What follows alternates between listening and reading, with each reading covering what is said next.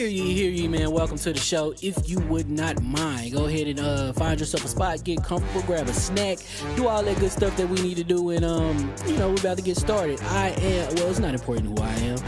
What's important is that you are pulling up to the Iron Lords podcast right now as we speak, and I guess I'm here to keep you entertained until it's time to get this show started. So look. Y'all done messed up and turned me to an animal. And haters be swearing they real, but come to find out that they really mechanical. And yeah, I be eating these rappers, but that's all a part of me being a cannibal. And they say I'm better than money because you can bank on me being accountable. I know a million rappers that don't want to be on a song with me, that's understandable. I kill a beat and they want to compare me to Freddie and Jason. I'd rather be Hannibal. They be like, why use a video game? Just be original, y'all too dramatical. I know it's random, but I am addicted to flipping the sample and making it flammable. This is that yoga, fire, flame. They think it's arson up in the apartment, they call it department and I get the blame. Still I be running, collecting them rains. You just a target when I'm in the range. I was the hardest to start regardless back when you was messaging people on AIM.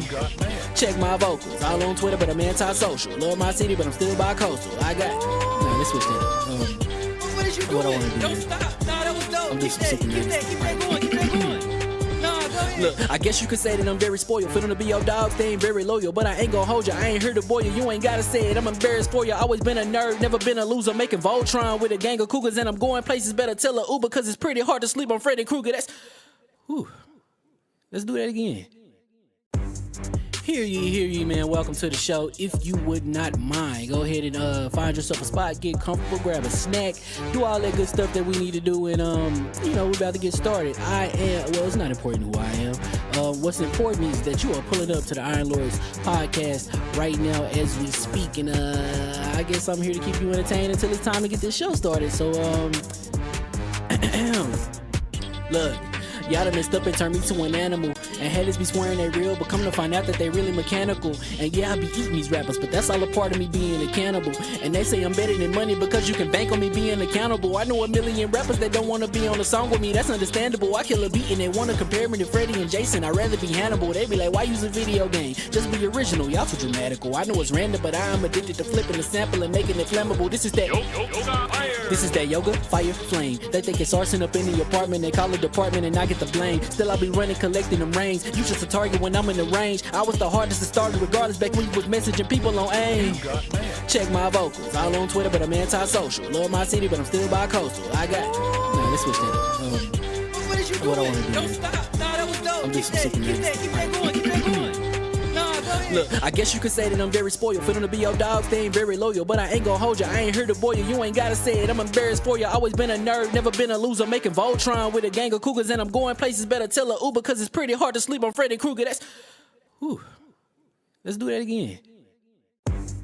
Hear ye, man. Welcome to the show. If you would not mind, go ahead and find yourself a spot, get comfortable, grab a snack, do all that good stuff that we need to do, and we're about to get started. It's not important who I am.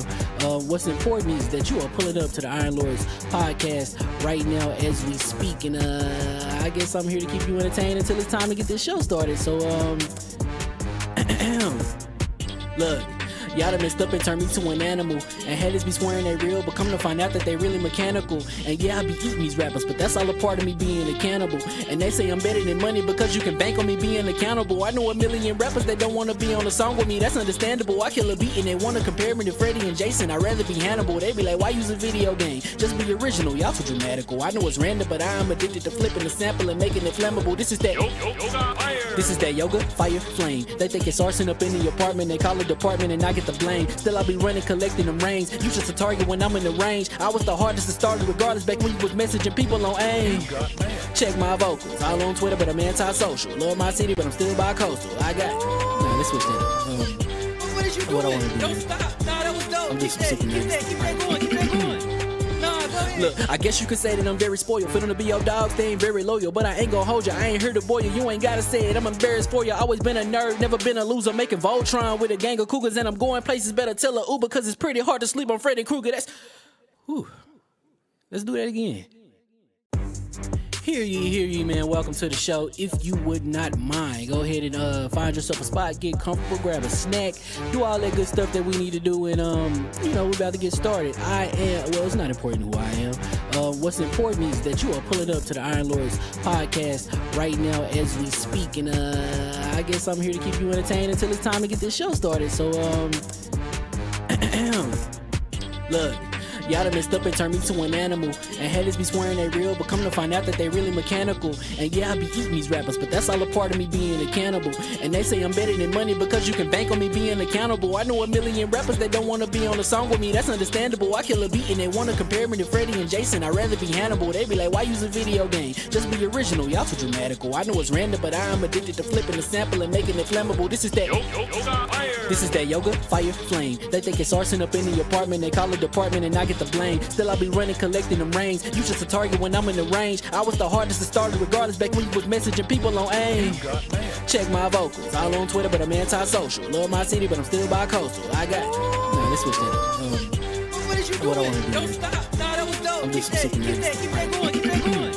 Nah, go ahead. Look, I guess you could say that I'm very spoiled. For them to be your dogs, they ain't very loyal. But I ain't gonna hold you, I ain't here to boil you. You ain't gotta say it, I'm embarrassed for you. Always been a nerd, never been a loser. Making Voltron with a gang of cougars. And I'm going places, better tell a Uber. Cause it's pretty hard to sleep on Freddy Krueger. Let's do that again. Hear ye, man. Welcome to the show. If you would not mind, go ahead and find yourself a spot, get comfortable, grab a snack, do all that good stuff that we need to do, and we're about to get started. It's not important who I am. What's important is that you are pulling up to the Iron Lords podcast right now as we speak, and I guess I'm here to keep you entertained until it's time to get this show started. So look. Y'all done messed up and turned me to an animal. And haters be swearing they real, but come to find out that they really mechanical. And yeah, I be eating these rappers, but that's all a part of me being a cannibal. And they say I'm better than money because you can bank on me being accountable. I know a million rappers that don't want to be on a song with me, that's understandable. I kill a beat and they want to compare me to Freddie and Jason. I'd rather be Hannibal. They be like, why use a video game? Just be original, y'all too dramatical. I know it's random, but I am addicted to flipping the sample and making it flammable. This is that yoga, fire, flame. They think it's arson up in the apartment. They call it department and I get the blame. Still I be running, collecting them rings. You just a target when I'm in the range. I was the hardest to start regardless back when you was messaging people on AIM. Check my vocals, all on Twitter, but I'm anti-social. Love my city, but I'm still bi-coastal. I got let's switch that up. What is you What I doing? wanna do? Don't stop. Nah, that was dope. I'm Keep just that sick of going, keep that going. Nah, go ahead. Look, I guess you could say that I'm very spoiled. For them to be your dogs, they ain't very loyal. But I ain't gonna hold you, I ain't here to boil you. You ain't gotta say it, I'm embarrassed for you. Always been a nerd, never been a loser. Making Voltron with a gang of cougars. And I'm going places, better tell a Uber. Cause it's pretty hard to sleep on Freddy Krueger. Let's do that again. Hear ye, man. Welcome to the show. If you would not mind, go ahead and find yourself a spot, get comfortable, grab a snack, do all that good stuff that we need to do, and we're about to get started. It's not important who I am. What's important is that you are pulling up to the Iron Lords podcast right now as we speak, and I guess I'm here to keep you entertained until it's time to get this show started. So look. Y'all done messed up and turned me to an animal. And haters be swearing they real, but come to find out that they really mechanical. And yeah, I be eating these rappers, but that's all a part of me being a cannibal. And they say I'm better than money because you can bank on me being accountable. I know a million rappers that don't want to be on a song with me, that's understandable. I kill a beat and they want to compare me to Freddie and Jason. I'd rather be Hannibal. They be like, why use a video game? Just be original, y'all too dramatical. I know it's random, but I am addicted to flipping the sample and making it flammable. This is that yoga, fire, flame. They think it's arson up in the apartment. They call it department and I get the blame. Still I be running, collecting them rings. You just a target when I'm in the range. I was the hardest to start regardless back when you was messaging people on AIM. Check my vocals, all on Twitter, but I'm anti-social. Love my city, but I'm still bi-coastal. I got let's switch that up. What is you What I doing? wanna do? Don't stop. Nah, that was dope. I'm Keep just that sick of going, keep that going. Nah, go ahead. Look, I guess you could say that I'm very spoiled. For them to be your dogs, they ain't very loyal. But I ain't gonna hold you, I ain't here to boil you. You ain't gotta say it, I'm embarrassed for you. Always been a nerd, never been a loser. Making Voltron with a gang of cougars. And I'm going places, better tell a Uber. Cause it's pretty hard to sleep on Freddy Krueger. Let's do that again. Hear ye, man. Welcome to the show. If you would not mind, go ahead and find yourself a spot, get comfortable, grab a snack, do all that good stuff that we need to do, and we're about to get started. It's not important who I am. What's important is that you are pulling up to the Iron Lords podcast right now as we speak, and I guess I'm here to keep you entertained until it's time to get this show started. So look, y'all done messed up and turned me to an animal. And haters be swearing they real, but come to find out that they really mechanical. And yeah, I be eating these rappers, but that's all a part of me being a cannibal. And they say I'm better than money because you can bank on me being accountable. I know a million rappers that don't wanna be on a song with me, that's understandable. I kill a beat and they wanna compare me to Freddie and Jason. I'd rather be Hannibal. They be like, why use a video game? Just be original, y'all too dramatical. I know it's random, but I am addicted to flipping the sample and making it flammable. This is that yoga, fire, flame. They think it's arson up in the apartment, they call it department and I get the blame. Still I be running, collecting them rings. You just a target when I'm in the range. I was the hardest to start regardless back when you was messaging people on AIM. Check my vocals, all on Twitter but I'm anti-social. Love my city but I'm still bi-coastal. I got let's switch that up. What is you doing? What I wanna do? Don't stop. Nah, that was dope. I'm just Keep that going. Nah, go ahead. Look, I guess you could say that I'm very spoiled. For them to be your dog, they ain't very loyal. But I ain't gon' hold ya, I ain't here to boil you. You ain't gotta say it, I'm embarrassed for ya. Always been a nerd, never been a loser. Making Voltron with a gang of cougars. And I'm going places, better tell a Uber. Cause it's pretty hard to sleep on Freddy Krueger. Let's do that again. Hear ye, man. Welcome to the show. If you would not mind, go ahead and find yourself a spot, get comfortable, grab a snack, do all that good stuff that we need to do, and we're about to get started. It's not important who I am. What's important is that you are pulling up to the Iron Lords podcast right now as we speak, and I guess I'm here to keep you entertained until it's time to get this show started. So look, y'all done messed up and turned me to an animal. And haters be swearing they real, but come to find out that they really mechanical. And yeah, I be eating these rappers, but that's all a part of me being a cannibal. And they say I'm better than money because you can bank on me being accountable. I know a million rappers that don't wanna be on a song with me, that's understandable. I kill a beat and they wanna compare me to Freddie and Jason. I'd rather be Hannibal. They be like, why use a video game? Just be original, y'all too dramatical. I know it's random, but I am addicted to flipping the sample and making it flammable. This is that yoga, fire, flame. They think it's arson up in the apartment, they call it department and I get the blame. Still I be running, collecting them rings. You just a target when I'm in the range. I was the hardest to start regardless back when you was messaging people on AIM. Check my vocals, all on Twitter but I'm anti-social. Love my city but I'm still bi-coastal. Let's switch that up. What is you doing? What I wanna do? Don't stop. Nah, that was dope. I'm just Keep that going. Nah, go ahead. Look, I guess you could say that I'm very spoiled. For them to be your dogs, they ain't very loyal. But I ain't gon' hold ya, I ain't here to boil you. You ain't gotta say it, I'm embarrassed for ya. Always been a nerd, never been a loser. Making Voltron with a gang of cougars. And I'm going places, better tell a Uber. Cause it's pretty hard to sleep on Freddy Krueger. Let's do that again. Hear ye, man. Welcome to the show. If you would not mind, go ahead and find yourself a spot, get comfortable, grab a snack, do all that good stuff that we need to do, and we're about to get started. It's not important who I am. What's important is that you are pulling up to the Iron Lords podcast right now as we speak, and I guess I'm here to keep you entertained until it's time to get this show started. So look, y'all done messed up and turned me to an animal. And haters be swearing they real, but come to find out that they really mechanical. And yeah, I be eating these rappers, but that's all a part of me being a cannibal. And they say I'm better than money because you can bank on me being accountable. I know a million rappers that don't wanna be on a song with me, that's understandable. I kill a beat and they wanna compare me to Freddie and Jason. I'd rather be Hannibal. They be like, why use a video game? Just be original, y'all too dramatical. I know it's random, but I am addicted to flipping the sample and making it flammable. This is that yoga, fire, flame. They think it's arson up in the apartment, they call it department and I get the blame. Still I be running, collecting them rings. You just a target when I'm in the range. I was the hardest to start regardless back when you was messaging people on AIM. Check my vocals, all on Twitter but I'm anti-social. Love my city but I'm still bi-coastal. Let's switch that up. What is you doing? What I wanna do? Don't stop. Nah, that was dope. I'm just Keep that going. Nah, go ahead. Look, I guess you could say that I'm very spoiled. For them to be your dogs, they ain't very loyal. But I ain't gon' hold ya, I ain't here to boil you. You ain't gotta say it, I'm embarrassed for ya. Always been a nerd, never been a loser. Making Voltron with a gang of cougars. And I'm going places, better tell a Uber. Cause it's pretty hard to sleep on Freddy Krueger. Let's do that again. Hear ye, man. Welcome to the show. If you would not mind, go ahead and find yourself a spot, get comfortable, grab a snack, do all that good stuff that we need to do, and we're about to get started. It's not important who I am. What's important is that you are pulling up to the Iron Lords podcast right now as we speak, and I I guess I'm here to keep you entertained until it's time to get this show started. So,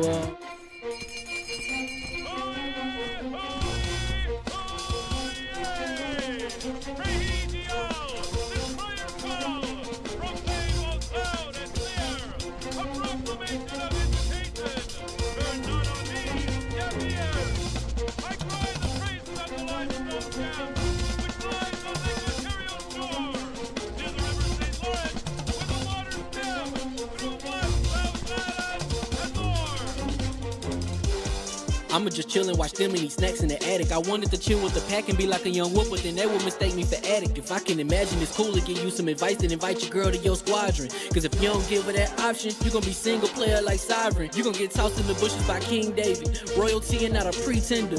Detrimental to an elemental, what's an avatar to a knee bender? I gotta be me though. I know it's my destiny, work to Carnito. Who cares if you fly, if you still a mosquito? You swear you ain't stunting, but really be Steve-O. You like to collect stuff and that's cool, but I got bad news. Even if you really was that dude, King David still be the king of the statues.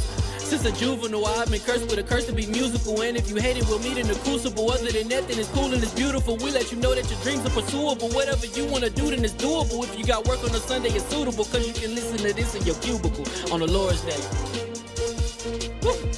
If you got work on a Sunday, it's suitable. Cause you can listen to this in your cubicle on the Lord's Day.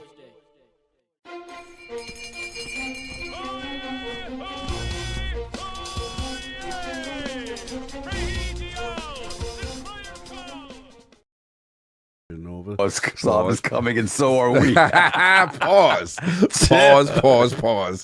Oh, they out of control. They out of pocket. Hold on a second. Let's get this thing. I gotta adjust this thing, Attic, one time.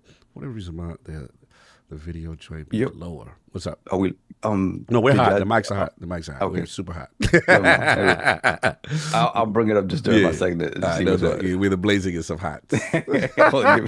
Let me clean my glasses. Get everything right, because you're hot.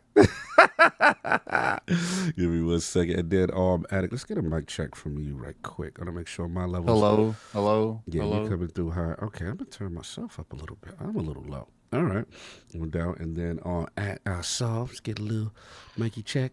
Hello. Yeah, super smooth. Hold on 1 second. Let's get this down here. Oh, yes, we always doing some weird stuff. All right, there we go. Now we looking a little better. Sounding a little better. What's going on, y'all? I see Asher Parrot in there. All right, I see y'all. Give me a second. There'll be no pause-worthy moments today. Yeah, they out of pocket in there. Outbreak Gamers, what's up? What's going on? Now I'm on my what's up? Roll call is a little late. Contact, man. Stop calling us out on us being late, man. Things be happening, man. Be thankful we here, man. It's Labor Day, man. Anyway, yeah. And we are live. And welcome to the ILS Podcast LLC and lordsofgaming.net, episode number 415. It's another glorious Sunday. We're back at the round table on the Lord's Day. And today, we've got that PS6 portable. Helldivers 2 success. I miss when King laughs, though. You get that little snicker. You know what I'm saying? The snicker. The topic that he likes, snicker. You know what I'm saying? And we got Shinobi, Art of Vengeance. Woo. A lot to talk about there. A lot has transpired since. And Outer Worlds 2 preview to discuss. So we go get right into it. Yeah, Outbreak, Countdown to Tokyo. Facts. You sound like you going. Let me find out you going, Web Dave. Back for that. What's up? Anyway, so let's introduce the gaming nights to the realm here at the round table. Missing one for right now, so we might as well get the elephant out the room. Shout out to our brother, Lord King David, doing the vacation. You know what I'm saying? Doing a little thing with Lady King and stuff like that. So he's due a little day off. You know what I'm saying? So I can slander him now unimpeded. It's cool. But I will try to invoke his spirit as much as I can on certain topics, because we know how he gonna feel on certain things. But we still. He was gonna do that if he was here. No. Oh, y'all trying to see? Y'all, I don't like this new label y'all try to put on me now. I noticed this new label. The instigator, the insider. Yeah. See, I'll take the instigator. I like that. The insider. I like that. I incite stuff. I like that. But like they try to, Attic and King try to throw me in this console war bag.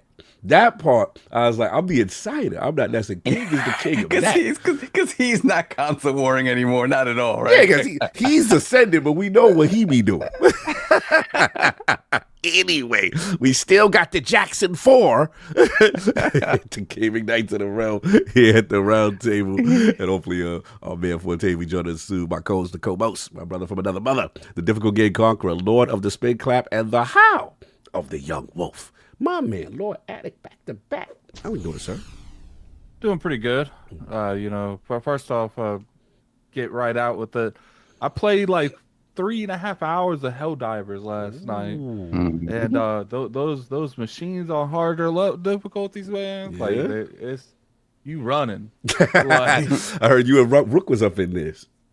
Yeah, Rook got me killed like 20 times. Oh, no. You keep throwing his sentries down, and those sentries don't discriminate. If you happen to be between that sentry and something they shooting, you going down with that person. Like, Oh, I forgot. There's friendly fire here. I forgot about this. So yeah, see, look, $5 per shot from he in there. Call me Lord Turret. Lord Turret. Yeah, what happened? What happened? Tell the truth. What happened? So someone put up, you know how they have the mechs now. So someone put up one of the mechs, and I'm like, okay, I get to use the mech. Well, I didn't know this, but there was a turret in front of me, and then there was someone behind me.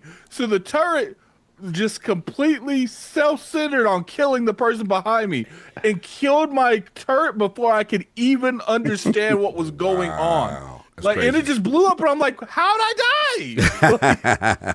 Yo, that's wild. So I gotta get in there. I've been waiting, so I gotta get in there, man. How's it like? How the service been? It's been lit. Like, what's going on? What's the energy? I know we're gonna talk about it. But just real quick, like, what's the gameplay energy though?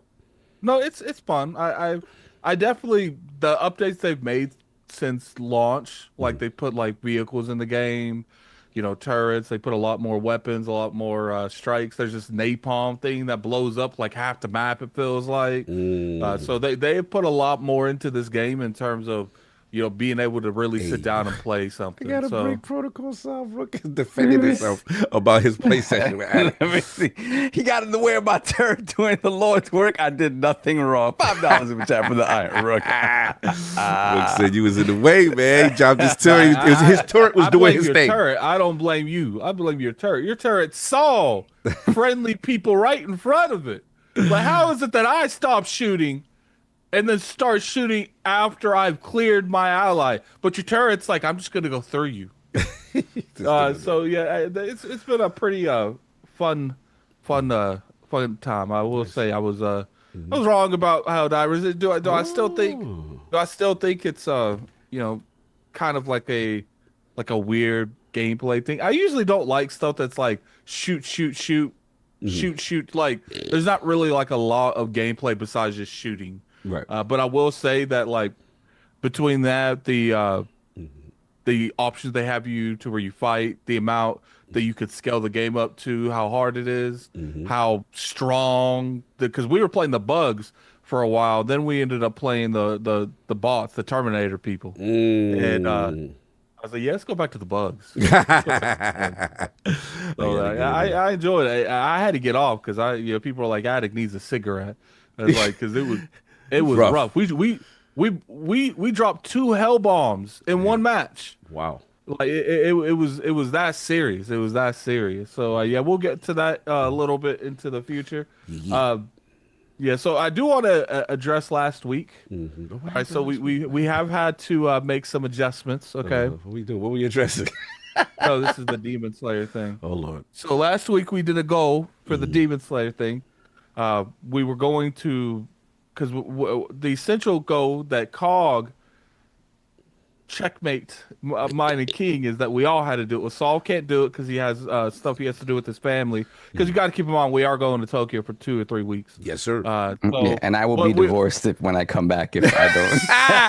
Yeah. So what we're doing, Lady Sav has put in the stipulations. Put in the ultimatum. The ultimatums in the contract. It's like, oh, you mean you're going to go hang out the weekend before you're leaving for 2 weeks? You're going to hang out with the dudes you're going to be with for 2 weeks? Oh, she That's do what that. you're going to do? I was like, no, I'm not doing that. I was like, no, I'm not doing that. So now we officially have, you know, and then King and Saul are going to go. But here's the thing. We're not going to like come up here and do a go every week. We're just going to go. No cosplay. We're just going to go ahead and go. I think think we have to drive like 45 minutes to where King is to have it watching his. So Cog has to go watch Checkerboard. Checkerboard Chandra. Checkerboard gang. Let's go. Yeah, so he's got to go watch Checkerboard Chandra. But we're just going, instead of doing like every week where we do a go to get another lore to go.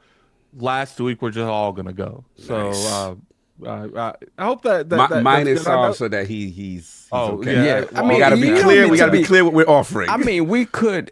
I mean, if they're giving it in Japan, we could make it a Japan thing and actually go watch it in Japan. I don't He think can't wait that by long. then Japan will probably no. I'm watching it before then. Yeah, so- he ain't waiting for us anyway. Yeah, I'm watching it the day it comes out. I'm just gonna rewatch it in New York. Mm-hmm. I don't think by then, because it's been out in Japan for a For a month while. already. A month Okay, already. yeah, so it might not be in the might even theaters theater anymore. Got you. I would got you. love seeing that. Oh, Then that there's would the be fire issue in if Japan, we go see that. watch it in Japan. I don't know if there's English dubs. I mean English subs. Like that's right. they You can- probably just had that full Normal. blown. Yeah. You watch it in You know, Japanese. you hear, you know what you hear, you know what language you speak. We don't need no text for you Americans. All right, now that makes sense. That makes sense. Okay. Yeah. So what we're gonna do is we're going to all go watch the movie besides Saul because clearly Cog wants me to say that, and then Trying and then to save afterwards this we're gonna have like an R&R on what Cog's opinion on. Because keep in mind, especially King going in, because Cog's watched a couple of things. King going into Demon Slayer essentially a Demon Slayer virgin. Like he doesn't know. Oh, he never anything watched it. All that mouth, all. and he ain't never watched it. He doesn't know anything about the show at all. So I it's think fair I'm to gonna say do, I'm more of a connoisseur than Demon Slayer than he is. That I'm more checking the gang than he yes. is. So he didn't even You've know seen- about the thing you've I was seen trying to 6 do to episodes blast. more than he is. Yeah. So what we're gonna do is I'm gonna get I'm gonna get King and Cog into a Discord. And I'm going to have them play a video that's probably like 10, 15 minutes long that's going to explain to them, because I don't want them going into the movie with zero knowledge whatsoever. Sure, the video is going to spoil stuff, but the movie's going to spoil stuff too. So it's just going to catch them up, because I want them to know who the Hashira are, because all of them are in the movie, and I want them to know who the upper demons are. So that's the dude that does the fighting style that fought Rangoku. He's the upper demon 3. Yeah, he's in this movie. He's one of the key, because there's three movies that they're finishing Demon Slayer with, and this is the first one. No doubt. So that's been it, sir. Yeah, it's been about it. We got a lot of stuff to talk about today. Yeah. I am on the last. I've been streaming all the Final Fantasies, and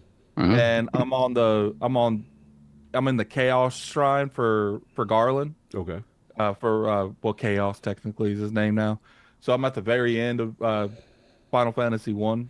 And it's crazy. The game is old as hell, and I still enjoy playing even the older Final Fantasy. Classic, bro. Classic. I think I'm beating it in like 9 hours. Oh, like wow. all of Final Fantasy 1. Well, the original Final Fantasy wasn't that long. It was the ones after that they started like ballooning.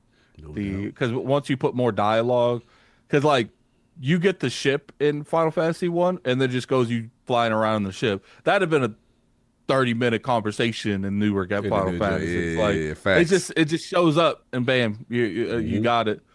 So it's been a good. The funny thing is I've never played Final Fantasy 2 or 3 because at that time I think Final Fantasy 2 came out for like the DS or something like that. So I never really got to play it at that time because they kept jumping platforms there for a while. Yeah, that was a mercenary starting of the Square mercenary. 2 and 3, I've never played. I've beat 4 and 5 and 6. I don't remember anything about 4, 5, and 6 because it was so long since I played it. I did beat 4's 3DS remake. Okay. So I have played that more relatively soon, and I beat 7 like once a year for like the past 5, 6 years, and I just recently beat 8 like a year and a half, 2 years ago. You got to see how he plays 7. You guys got to see how he plays 7. Yeah. I was sitting in a car with this man in Cali.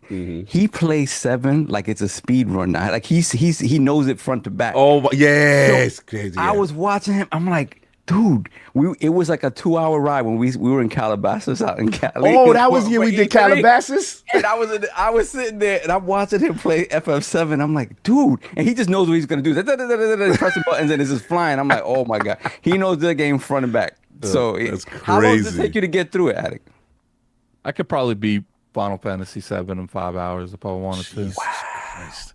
Yeah. What's funny is someone in my chat said, "Oh, I don't believe in there could be OP Final Fantasy characters."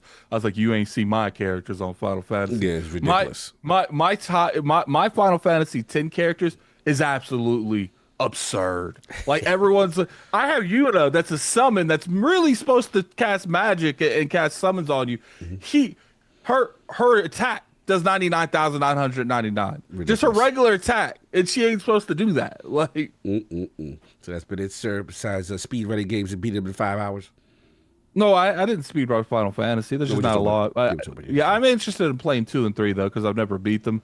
I'm 4 and 5. I haven't played 4 and 5 in years and years. Or 6. I think I beat 9 one time too. I beat 6 and 9 one time, so I don't remember. Besides the scene in 6 where the poison the town, I remember that. That was that always Kefka Wiley. Kefka, because they were trying to like not do scummy stuff in war, and Kefka's like, "Nah, I'm just poisoning everyone. I don't care." Like, and then I remember the one time where Kefka made his soldiers get down, and he would walk over them over the sand. Kefka's beastiness is so savage. He didn't want to walk in the sand, so he made them get in line. So he walked over his soldiers in the sand. Yeah, that's that gangster J. Like, I don't want to dust off my Air Force One, so y'all got to get in front. You know what I'm saying? I think DJ Khaled got a skit like or something like that where he got new Jordans and he got the bodyguards come out. He steps on them so his feet don't touch the floor type energy. That's what Kefka's on. Like the Kefka, you don't want his Jordan scuff. You know what I'm saying? Yeah, and I think the reason a lot of people love Kefka is like Kefka and Sephiroth are two characters in the opposite adjacents of each other. Like Sephiroth is way more serious than Kefka. Sephiroth like has a plain objective, and Kefka is one of the most non-serious people you could think of. And Kefka actually achieved what Kefka wanted to do. Kefka and Sephiroth remind me of like Batman Joker energy. Like they're both crazy, but Kefka is just unhinged. Yes, and I think the reason more people like Sephiroth is because you can sympathize with Sephiroth more. Like he literally went crazy because he found out about Genova's. I like the Batman Joker analogy. That was really good. I like that. I mean, he's literally a psychotic clown. Yeah, pretty much. Psychotic clown god. Suplexing trains and all this craziness. Yeah. No doubt. Yeah, so I think that's the reason people like Sephiroth more because you see at the beginning of 7, you see a more down-to-earth Sephiroth. He even cares about what happens to Zack. And then once he finds out what happens to Nibelheim, he loses his mind. He straight lost it. No doubt. And of course, we have our most technical gaming lord, the solo gamer who lives for the single player selfish experience. And also the Soundstradamus, the Lord of Clarity, Messiah and Lord Patron of the Iron Bank, PC Master Races. Oh, Lord Sovereign. How we doing, sir? Doing good, man. It's a bit of an eventful week. So you guys know I am a Phantom of the Opera like stan. That is my thing. That's my thing, right? And they closed the show now. I think going on 2 years or more on Broadway. So they brought it back though as more of like an experience, like this kind of like that crowd interaction experience thing, right? And my sister got tickets for us to go.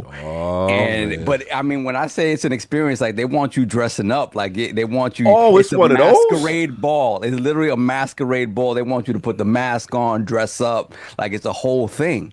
But it's much more interactive. So I'm going into it thinking it's kind of like a Disney ride, like the Pirates of the Caribbean, where you're just observing it from a distance and like, but it's not animatronics. Actually, it's people.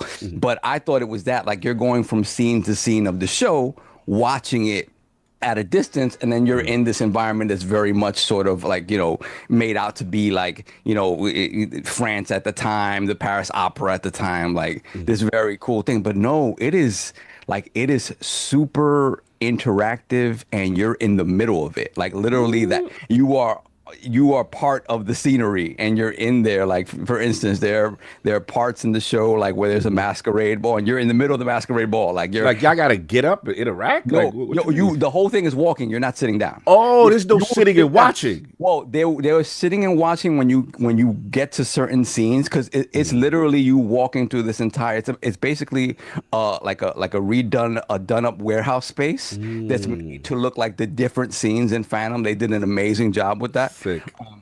But you're essentially walking from thing to thing as things happen in the show. Got you. And there are certain scenes where you're going to be there for a little bit longer, so there are ways for you to kind of sit around it. Yeah. But you're literally part of the scenery. Like I said, the masquerade ball, you are in there dancing with you're dancing with friggin'. Yeah. There's a movie coming out that's called The Longest Walk or something like that. I can't remember exactly what the name is. It's about if you stop, you got to walk the country, and if you stop, they shoot kill you. It's a Stephen King thing. Yeah. So apparently one of these movie theaters have decided to make a joke that they're doing a private showing of it, or a select and you got to showing stand of up it, the whole time. No, you got to be on a treadmill or something, walking at 3 miles per hour, and if you stop, they escort you out of the building. Chill. Okay, I mean, that's cool. I like stuff like that. Like if you're into that sort of stuff, and so if you want to watch the movie and finish it, you have to continue to walk at 3 miles an hour. Like after a while, you're gonna get tired. 6.5 miles. Yeah. Oh, KSRT with you. So he said Phantom has been his favorite as well. He goes to see it 3 times in 2 languages. Yeah, I haven't seen it. I've seen it in Spanish, and I've seen it obviously in English. It is like this. If you're a Phantom fan, make your way to New York. I'm not sure when they're gonna do Masquerade elsewhere. Nice. But dude, it's really, really awesome. And they abridge it a little bit. They amend certain things to kind of fit into a 2-hour time frame, right? Because it's the show is actually like 3 hours with an intermission. You don't get any of that here. It is 2 hours straight, you standing, moving from thing to thing. Gotcha. But it's freaking awesome. And then the thing is, you would think something like this, the quality of the singing and the acting might be a level down. Like I said, I went into it thinking it's like a Disney ride. Right. No, dude, you have people who have played these roles on stage, playing the roles. Like, what's the proximity to them? I'm right next to You're them. right next to them? They touchable? Listen, in the masquerade part where it's like this big ball, the masquerade ball, everybody's singing, dancing, the Phantom makes his way. And this is something that in the show happens at the beginning of the second act of the show. Yeah. In here, because it's called Masquerade, they want to sort of like make that point like right at the beginning. Yeah. So the Masquerade thing happens early. So I'm literally standing there. The Phantom comes by, he pushes me out of the way, looks at me. Chill. Like, like, see that, but it could go left though. No, it could go left. Like, how does security handle this if someone's out of pocket? So you have security, they escort you from place to place, right? Okay. And they are in there, right? First of all, like if somebody has some kind of medical emergency, they're ready to go get them out of there. Grandma, somebody got to go bathroom. Right. And if somebody decides that, they wild it out. Yeah, they wild it out. This is too much. They're going to grab the Phantom or something like that. I'm sure they have people ready to jump. I saw some big goons there. Oh, the goons on deck? Yeah, just because you never know. You have overzealous people. Yeah, overzealous. You're my favorite. Oh, I love the way you. Dude, I just saw a video of some dude like at I think a corn concert up in the region, student masturbating at a corn concert. Like he was enjoying it so much he started masturbating. So pleasuring. They had to get him out of there. So overzealous fans could really yes, there's a lot of trust in this performance. Exactly, and that's the thing. And that's the thing. Like if you're a Phantom fan, if you've seen this show multiple times over many years, this is like the next step. Like you're right there with them, and they did an awesome job. I did not think ever that I would want to like. For me, I'm paying money, entertain me. What's going on with PlayStation and Xbox? What's going on? Why does PlayStation have Gears of War Reloaded? They're better than Gears of War. Wait, but check this out. He said go to Xbox's Twitter too. He said Xbox is doing something right now at the same time as well. Go to Xbox's Twitter. Let's see what's going on there. That's wow. What is happening? Good call out, Astro Parrot King. What is happening today? Did you find it? Let's see what Xbox is doing. Hey, yo, see, this is the sex that I was talking about.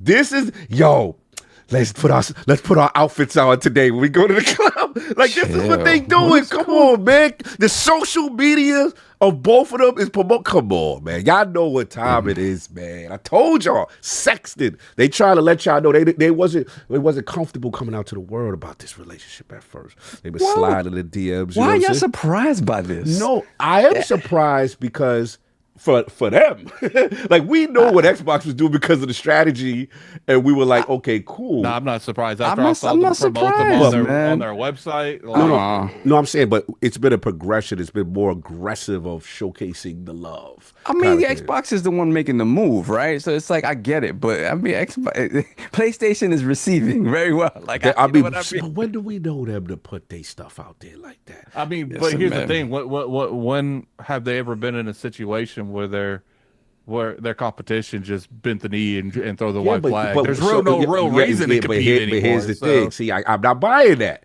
because they've never shown any.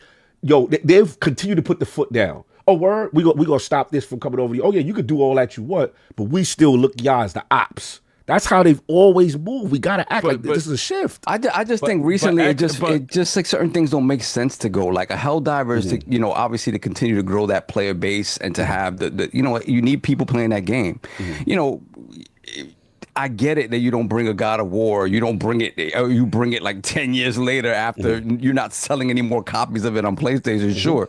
But I mean, I don't know, man. Like, I don't feel like there's beef like that anymore. Like, there just isn't. No, it's definitely not. I think the moment Xbox was like, we're putting Gears, we're putting everything, it's like there's no real reason to keep their stuff on other platforms. There's no real reason to be competitive on anything. It's like, look, at this point, who else is really going to compete with them on a hardware manufacturer besides Switch? And Switch is doing something else different. So it's not like they're competing directly with them. So that's what I'm saying. It feels like it would be stupid of them to continue to mush Xbox as they walk by, like, for no reason, because there's no beef. Like, I don't understand, because they know for a fact their games are coming day and date. There's no real reason to hold some of these games back. The natural default console, the natural default ecosystem is the PlayStation.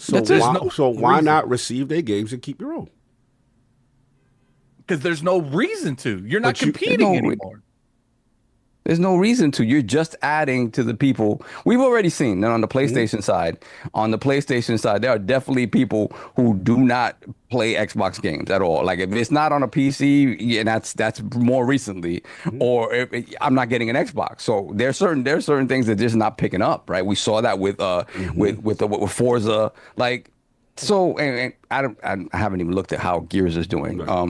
You haven't checked yet. I know Greenberg put out like 1 million players, but I'm saying they've been so concerned about their brand and hurting their brand and in preserving any form of exclusive relationship to show that, hey, what you get over here is very exclusive. Their whole branding only on PlayStation, VIP, like this is their whole thing. That was PlayStation acknowledging those years that Xbox is competition. I don't think they consider them competition anymore. They were beating them before that. That's what I'm saying. Like, but they were still. But Xbox was still actively saying they're competing. They were still doing exclusives. They were still targeting marketing rights. They were still building subscription services like Game Pass. Microsoft's no longer doing half of that, so they don't see them as competition. So it's like, give them Helldivers, give them this, give them that. I don't. They do not see it. I understand one point. I understand saying that, they're not competing anymore.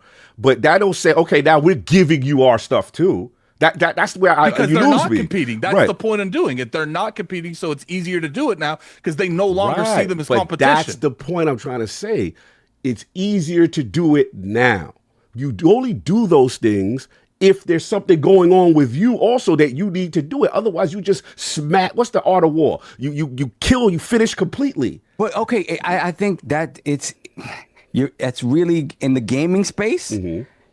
everybody needs as much help as they can get. This idea of stomping out your competition, which they've done their entire existence, which they've locked stuff off platforms their entire existence. Their whole ethos is like, if Xbox benefits, we'll time exclusive. We'll buy a whole franchise. Does that make sense anymore? That was back when Xbox was actually correct. We were literally saying the same thing. I don't think it makes sense anymore. Like and they're smart enough to know it doesn't make sense anymore. Right. That's not where we're at. Like all that talk, what do you say? When Matt Booty put out the email, like I want to crush them and stomp them. No, you really don't. You don't want to do that because again, we're not there anymore. Where it's like it benefits me to eliminate my competition completely in a space that is artistically driven, it's gotten smaller, particularly since COVID, right? Right. You want to have as many people in the space as possible. Now y'all where I'm at, which is y'all try to say they didn't do it because they're not competition anymore. No, they're doing it because if they don't do it themselves, they won't survive. 100%. That's what I'm pushing back. That's the only thing I was pushing back on. Well, yeah, when you look at when you say they cannot sit there and just follow their regular status quo as it was and think that because Xbox isn't a competition anymore, that they can just do what they've been doing and it's going to be fine. Obviously, they're going to lead in console sales. Obviously, their top, their top first party products are going to sell whatever they're going to sell, right, on their platform.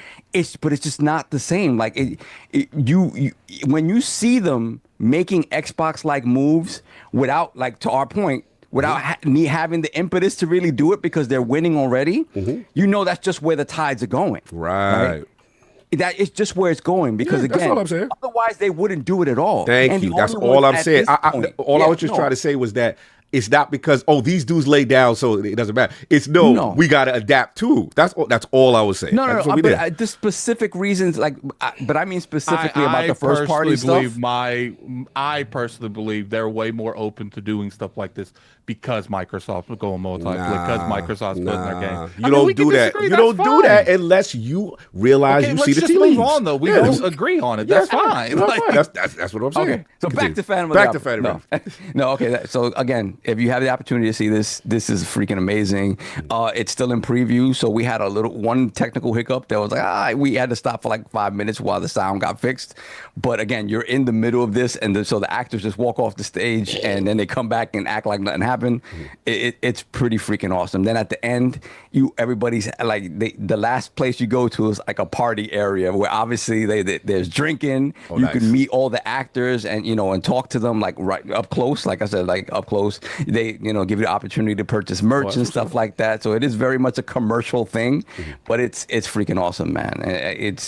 I did not expect to like it the way I did, but it's awesome. So if you have the opportunity to do that. How much your ticket? Okay, so in previews, the tickets were $230 each. Okay.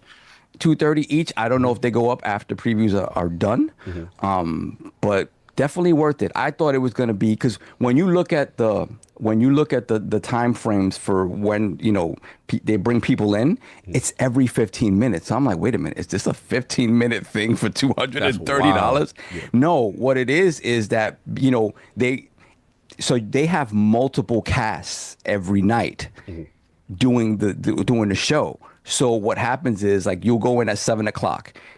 That cast for 7:00 goes through with that entire group that start at 7:00. The 7:15 group that comes in is another cast. And so everybody's moving along. So by the time the 7:15 group has gone in, the first group is already, on the second or third act of the production. Yeah. So you never run into each other. You never see each other. You never run into one another. So that's how they can kind of rotate people in and out fairly quickly. Gotcha. Because it is kind of this moving thing. It's awesome. So yeah, check it out if you can. Beyond this, my section is going to be a little bit longer today because I have a couple of things to talk about. Correct. That the guys haven't played, and it's not worth it to do it as an actual sort of topic. So first, I want to talk about. So we're going to be talking about remakes, remasters, and things of that ilk. First thing, so we all got access to Gears of War Reloaded in one shape, a form, or whatever. So I want to talk about that quickly. I got, shout out to Xbox for giving us codes. We and the coalition, we were able to get PlayStation codes, and some Xbox codes in addition to that. Although most of us, I think, have Ultimate Edition, so you get it for free on Xbox. Yeah. What can I say other than it's that game? It's that game. It was cool to see it on PlayStation, and so to see the PlayStation centric sort of bells and whistles over there. It runs nicely. It runs at a pretty decent 60 FPS. If it falls under that, the VRR on my TV kind of fixes that, so I don't really see it. Get a pretty stable 60 FPS on the PS5 Pro.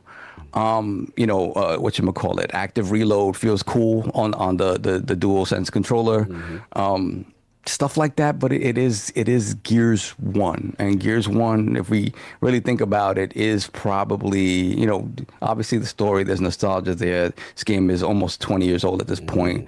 But mechanically, it is the least sophisticated of the Gears games, right?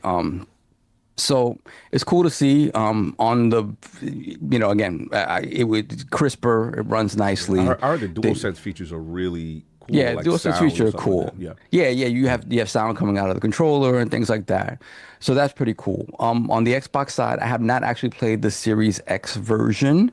I just went right to the PC version to see what kind of bells and whistles they added to that. Obviously, you have HDR. They also added like more expanded sound options. Like you have your 7.1 or 7 what do they call 7.5, 0.2, whatever. You have all of those options. I think you've always had Dolby Atmos on that. On the PC, you have some ray tracing options, and you have, obviously the HDR options and things like that. But like I said, it is that game, and it hasn't necessarily received the glow up that we've seen in other games. Obviously, this is not like a Silent Hill 2 style remake or even an MGS Delta, which I'll talk about in a second type of remake. When you look at the cutscenes in particular, like, you finally have like proper HDR, right? But in the cutscenes aren't remastered. So the cutscenes, you see a lot of black crush in them, and like they don't look great. They look a little bit grainy and stuff like that, even though it is in engine. But again, it's Gears 1. It's good that, the PlayStation faithful who've never played Gears have access to it. I will say this, being that it's the first Gears and it isn't this, crazy top to bottom glow up, I just hope people recognize and kind of see it for what it is, and don't say, oh, this Gears is whack, because, this is very simple. This is old mechanically and stuff like that.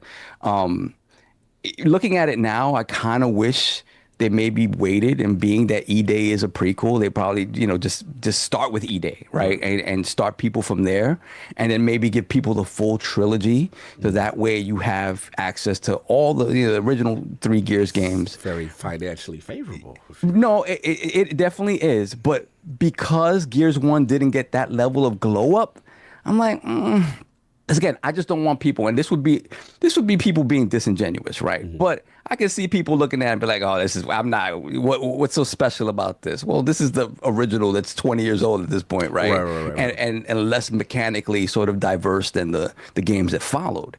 So that's it. If you're looking to impress a newcomer to Gears, that's what I mean. Like, it's not going to really impress anybody who's played a third-person action game or whatever.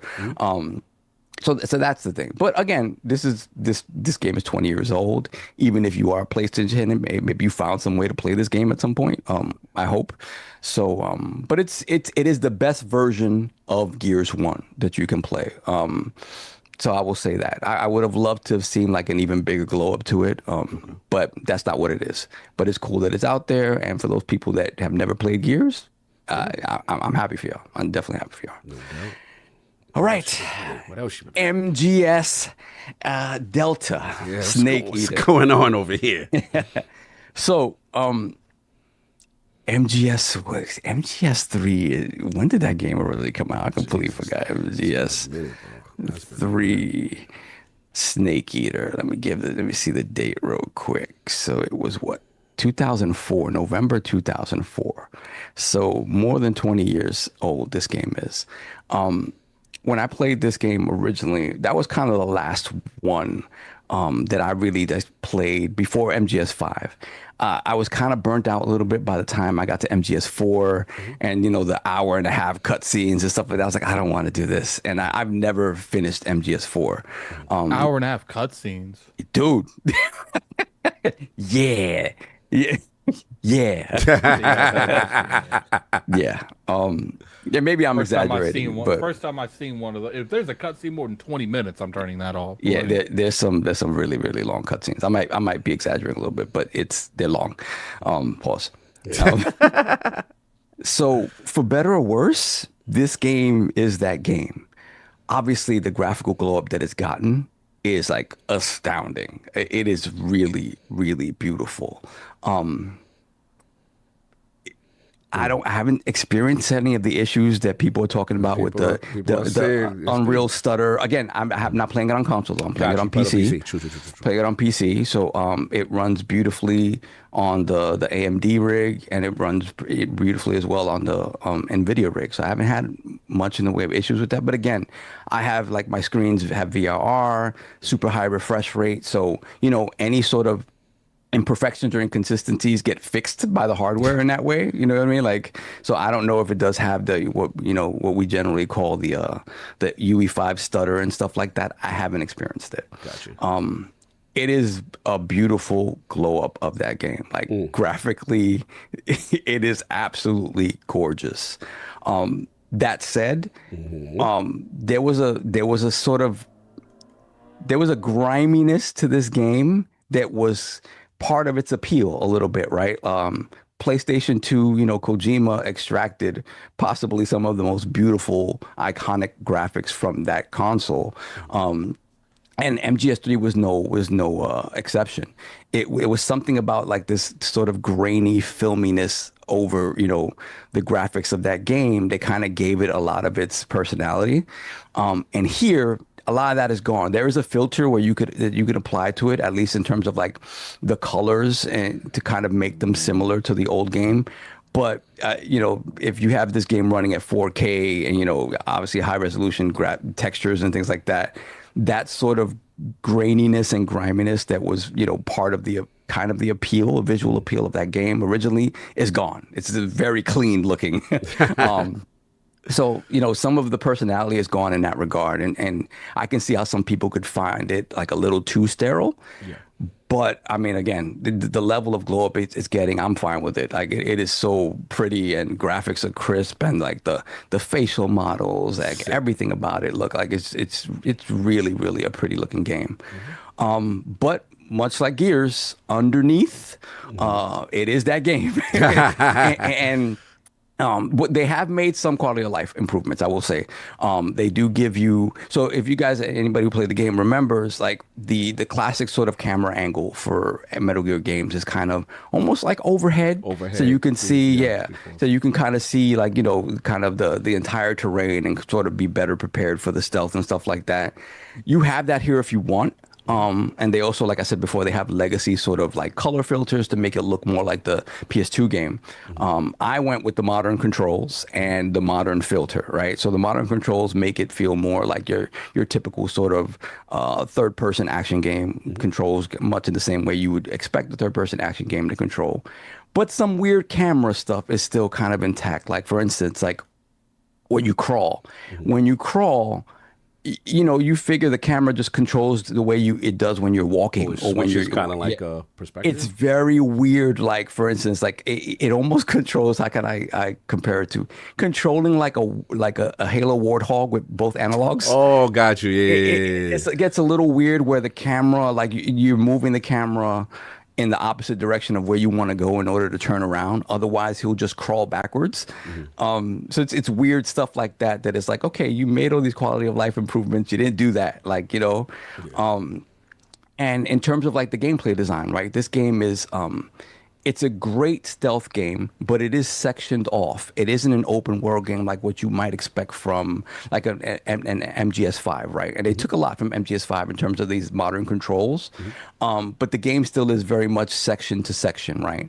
And it isn't this open space, this open sandbox that you can mess around. You can do plenty within each little section of gameplay, but it's limited in that regard, right? So again, it is that game underneath, and if you love that game, that is there and it's completely intact. But considering some of the glow ups you got in other ways, I'm like, man, maybe you could have, like, you know, and I get it. Konami doesn't have to do much to these games really to you know, to bait people into the nostalgia play and to really like make money. They're gonna make a lot of money with these games. Did you like, feel it was like low effort? No, not at all. Because when you look at the graphical glow up, you're like, this is not low effort. Okay, got you. But in a lot of ways, it does feel like that you could literally run the old game underneath it. Like, do you feel that the sell was always let's make it look better, but not let's make it play better? For the most part, yes. But again, they did some of that work, right? They gave you that new control scheme that feels more like MGS5. They did that.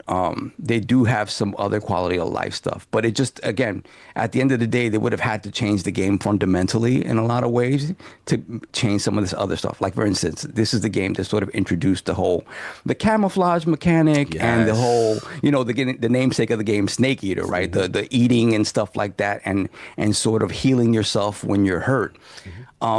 So obviously a PS2 game isn't going to be able to show all of this stuff real time. Like you would go into you know, it'd be like, oh, you're hurt, you have a gunshot wound, you have you're poisoned here, this, that, and the other. You go into the menu, and the menu gives you all the options that you have on how to heal yourself, and it'd be like, okay, let me sanitize the wound and then stitch it up and then bandage it, and then I'm good, I'm healed, right? So you might think that in this game they'd be like, you know, maybe have me do it real time, like right there where I'm at, like I hide behind a tree or hide in the grass, and you see me sort of bandaging myself up or pouring the antiseptic on the wound or whatever. No, you do the same thing and you go into a menu and you do it in a menu, and it's like, I'm like, yeah, you know, when it comes to the changing camouflage, right?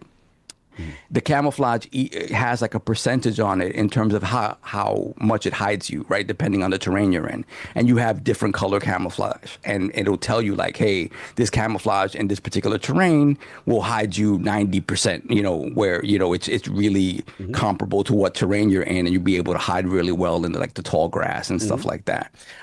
So one thing they did is that you don't necessarily have to go into the menu every time to change it up.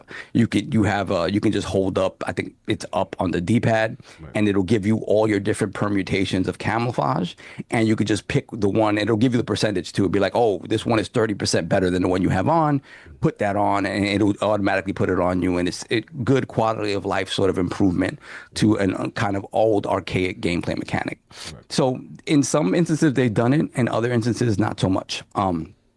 In terms of the game itself, obviously it's a 20-year-old game. There is a lot of Kojima-isms in this game, particularly of the sexual nature that, again, I've never been offended by this stuff. I find it hilarious. But again, 20 years ago versus 20 years on, and like you're 20-something years old and you're laughing at it like, well, I was close to 30 back then. You're laughing at it like, he's looking at boobs and he's making stupid comments about like, we're the mission is in the Virgin Mountains or something like that. And he's like, oh, a virtuous mission in the Virgin Mountains. Hey, yo. There is a scene that is attacked from the first game where an enemy character literally just goes and grabs your junk to see who you are. See who you are. Identify you. Identify you. And it is still there. And again, I've never been offended by any of this stuff. It's hilarious to me. But the fact that I applaud them for this.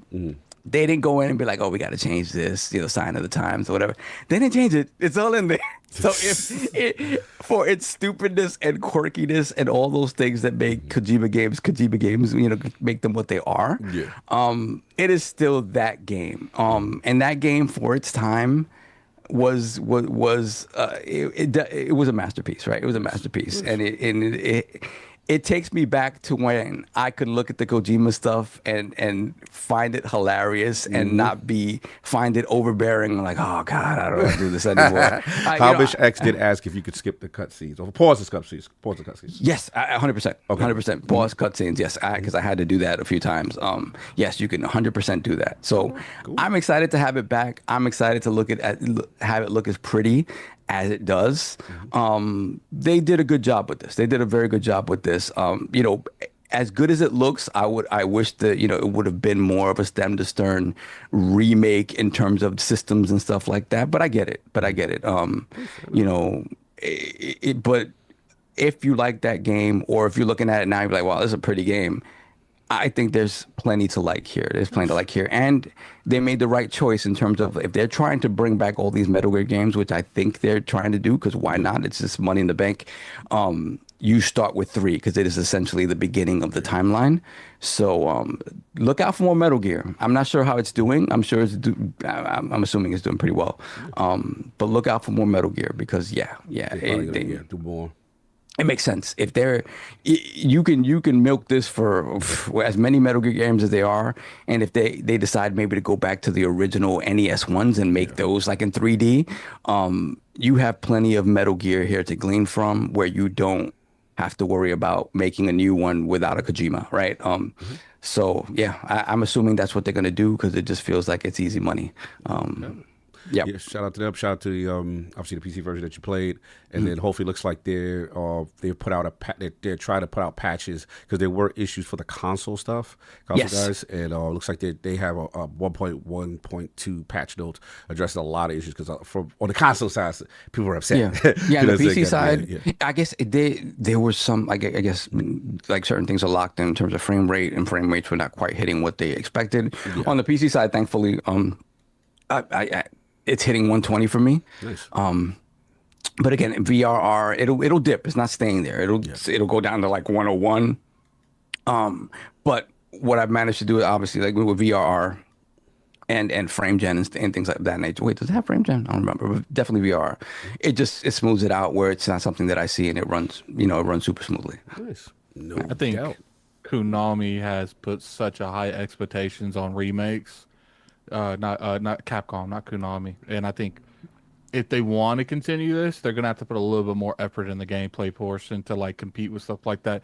Because that's the first thing I see people. All they did was just bring it back, and they didn't even change certain aspects of like gameplay. Yeah, like I've actually seen more negative than positive on this. Online. It's the same criticism that Silent Hill 2 got, right? And in a lot of ways, like it is that game, but yeah, I mean, again, same thing. Quality of life stuff they did enough where it doesn't feel like an arcade game necessarily in terms of how it controls. You can't play it that way if you want. But yeah, the thing is, the graphical glow up is so high that you're like, why did you just go the extra mile and do the whole thing? Do the whole thing. I got you, because it's so good looking. Yeah, no doubt. That's been it. So. Yeah, continuing Shinobi. I will just say, I don't want to spoil anything, but I'm at the kaiju. I know where you at. You're almost at the end. You're almost there. We will discuss. I love that game. It's so good. We will discuss. No doubt. And shout out to Kid Smooth. He said game is locked at 60 PC with ability to go higher. 60 frames per second cap on PC. Okay, got you. Shout out to Smooth. And of course, we had the game with himself. Oh my God. What he do? Good news, game. What he do? What Smooth do? Good news. The game runs the best on the series. Oh, see, that's console warring. Wait, is he talking about Gears? No, I think he's talking about MGS. Because that's the thing. I guess they did the Digital Foundry thing. You know what Digital Foundry do. So apparently, I already know what Kid Smooth doing. See, that's an example. What I'm doing is disagreeing about something. That's console warring at its finest. Oh my God. Anyway. And the sickos in the chat, Mexican Zoidberg, Sav is a real good snake. Hey, yo, that's wildin'. I was, before we move on, obviously, what's still intact is the greatest James Bond song, not James Bond game or movie ever, Snake Eater.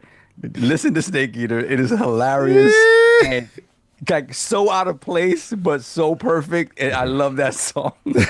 Listen to Snake Eater. Yes. No doubt. And of course, we have the gaming ninja himself, the OD, young DB, Dirty Magic Shinobi. Salute. Got to salute the Dirty Magic. I love the shirt, by the way. Yeah, Lord Cognito, spread that realness around the ILP. That tell you what you need to hear, but what you want to hear, and all that good stuff. Shout out. Oh, hold on, Stu Jersey. What's up? You threw me off. Okay, got you. Anyway, shout out to Father Duke. Shout out to Mr. Matty Plays. We were talking about Outer Worlds 2 preview, so that was fun. We'll talk about that as well today, me and Addict. And then as far as what I'm playing, I've been traveling, so I did a lot of. Shout out to the homie Paul. We got, you know what I'm saying, he got locked in. You know, he got a job at the Coast Guard, so he's moving away. So I'm like, damn, I got you, bro, on the move. So we did that, and then yeah, it was super cool to get out there and kind of finalize, you know, finding someone a place to live, and you're moving out of state and stuff like that. Shout out to Virginia Beach, pretty cool. My first time kind of going out there and seeing everything what's up. So I didn't get a chance to play much, but I brought the Ally with me, and I've been on like a Demio craze. It's been, I don't know, I got the fiend for it. I've been playing a lot of it. I know they got the new game coming, I guess, with Dungeons and Dragons and stuff like that. So I've been doing that, and then obviously a little bit of Shinobi, a little bit of Outer Worlds. But yeah, it's been pretty much it, man. Like I said, now I get back and get a chance to play some games and enjoy. And me and Addict get to not do content for a little bit, which is nice because we've been killing ourselves. For like 4 days. Yeah, bro. It's just, you know, people don't realize the work behind the scenes. Me and this man up to 3, 4 in the morning thinking about, you know, all little things and video editing and all type of stuff and content. And it's been a crazy stretch, y'all. It's been, you know, we're not complaining because the Lords are blessed, but at the same time, it's been real. Yeah, DBO is lit on PSVR 2. And shout out to, I got to give you this, Christopher Hart. Shout out for PlayStation for having DBO the console version. Because Xbox, I'm on you behind. Why y'all not part of this, bro? Like, what's going on? Because Steam got it. Every storefront minus you has this game. I need to know what's going on, why y'all don't value it. And you can't use the excuse because of the VR. Because guess what? Because guess what? And by the way, you can't say, oh, you need a VR version because PlayStation has a console version. And there's a Steam version. There's a non-VR version on Steam. Exactly. Bro, this is my favorite. One of my favorite games, man. I can't play that. But shout out to the Ally. I'm able to play the Steam version. You know what I'm saying? And get my little stuff there. The fact that the game supports crossplay is pretty awesome. But yeah, it's been pretty much it for me. Not too much going on. Any super chat? Oh yeah, we got a lot of super chats. Yeah, well, real quick though, something I completely forgot, man. Yeah, what we got? Shout out to the wise old gamer. Yes, he hit me up. 100. Turned 50 over the weekend. Happy born day. Salute. Yeah, happy born day. And apologies. I saw the message, like I gotta answer him. I was not gonna be able to make it, but I completely forgot to answer you, bro. I'm so sorry. So again, shout out to you. Shout out to the guys over there on the pod. Yeah, let me shout them out. Fantastic. Too. Yeah, because I think it had like 100th episode. I think there was like his 50th birthday, and then he hit me too, and I'm like, bro, I'm in Virginia. You know what I'm saying? I completely forgot to answer him. But I hit him up. We're gonna try to do something. I think now that you mention it, I think he remember him messaging me too. I was editing the Outer Worlds stuff. Yeah. And because people don't realize, like, if I see something pop up on my phone, if I'm doing something at that exact moment, probably ain't going back to it. Yeah, it's tough, man. But definitely, so we will do something in the future. But I wanted to give you a shout out on, like I said, making another day around the globe, and then obviously, you know, the success of your pod and stuff like that. And yeah, man, we just want to give you your flowers. But yeah, continue, yourself. Sorry. Yeah, brother. Thank you for the invite and apologies for it's these next couple of weeks. It's gonna be nuts. Yeah, pre Tokyo. Woo. Yeah. All right, let me get these super chats. So we got Project Aries, $5 super chat. Salute to all the lords. A few weeks back, I may have said that Ninja Gaiden was the better ninja. Today, I bend the knee. Shinobi is him. Hashtag strictly for my ninjas. Wait, who said this? Who said this? This is Project Aries. Project Aries. You outside? Let's go. I like that. We can like both games though, because we're gonna talk about that. They're both great games. Yeah, they're both great games. But I like that. Yeah, Shinobi is just special. This particular Shinobi. Then the one we read before, the Iron Rook, $5 super chat. Call me Lord Turret. Yes, Lord Turret. We already heard the drama. And we got Hollywood Rules, $5 super chat. Happy Sunday to Tito, Randy, and Jermaine. Happy Sunday to my NYC West Virginia cousins. Shinobi is just fire, so fun. Have a great show. Hashtag #1 pod. Thank you, brother. Appreciate that. Much love. Thank you. And we had Iron Brook once again justifying his foolishness. Father, he got in the way of my turret doing the Lord's work. I did nothing wrong. Then we have Hollywood Rules again, $5 super chat. En route down to NYC for my fantasy football draft in my oldest league, 20 plus years. Wow, they do it in person and everything. That's cool. Old school. I love that. Yeah. Shout out to my league mates before Thanos snapped them into dust. Man, ready. He got his picks ready. I like that. Yeah. Then we have Teddy_P, $2 super chat. Get them likes up, squat daddy. Where's the collar? Nah. That's on hold. That's on break. Y'all got Cog Lee last week. It's on break right now. I know what y'all doing though. Y'all think y'all slick. Then we have Attic. You tell me Iron Rook again, $5 super chat. Tell me if I'm mispronouncing this. Guillaume is the strongest Hashira. He's a beast. When Tanjiro finally pushed that boulder, fire. Throw that scene on in the gym sometimes. Attic. What's funny is he's blind too. Hold on, let me get Game of Certain K. He said Shinobi's goated, but Ninja Gator 4 is covered. The devil at Games Cup. Bro, put the game against something in his weight class, KSID. Come on, how you gonna have a middleweight? Shinobi's like a middleweight little indie going up against the heavyweight AAA. Come on, don't do that. See, that's that Ninja Gator hate. That was a Ninja God guy. You a Ninja guy. Actually, Cog, does Gabriel pass the Ninja Fit check? Let me see. Let's see. Wait, which one is? Oh, pick one of them. Blow it up. Pick one. Oh, right there. Oh, nah, that's lit. That's lit. Who that? That's the blind cat. That's the dude he just talking. See, I like they fits. He's in the movie we're about to watch. Yeah, they got the dope samurai fits. I feel like this is how samurais are supposed to be moving out here. Oh, he got a ball and chain. What's going on with your man? Why he got a ball and chain though? What's going on? He's the only Hashira that doesn't fight with like a typical sword. Why is it that big? That's why. Now I rocks with him. The only thing I can say, we just got to get Tanjiro's checkerboard up and hit that little dirty patch. He never leaves that. Dude, he go fix the dirty patch. I'm gonna get a thing on the patch on the top of the head. No, that is not a patch. that is the whole point. That's the whole point of the show. All right, cool. So I gotta wait. All right, cool. Continue. All righty. Then we got Lydian Master, member for 33 months, Lord Silver. I know the Lords enjoyed Shinobi thoroughly based on your recent reviews. I'm curious if y'all especially saw about picking up Silk Song this week. Of course. Oh my God. Yeah. Silk Song, brother. Silk Song, let me tell you, Silk Song is outside. They got a lot of they got a lot of devs are scared. A lot of devs moving their album around. A lot of they moving like the GTA of the Indies right now. And it's $20, bro. Oh, it's 20? It's $20. I didn't know it was 20. Mm-hmm. Damn, and they got the Game Pass bag, and they on all platforms, and they on Passion. They on Passion too. Yeah, I'm sure. Oh, I'm sure. Why wouldn't it be? It's up. Yeah, they're good. Yeah. I think they were probably more open to making it 20 because with all the bags they got, they're like, okay, we pretty much paid for the development of the game. Now let's compete. Like, did you hear their development story? No, I didn't. 7 years. We just wanted to have fun. Well, this is the thing, right? Because originally, the story, I think it's Hornet. Her name is, right. That's the protagonist of the second one. She plays a prominent role in the first one, and it was supposed to be DLC. Yeah, just like an expansion. Expansion. They were just like, nah, we're just gonna make the sequel based on her.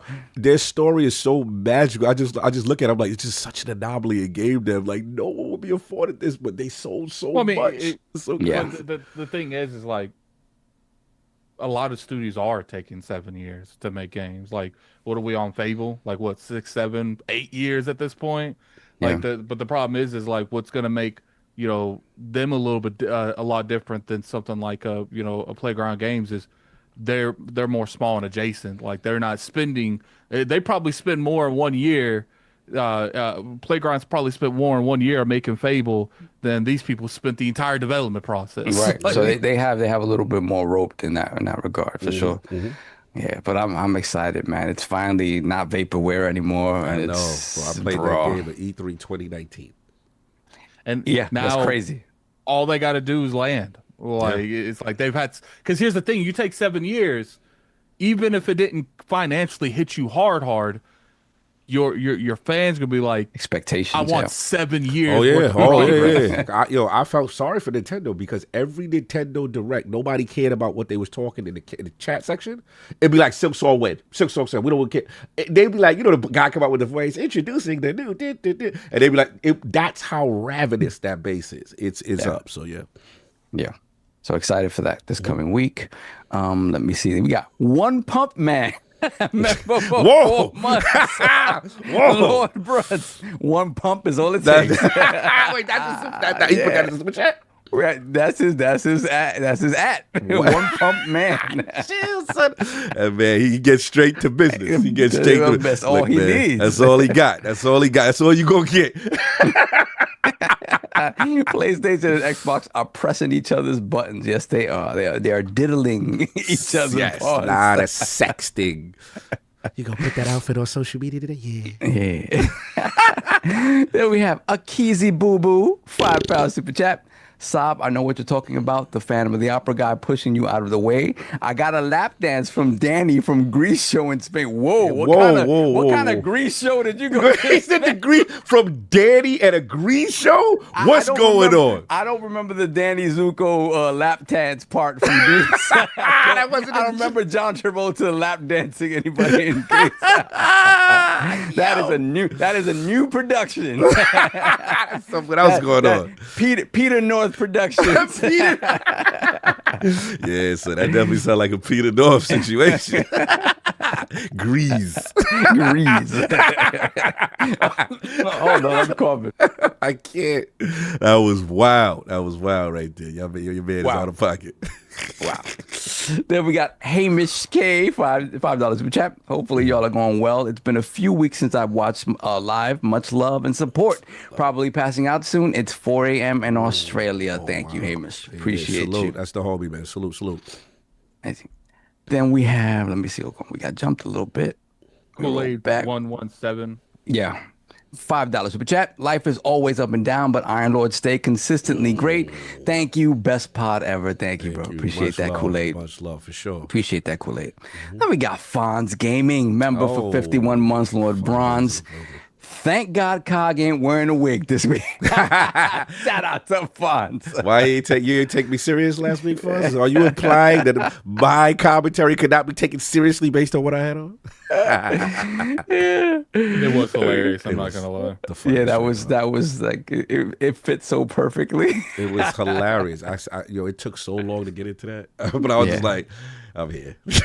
Don't lose that wig. That's all I have to say. Oh my God. Jesus. We have the Iron Rook member for 5 months with bronze. Fonz is the enemy of the people. He's the enemy of fun. Fonz is the man's man. He's not about all that stuff. He ain't about all that. Fonz and all no cosplay. Then we got, let me see, Caesar Albertus the First. His full Roman Greek name. Spartacus. Caesar Albertus I. Gaticus. Why he got some mad Roman Lord nature? That's too dominant. And what was it, the first? Well, he just put a 1. I called him the first. That's why. That's too dominant for this chat. So I don't know. I don't like you like that. A $5 super chat. Happy Sunday, Lords. Just finished Ninja Gaiden Ragebound, and now I'm with Shinobi. Amazing games. Yeah, both amazing games, man. We are eating good in terms of ninjas this year. Facts. Yeah, the ninja. 2D baby. especially. Facts. Where are you at, Forte? Continue. We have the Iron Rook once again, $10 super chat. Astro Parrot King is like the AI meeting note taker in Microsoft Teams, but we have him on the podcast to make sure every memeable moment gets its shine, which is infinitely more valuable. Astro Parrot is at the ready always. Yeah, that is kind of true. He is like AI meeting notes. Like he be ready to go, and it be. Yeah, that's a good analogy, Rook. I like that, bro. You be ready. Mm-hmm. We got Hargi Chani 1, the first. Hargi Chani the first. $5 super chat. Wait, we're not talking about the new PlayStation exclusive banger. Hey, Lost Soul. We will be putting Lost Soul aside as a. I ain't played it to talk about. It. I have not heard great things. So what they saying is that what Streets is saying? It's just like it's supposed to be kind of like an action RPG, and it just not doesn't look great, doesn't necessarily run great. It kind of feels like more so it sort of seems like it's like a Devil May Cry like. Gotcha. But trying to be an RPG with like characters and story that it doesn't seem like people really care about. So I don't know. It's kind of sitting like at a 6 or something like that at Metacritic. So it's I gotta very hit my man Sue Bagels. He was very highly excited about that game. I'm curious to see what he feels about it out at it's out there. Yeah, I mean it's one of those games that's PlayStation published, so it's PS5 and PC exclusive, at least for now. Gotcha. So, and we have, let me see, Richie Torres MMA $5 super chat. Cog, you can beat the Phillies, but not those dirty fish from Florida. Come on, son. It's so weird. Like, we got the Phillies numbers, the Braves we still struggle with, and I don't know. It's a weird team. I will say this: the pitching is just. I was watching yesterday. Yeah. We can't be dropping 8 runs and be losing.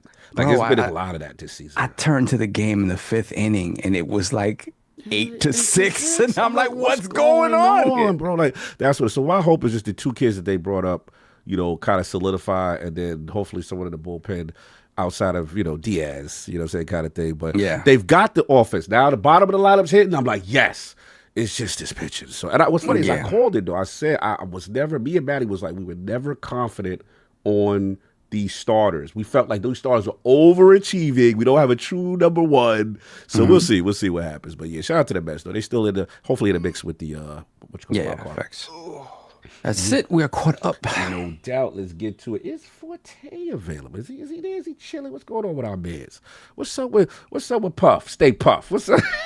Stay Puff. Puff in there, Puff. What's up? Where you at, Puff? Anyway, look like we got another. Come on, super chat, song. Oh, he jumped in. Okay, cool. Let me see. We got Hector the Macho Man 3711 $5 super chat. I respect all the 49ers fans, but it's all about the pack. Hustled for one of the best defenders in the league, but I'm gonna call time on myself. yeah. So listen, the rivalry will return. Y'all got Darnold now, so it'll be interesting. Yeah, we'll see. I don't want to talk too crazy. I feel good, but I don't want to get too crazy because we got a lot of rookies. You know what I'm saying? But we'll see you guys soon. I'll just say that. Then we have the Iron Rook once again, $5 super chat. Subeg is going to get a workout in with me soon, and we're going to recalibrate him after he referred to training shoulders as basically an active rest day. Wow. Yeah, get him right. He bugging. Get him right, Rook. No doubt. All right, we good? Yes, sir. All right, let's get to it. So, Attic, we're going to kick it off with you, something that we both experienced this week, the Outer Worlds 2 preview. Again, shout out to Obsidian, shout out to Xbox who provided us the codes and, our ability to go through this experience. So, Attic, let's start with you, man. It's your topic. What was your play-like session? Obviously, we do have some content up on ILP. But, just the people who have missed it so far, what was your experience like? So, the biggest thing I was worried about was dialogue choice. Going from Avowed, I was very disappointed with how they handled a lot of aspects of Avowed, but dialogue was one of the biggest things I was disappointed with. But, I wasn't worried, but worried at the same time on whether or not that dialogue carries over to the Outer Worlds. Like, I don't like RPGs that really sell themselves off of choice, but it's an illusion of choice. It doesn't really affect anything. So I was really, nervous and just wanted to see something on it. They did give us the prologue of the game. I will say that in terms of what I was worried about, which was the choice and how playthroughs can change depending on what you pick, what background you pick, what traits you pick, they did successfully, cool my nervousness about stuff like that. But, one thing I will say is I don't think that this particular demo helped them in any way. I do think that in a lot of aspects, it was the way they handled it was kind of a mistake. It was a very, very, very short prologue. It was so short you couldn't even level up. I never saw the level up screen. You never leveled up, and I understand. But it's just if there's not enough time to level up in that portion of the game, then quadruple the amount of XP you get then. How you going to show me an hour and a half of the game and I can't even level up to see how things change? That's fair. Nothing like that. And I would say even in terms of battling, there wasn't a lot of fights in him. There's a couple fights in some corridors, a couple fights outside of corridors. You had a couple 4, 5, 6, really good, but you really only fought humans. You didn't fight anything else in the game. So I would have appreciated maybe, you know, because I've been in previews where you'll play like 30, 40 minutes of one aspect, then jump to like 5-6 hours in the game, and you play a little bit more of that aspect, then jump another 3 or 4 hours to the game, where they give you, you know, diversity in terms of playing. I do think that, you know, this particular demo wasn't the best thing they could have done, but all I was looking for is if the dialogue changes, if playing different play styles leads to you doing different stuff. And I got what I wanted, but, you know, I saw a lot of people like very like scratching their head on like, why even release this? Like, because that's how much content was there. It wasn't a lot at all. You know, if you wasn't going into the perspective that I have, I can totally understand you being disappointed, because it's like the moment you feel like, okay, I get it. It's over. Cutscene in game. Yeah, it was essentially like three areas, and then bam, it's over. So I can understand. You know, I still don't like the stealth mechanic. I think that I don't know logistically if it would have been hard, but it's just like I don't like the hitting them in the back of their back of the band. They're not, it's so immersion breaking to me. So it's just like, I do think it was fun. Really, it intrigued me to keep playing it. You know, I'm definitely more hyped to play the game off of seeing, you know, is there stuff I can do? Does the decisions I made in that portion affect later on portions? So it did hype me up over the overall game, but I will say one thing. It's like, you know, Xbox or, you know, Xbox or, you know, Bethesda, like don't do previews like this, like, because it's just like, we are supposed, if you have something that, you know, you really want to get out to the masses, you know, because they lowered the price, you had a lot of good publicity. Don't be afraid to let your people that you're allowing this to play a good 4 or 5 hours of the game and just get their hands on it. And I understand maybe this was like a last minute thing and they went to Obsidian. What can you give us in 2 weeks? Oh, I can give you the prologue. Okay, we'll go with that. But it's just like, in a way, I'd have preferred you not to have done it than to have given you what you did, because I think for me, I can tell people, yo, I think that there's going to be a lot of different decisions depending on what you pick. But that's all I can tell you. I can't even really tell you about the combat, because they only really gave you 2 or 3 weapons to fight in the combat in terms of long range. So, you know, I don't think that this particular preview did them any justice on what the game could be. Right. But I will say I did enjoy the demo. I played it like 9-10 times. Yeah, you played it from multiple perspectives too. Yeah, because I kept switching everything up. I would go straight up lock picking, go straight up, and every single time was a different result. Some areas leaded me to go into areas I couldn't get into. If I had hacking abilities, I could turn on turrets that I couldn't. Yeah. There's this one aspect where they're like, I couldn't speech check the person I was talking to because I didn't have speech, but I had hacking.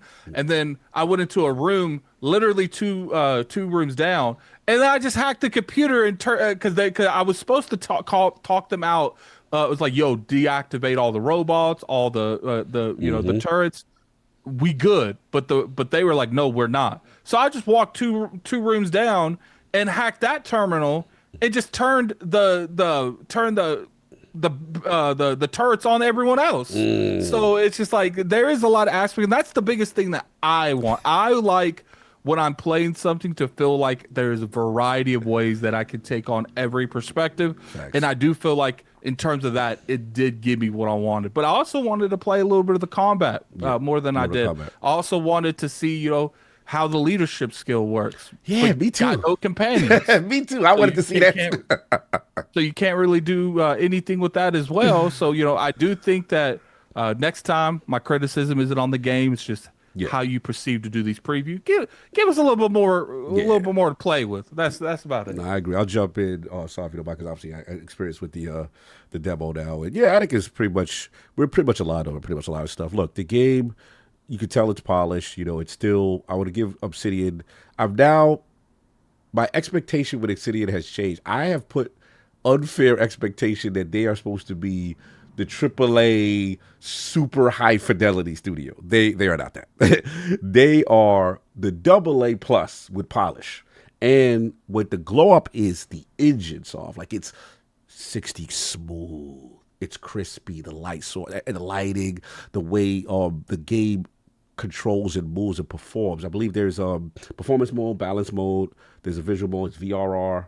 It is silky. Now where you see the layers with the faces, you know what I'm saying? When you get up close, you're like, okay, that's a little bit of a double A face. You know what I'm saying? Kind of thing. You know, I would ever say Avowed's faces are a little better here. I felt like, I remember when we did Avowed, and remember Attic, the little blue guy that you meet at the very beginning of their prologue or whatever it was? Yeah, that's another thing. They showed us 0 on companions, like 0. And we'll get to that. So, no, for sure. So, like, look, the thing is with them, Outer was one of my favorite things, and I love the humor, I love the tone, and I always felt, obviously, Choice and Consequence was super good. Obviously, shout out to Murder and Eridanos that we had them come on ILP for, which I felt was one of their greatest expansions that truly took the series to the next level. I really love that. Me and ACG used to talk about that one. You know, they're back at it. You know, they got like they got a bunch of background things you could choose from. You got a bunch of traits. You got a bunch of all these other abilities and skills and stuff like that. And they kind of let you experiment and play with these builds. The issue comes down to, again, just the length of time of the demo, right? We just like, man, like we're just about to get cooking. You know what I'm saying? And then it's like, boom, it's over. Now, to their credit, I mean, to what I experienced, which I want to say is that I feel bad because the demo I played at Gamescom LA was more fully featured. You had 3 different builds, multiple weapons, you know, it was skills, stuff like that. So it was, I agree with that. It's an interesting choice to put this preview out there because it's just like, it's so short. And you really didn't show what I played because what I played was amazing. And then the other thing is, again, I'm a person that even though I loved Outer Worlds 1, I wasn't a fan of the combat. Outer Worlds 1. I was just like, okay, it's a little slow down. The combat in this is so much better. It's snappy and the guns feel precise. They got a little Destiny energy. They got, you know, different, like you got lightning and fire and all these different abilities and things that you can combine and do stuff with. But where the game shines to me is that most games, most of these background stuff, you only see it in the skill checks. In the conversational skill checks, I should say. What I love about this is that whatever background, there was this perk that it was called Observe It. And like, if you have it, your character in certain scenarios, like the little eyeball from Skyrim will come up and you'll see, oh, wait a minute, there's a drawer here. I can open that and maybe I'll get some more stim packs and stuff like that. Oh, by the way, here, yo, there's a whole secret passage that I'm able to do. This is the first time I've seen luck contextually added in a game where it's like before, like normally luck will give you just base critical head damage, whatever. This luck was like, I was in the middle of a shootout with a couple of enemies. I happened to be sneaking by and it was just like this panel with wires and I got next to the panel and it was like, hey, feel a little lucky right there. Maybe you could cross these wires and something could happen, you know, based on your ingenuity or whatever. So you do it and then it set off a trap. And I was like, yo, that's the first time I physically seen it. And then there's other things where you go to a door and it'll be like half open and like, hey, but if you had strength +2 or engineering +5, you would be able to get this. See, I love that stuff. Now, to Addict's point, all that we love, right? We just now got to see, because I think it's fair to say, even though I loved Avowed, I think one of the fair criticism is that the end game portion of Avowed, how much did the choices truly deviate? That's going to be the question for Outer Worlds 2, right? At the end of the day, like all these things that you're doing, does it result in truly, you know, different experiences? But yeah, look, I love it. I thought the game was fun. I thought it felt good. The combat was good. I will give Addict this, though. The stealth, I'm still going to be on y'all with that stuff. Like, you could tell, Solve, they leading into it. You crouch around. The enemies have the little meter as far as their perception of you. You know what I'm saying? You're like, oh, okay. When you get alerted, it's like Metal Gear, the cones, they're looking for you. They're aggressive in your direction. If I'm behind the enemy, and I asked this at a preview event, I don't want to hear the pap. I don't want the pap. You know, you just hit someone. I want the stealth animation. And the reason they gave me was like, well, based on the levels, we felt it wasn't. You know, if they're higher than you. But see, I got to come for you, Obsidian. I'm not buying it. Because Avowed, when you had the Godhead ability Addict, remember? You put the Halo style looking like sword through somebody. So that's what I was saying. But other than that, you got it. the biggest thing is like, I personally feel like, from the outside looking, I'm not a developer. I don't know what kind of mechanics they put in here that wasn't in Avowed that we haven't seen. Yeah. So maybe that makes it harder to develop around. But it's just like, if no one sees you and you perfectly stuck up on someone, to me, there's zero reason you can't just snatch that dude up or choke him out or something. Yeah. I don't know, though, but I've seen plenty of games do it. Yeah, so that's all, because it feels like, rewarding when you do it, right? It completely takes you out of the immersion. There's nothing worse than like being someone in stealth, finally sneaking up by someone, like, Pap, and they just fall. And they just fall like, nah, so you got to give me that. So that's my feedback with that. And as far as like, again, the reason why I love these games is that, I just love all the different leading into builds, leading into all these things that have different choices. When I consider the water cooler moment, so I would be like, oh, when I got there, I did this. What? Oh, I didn't know you could do that. You know what I'm saying? You have the speech checked, or you got through based on the abilities and all these things that they got in the game.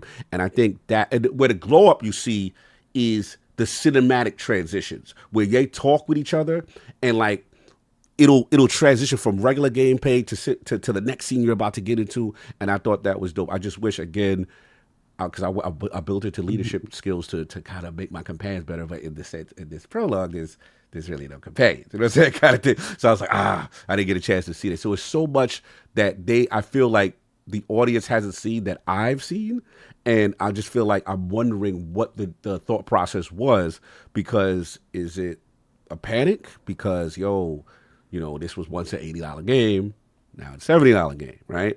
Is it, hey, we showed a lot of it, we're not seeing the feedback. I'm just curious on the decision to put out this shorter demo. That's my only question, because the game that I played was pretty fire. So that's pretty much all I got on it. But yeah, shout out to them on that, and we'll see what happens. They're still dropping in October. It's gonna be crazy. And shout out to they got bad gore dismemberment, man. You bodies around, you chop arms off and all this stuff. It's hilarious. You know what I'm saying? And last thing about the comment that I do want to give that I love is now they got the run, they got the slide. And then you can max paint it, slow-mo with the time dilation joint, and that joint feels good. So to me, and it's pretty easy to shoot grenades in the air and stuff. It's a nice little feature. People is like, a demo's a demo. Look, a demo and a preview are two entirely different concepts. A demo is something that you're trying to sell to the consumer to get them to buy it. A preview is something that you try to get, media, influencers, streamers, so they can get a good grasp of what the game has to offer for their community. Yeah. They're not the same thing. And my point is we didn't even get a level up. Yes. Didn't even get a level up. Correct. Like, just in an RPG, and I couldn't level up.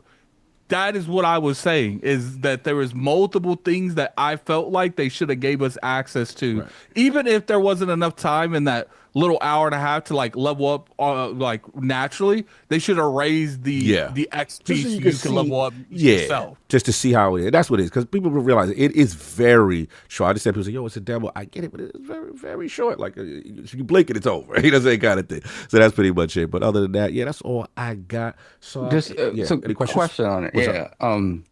Because the thing that, you guys talked about, all right, you didn't get to see the same amount of stuff that you saw in the demo you played before. Oh, that demo I played before was amazing. And the demo you played before, you got to see your companions and stuff like that. I had two companions. I had multiple weapons. I was able to use companion abilities. I was able to see skills, level up. They had one that was a very speech build. They had one that was a very technical hacking build. They had one was, I forgot what the third one was.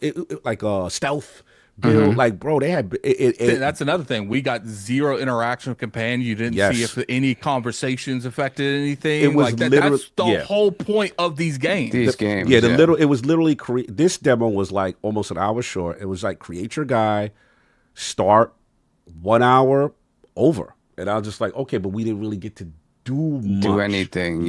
Outside of pick and see the available skills, the available traits.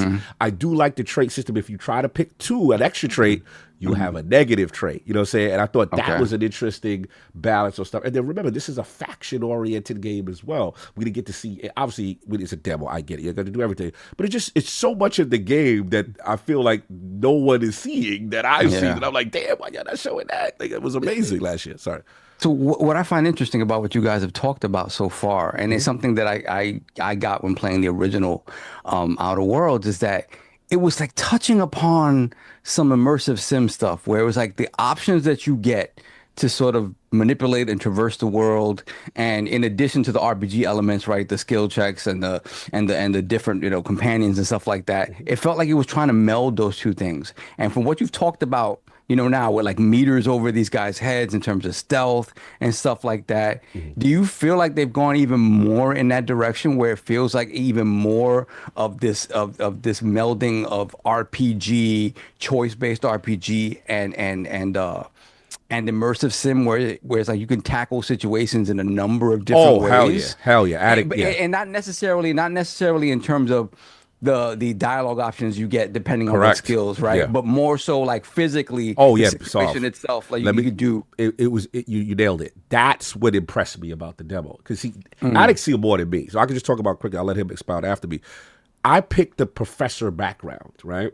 So apparently you're like chosen as this member of this Earth Directorate, and it's funny, like you're here to, you know, say cleanse the galaxy, whatever it is that you're here to do with your religious diatribe foolishness, right? And then you got to pick, okay, how did you start? So I picked like a professor, you know, kind of thing. And then there's one part where you see like a chalkboard in one of the labs, but only you can contextualize and understand what it is and do stuff with that. Again, I told you about observer. I told you about what there's different things where, because of what your style is and your skills are, you completely open up different areas of the map or access things that just can't be accessed by other builds. And it's just beautiful outside of just dialogue. You know what I'm saying? And you still have the dialogue stuff too, because I'm a professor.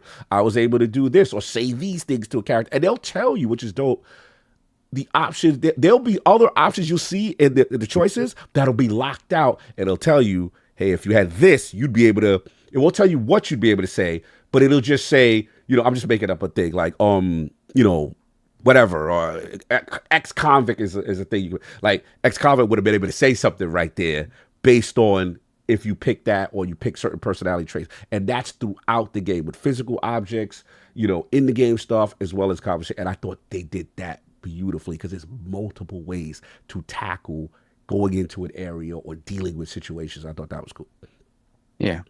All right. So, yeah, I mean, again, that's to me the most interesting part about it, because it's like, you know, I know what they do in the RPG space. I know what they do in the choice and consequence space. But when you can like add, you know, elements of a different type of genre that I particularly like to it, and I saw like the little bits of that in the first one, that's super interesting to me. Yeah. But and also the fact that like when you look at the game itself, it feels like the scope is a little bit bigger, because again, when you have those types of choices in a space that's a little bit more, you know, varied and stuff, and allows you to approach it differently, I think that's it makes the gameplay like even more rich. So if they were able like to scope the game out a little bit more, and like you said, they're not going to be the AAA amazing, you know, what you call it, you know, amazing looking character models. They're and stuff not going like for like Playground and Coalition graphics. Exactly. And They're not Ninja Theory graphics. Naughty Dog. Ninja Theory, Naughty Dog. They're not that. They're not that. But again, if they can make leaps in that other space in terms of gameplay and making that sort of, you know, kind of redefining what an RPG can be, and we've seen that with like Baldur's Gate, we've seen that with the original, you know, and kind of them even kind of expounding a little bit upon what we get from like Skyrim and from Oblivion, right? I think that's interesting to me. So again, shout out to them. It's been a minute, you know, and I know they were working about it at the same time. So I'm excited to see, you know, how this pans out. Because again, I remember having, you know, the devs on when they're talking about, you know, Murdered Eridanos and stuff. And that was so many years ago at this point. So it's cool that they're finally at the finish line. Yeah, shout out to them and the consistency. Three games in 1 year. Obviously, Ground is moving for them. Obviously, Avowed at the top of the year, and now Outer Worlds too. And again, just want to be clear, you know, if you love RPGs and choice, consequence, that kind of stuff. This is going to be right up your alley. And to me, the big positive that I want to get across is the combat just feels so good. And it's fun. I will say, Addict, this game is funny as hell. Like, there are times you will laugh out loud. And see, to me, I like, I'm sorry, get it. I saw Maddie kind of like scratching his head on like the jokiness of it, like the twirling the gun around his finger. It's like Outer Worlds is supposed to be like a comedy version of like of Fallout. Like, it's always been like that. Yeah, like, they've always been like the lightheartedness, and like most of the time I don't like that type of stuff unless it's done well. But it's just like, when I heard that, I was like, Maddie, did you not play Outer Worlds? The dialogue is like almost identical to what it was in the first game. Like, because to me, they always have that, forget about, that being a jerk choice. Yeah, you can always be a jerk as a selection, and to me, that's just leading into the if you choose to play that way. Now, if every dialogue was that way, that's why I did push back on it, because I was just like, yeah, bro, I love stuff like that. Like, there was some situation and somebody was talking slick, and one of the options was like, bro, like, I'm your superior. You know who you talking to? You know what I'm saying? Like, I love Ivan. Like, let me pop off. Like, and there's Reaper. Oh, I forgot the greatest feature in the game. Thank you, Adam. The greatest feature in the game right now with that is you could do that in a specific moments. The character be like, they remember that. Oh, okay. It'll come up and guess, then you'll see it play out later and reference. Without spoiling, there's a certain character, something happens to this character, and depending on how you was dealing with them early in the game, they were like, yeah, if you wasn't such a jerk to me at that time, like, it'll come back. And they got a bunch of that, and I love that stuff. Like, I'm literally like, this is hilarious to me. Sorry, Attic, I interrupt you, but I wanted to get that one off. Here's the thing, like, I don't like this like concept that like I see in the chat where it's like, it's not that I was asking them for the whole game. Like, Cog, when he was now normally how these, and this is a lot of ignorance of people that don't do previews, so they don't understand how they normally go. I have played so many previews where they have multiple save files to where there are different aspects of the game that you could experience every portion of what you would need to like give a definitive, opinion on a game. Cog played one in Summer Game Fest where there was three or four save files with different builds, different portions of the game. That's generally how a preview goes, and that's why I said you guys don't know the difference between a demo and a preview, because they're not the same thing. And my only criticism to this was I like the content in it. It's just they didn't give me enough in this preview to really like, besides like the different branches you could go. That's all I can really speak on. I can't speak on the combat that much. I can't speak on the speech entirely because there's only a couple speech checks. I can't speak on the companions at all. I can't speak on the majority of the skills because most of them aren't usable in this preview. The only thing I could speak on is how you do different things and it can affect the gameplay in the world. No doubt, no doubt. One guy would say, yeah, I'll just bust your balls out just for jokes. Not that, Mr. Jennings, not that I hate previews for Access Media influencers, is that they open the door for more leaks. I don't want to be spoiled on it. Yeah, you're similar to Saul. So obviously he tries to stay away from stuff like that. Well, no, he's saying that the people that do these previews leak it. The majority of the time that these get leaked, it's from marketing people, it's from PR people. There's very few incidences where something from one of these previews is the source behind these leaks. You think like these bulk leaks comes from these previews? No, for the most part, it doesn't. It doesn't, because I mean, if they can figure out a lot of these things are like watermarked and stuff like that. If you're somebody who got access to it and probably signed an NDA to get access to it, you're killing yourself by doing something like that, because they will find you. They will figure out who you are. So got that Liam Neeson part. I've gotten the find you. Yeah, so I don't know. Yeah, you're absolutely right, Attic. I don't know that it's like influencers and guys like us getting access. That's actually leaking stuff, but as far as like the overall leaks in the gaming industry, I would say 25% of them come from like influencers, previews, things. Most of that is people above the end that's leaking below. Like people don't understand to promote a game has so many people in the cookie jar. It's unreal. That's why you can't stop leaks for the most part, because you have 15 people working on under one person. You have 10 people working under all 15 people, and they have this giant giant moving cog constantly, and all it takes is one of those, and that's not just that. If you remember, Last of Us Part 2 got leaked because of someone that was translating the game to another language. No doubt. Look, man, it is. Shout out to Mr. Genesis. He said, "I appreciate the context." No doubt. Yeah. No, that's why I was trying to explain the difference between a preview and a demo. Again, and I want to shout us out for actually doing very good. We do our best not to spoil anything, even stuff that we be extra careful with our stuff. There's stuff we be like, we don't even want to put that in any of the videos of while we talk as far as B-roll. Like, you wouldn't be surprised how many times I have to like argue with Cause. Cause like, oh no, that's in the trailer. I'm like, not everyone watches the trailer. Cause like, true, but I was like, sometimes I'm like, all right, that's in the realm. If there's one thing I try to stay away from when I put B-roll up of anything, is I try to stay away from most later bosses. I might show you, if I talk about bosses, show you boss like the first 3 bosses if they're relatively in the first like 2 hours of the game.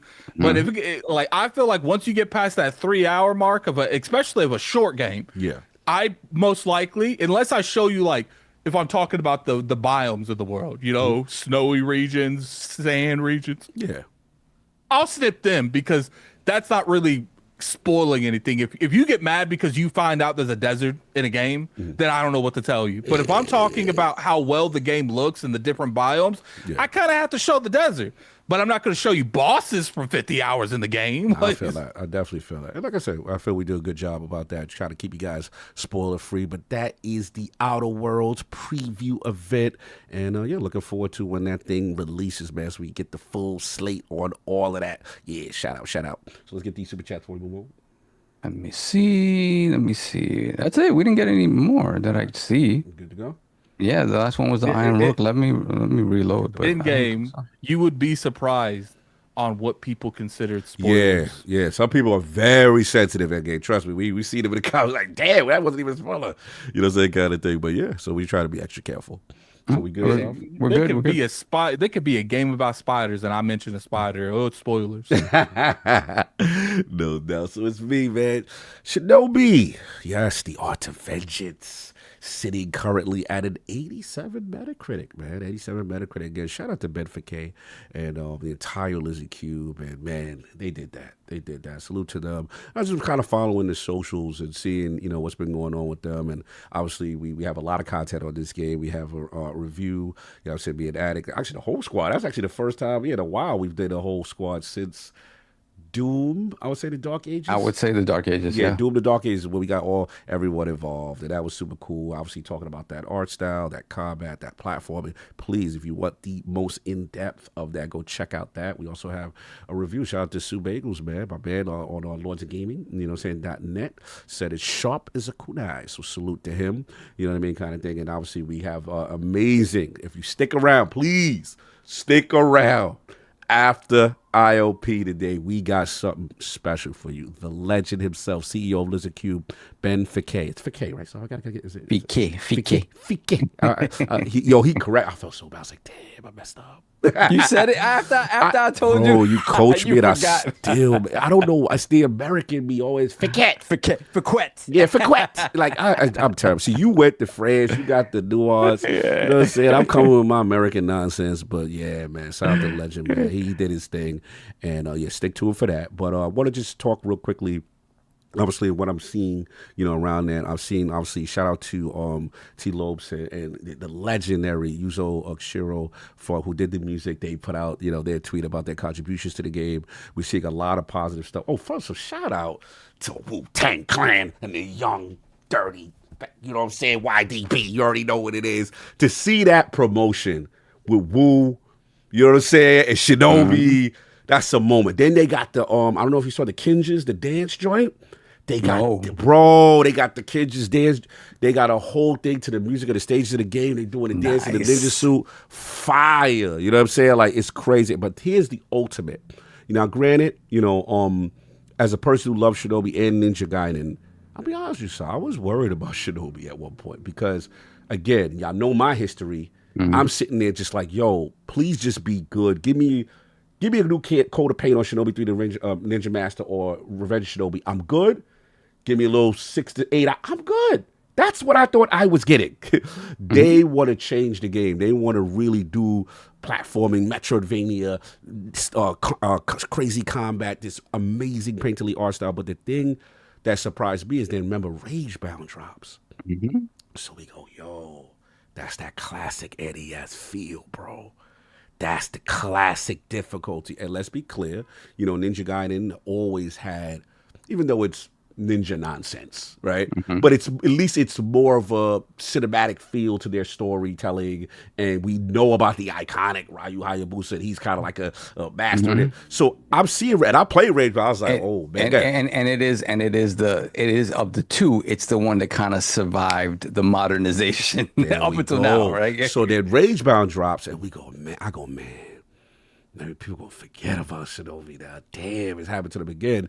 And then I do ask this question to Ben in the interview, so go check this out. Where I go like, hey, you know, I noticed the demo kind of came out right around the time they launch. So, you know, he'll stay tuned for the interview. I do ask that question. So I was worried, but then obviously the demo, and people love the demo, like, yo, Cog, we get Shinobi too. We feeling this, you know what I'm saying? That kind of thing. But the thing I wanted to highlight, where I'm bringing this full circle, because we both said on ILP, look, they're both great games. They both could coexist.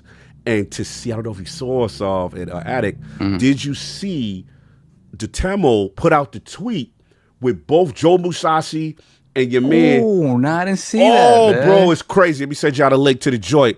Promoting both games, making custom artwork.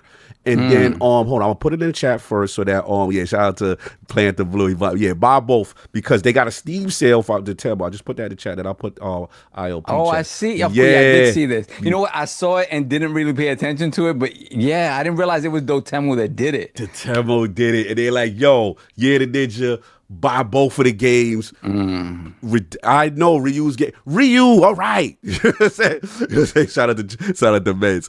So to show that, it'd be crazy if they made a game with both of them together. Oh, bro. And what's crazy, Dotemo kind of got the relation, right? Because they kind of helped publish Streets of Rage, which Ben worked on. So it would be interesting. Yeah, Shinobi is out. Andy Cruz, go get that. But yeah, I thought that was sick, man. Just to see promote both games, you get a sale, you know, kind of thing. But yeah, that's it. I don't want to get too much into, you know, all the details of the game because obviously go check out our content. I got a plug. We killed this. I'm telling you, it's one of the best reviews all four of us do, really breaking it down and you know, saying what they did there. But yeah, only nitpick I have to say right now is Xbox, you got to come to the front of the congregation. What's going on with that? Bro, y'all know I love this Shinobi. Why y'all relationship with Sega has been fantastic. Every Sega game. Oh, God, if it's not in Game Pass, cool. You don't have to be in Game Pass. Oh, but you still play anywhere. Every game you're promoting, play anywhere. Why on my game I can't play this on my ROG Ally? I got 25 hours, 87, but I do not want to start over. I do not want, first of all, it's not even on the store at Xbox or PC. There's no Xbox PC version. When I put in the search for Shinobi Art Adventure, Adventures, that's why it's not crossplay. And bro, like, what's going on? I mean, it would be more egregious if they had a version that's not play anywhere. I'm gonna be real with you. I was so desperate. I was thinking about buying. There you go. Or buying the Steam version. But it's just like, bro, people don't realize, like, Shinobi, it gets challenging. And then when we get to the Anko riffs and the EME squads bro, platforming gets I don't want to do that again. What'd you say? Forte? No. I just what's going on, man? What's going on, brother? Well, I'm stuck at work. Oh, I got you. You know, stuck at work here. Matter of fact, I'll do this so people can, you know, because, you know, King not here to see it. You know, it's great to be in a store atmosphere while you're at work and all. You know, King like this. I ain't standing in front of the Xbox section, but there ain't no games over there. No games over there. Ain't no games over there. Ain't no games over there, man. You know, all their games is on PlayStation now. Yo, you still... all the games is on play. I mean, listen, man. Am I lying? Actually, you know what? The fact that I'm out of Gears of War on PlayStation is crazy. Oh, are they moving out here? Yeah, we sold out of it. Yeah, we're out. I looked in the drawer to make sure I wasn't lying. But yeah, shout out to all the people that said ain't no games on Xbox I want to play. But as soon as they release on PlayStation, we gonna come out. We coming outside. That part. Be careful, they're gonna call you console war if you say that. Be careful. Well, this is console warring. In a non-console warring. In a non-console warring. See, right there. That's exactly what I'm doing. That's how you gotta say it. This is console warring in a non-console warring way. In a passive aggressive console. Just stating facts. That's all. I'm just stating facts. Oh my god. We just stating facts out here, but no, it's weird seeing you guys not dressed up as something else. All right, Puffy, relax. Whatever. Yo, people hit me. I came in to show some love. Oh, that's love. Real quick. This topic. Yeah, we were talking Shinobi. I was just going on a little rant about my little Xbox play. I was bloviated, but I just want to get a little smoke for no Xbox play anyway because I don't really want to buy the Steam version and start all over so I can play on my Xbox Alley. I really don't. I would like to carry that over. And this issue happened before because remember, No, but I think I think it will work in terms of the save though. Bro, it's not even on the store. It's not. No, I'm just.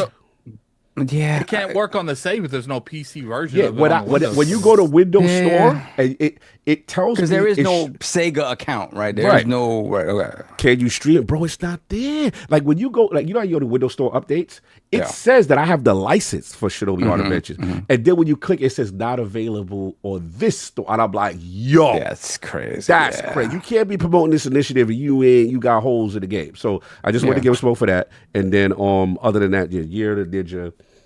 Best living my best street. Like come on, I'm getting a new Shinobi game in the year of our Lord 2025. Like, you getting the best Shinobi game. I think we got flack. I think in our chat, I was just looking at some of the comments on our video on a review, right? And I think at least one person was talking about, and again, great. We respect all different opinions, but he's an old school. It seems like he's an old school gamer like us. He really wanted the game to have an old school feel. Yes. Was not feeling the fact that it was very Metroidvania-esque. Kind of not feeling the fact that it was just the way it was the glow up that we said. The painterly art style that we love. Yeah, it wasn't like that. Kind of wasn't what he wanted. He wanted the bit. He wanted the sprite based. He wanted sprites. Yeah. It's 2025, man. Right, sprites could have been fine, right? Because sprites in Ragebound are beautiful. But I think kind of even the gameplay, like he wanted the gameplay to be more similar to Render Shinobi and Shinobi 3.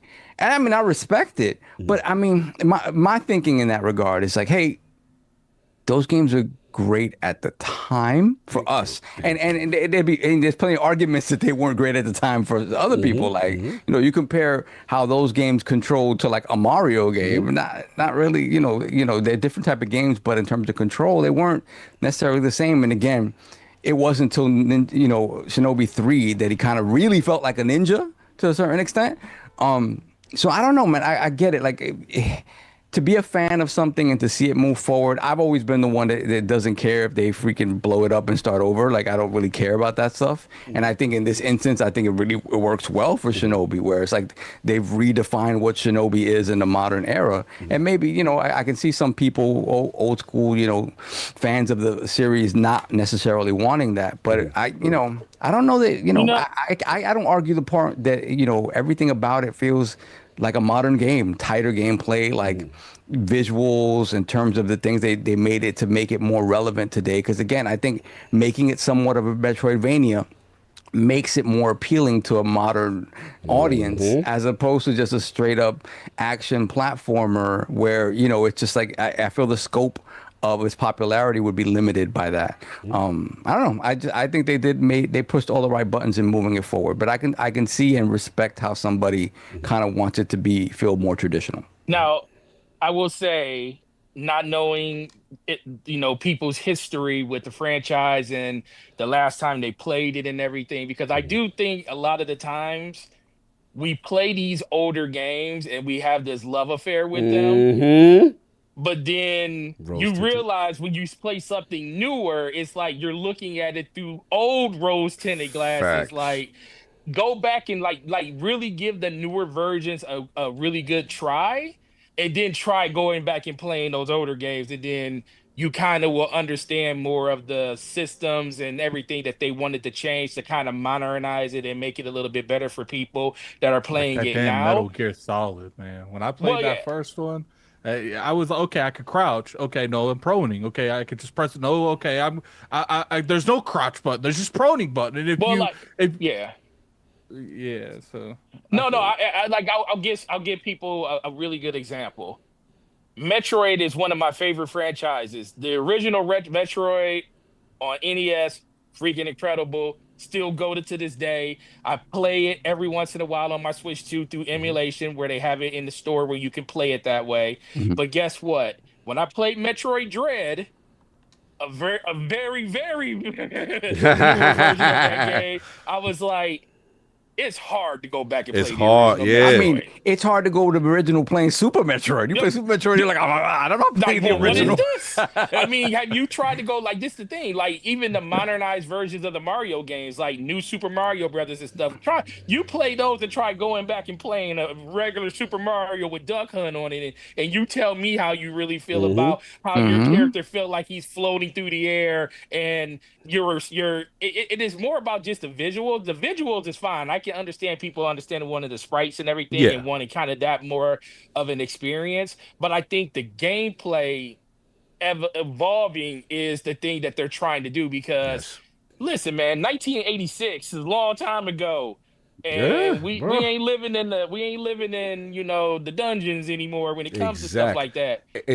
I'm sorry, continue. No, go ahead. No, go ahead. No, because you cook it, and the reason why it's so funny we talk about this, because this is a conversation that came up in the Ben interview that it's after the show, because literally he's like, look, I know people may have want that, but he was just like, he said, I have to pay attention to a monitor. I look at Attic as the litmus test, because he said the early builds that they had, they were kind of going that route.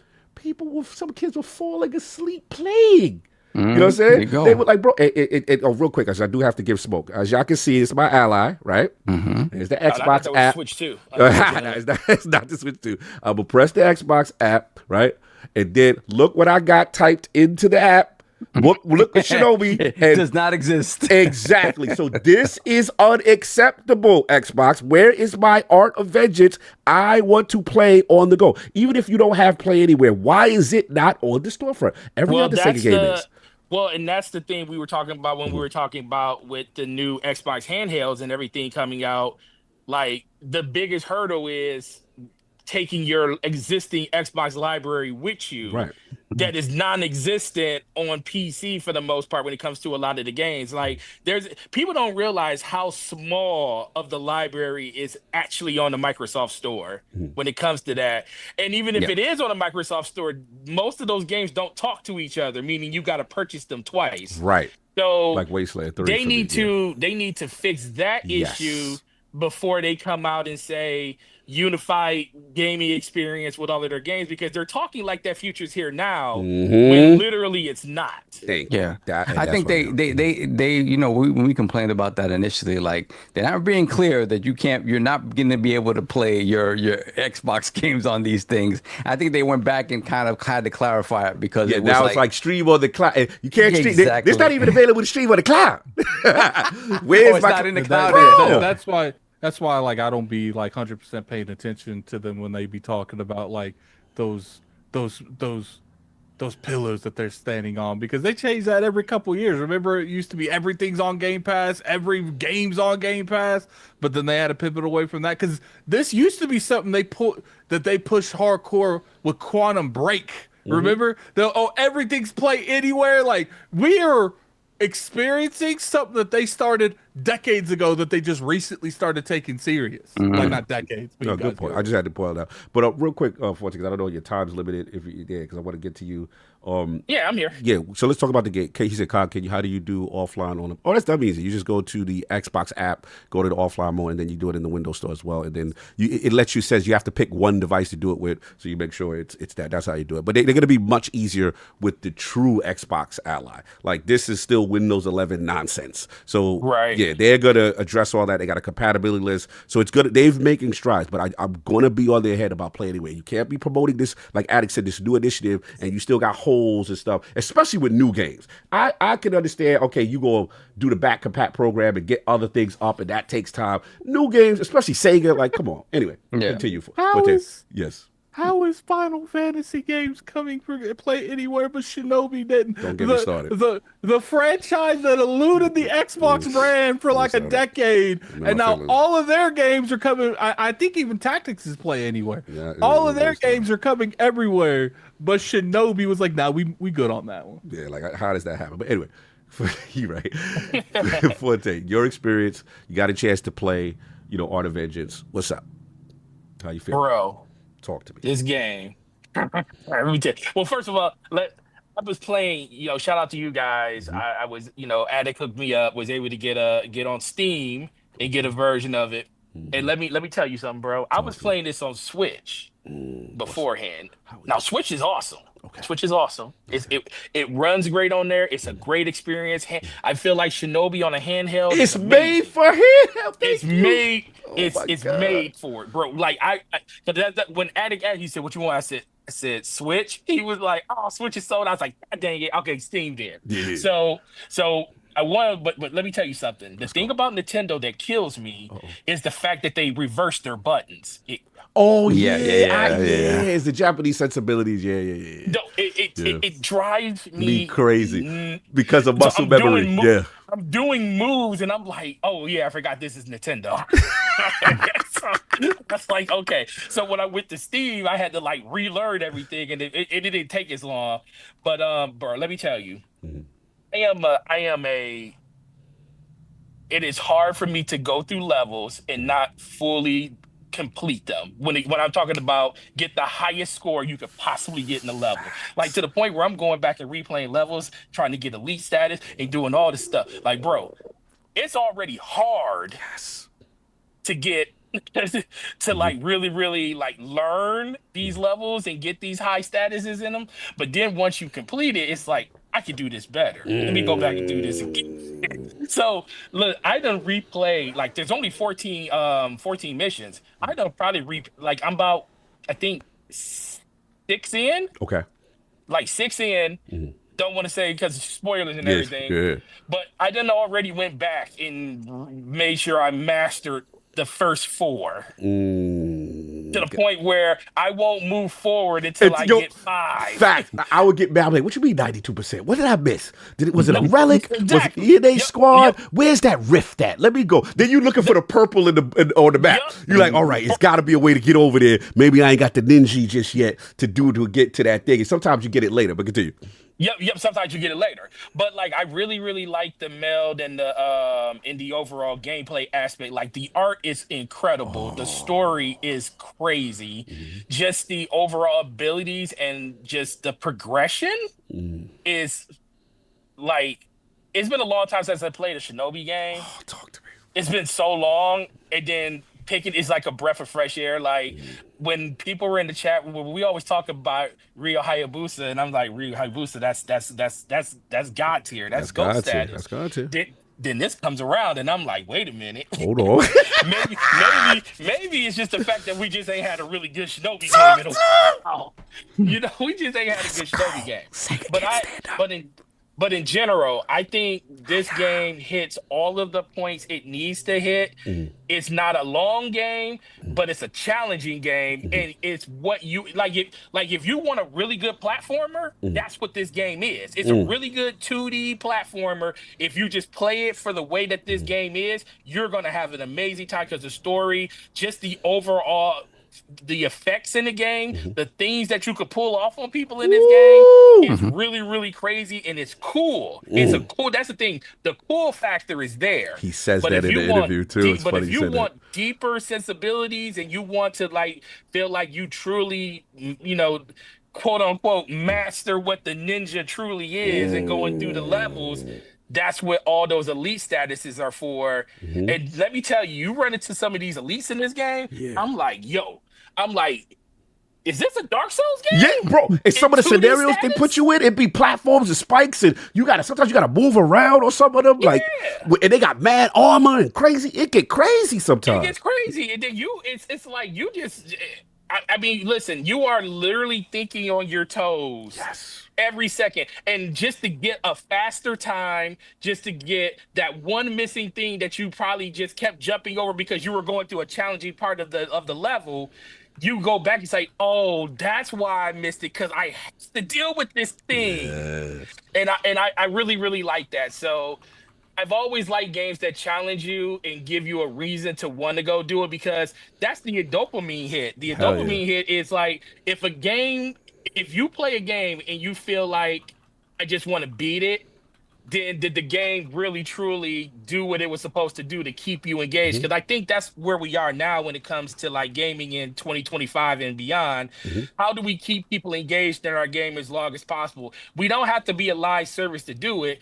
We can still, like, if we can get a person to play a 10-hour, 12-hour game for 30 hours, and they stay in that world, and then all of a sudden they're talking to their friends about the things that they did in order to like progress in the game, and like, oh, did you do this? Hey, did you do that? Did you know if you did this ending, or if you did this platforming section, you get a chance to experience this thing in the game?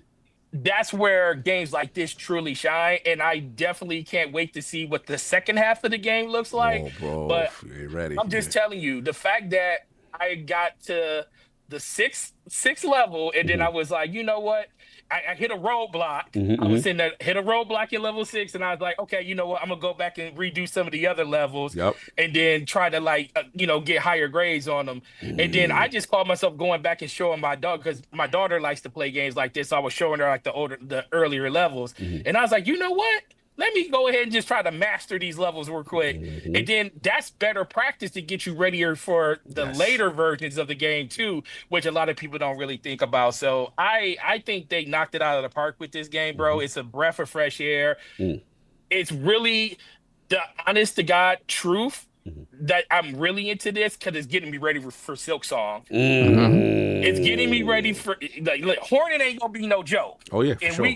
And it's getting me ready for that, because it's all in the same vein. And I'm kind of like using this as a jumping off point into that game, because I know that game is going to be ridiculous when it comes out, and it's coming out very, very soon. So I'm enjoying it, man. And the Year of the Ninja is real. I hate doing it, because I know Cog loves every bit of this, but you deserve this one, man, because this one's for you. No, I appreciate it, brother. Like I said, I just get emotional. The person who make me the most emotional, even though me and Soft have the deeper history, but it's Attic, because, and I want to let him set it off, because again, I'm like, bro, I'm too close. I love this too much. Me, Saul was with me at the arcade. So, what I'm saying? Like, we know where it comes from. So I'm just like, nah, it's good, but, you like it too much. Attic gonna let me know. He gonna let me know, like, is this? And remember, we had Attic for a challenge, play the old Shinobi. He was like, I'm good on this. Oh, the old ninja guy. Yeah, he played on he's like, I'm good on this, kind of thing. And it's just like, when he hit me, I'll never forget. I was like, play Rage Bound, play this. And he's all right. At like 2 a.m. Yeah, it's what it was. It was a little bit of a peer pressure thing, and I didn't care how much I had to pay to get him to pay.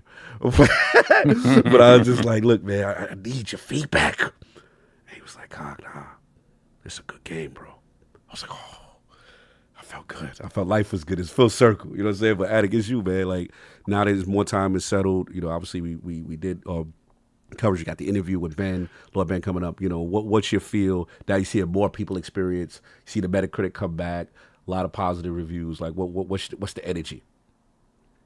Yeah, they feel just about the way I thought. I saw someone in there say like an 87. 87 is a great score. Because there are issues with the platforming in terms of the grappling hook. I feel like it's very inconsistent sometimes. Yeah, like you have to play the grappling hook exactly the way the developers want you to play them. There's not a whole lot of freedom in how you want to platform with that.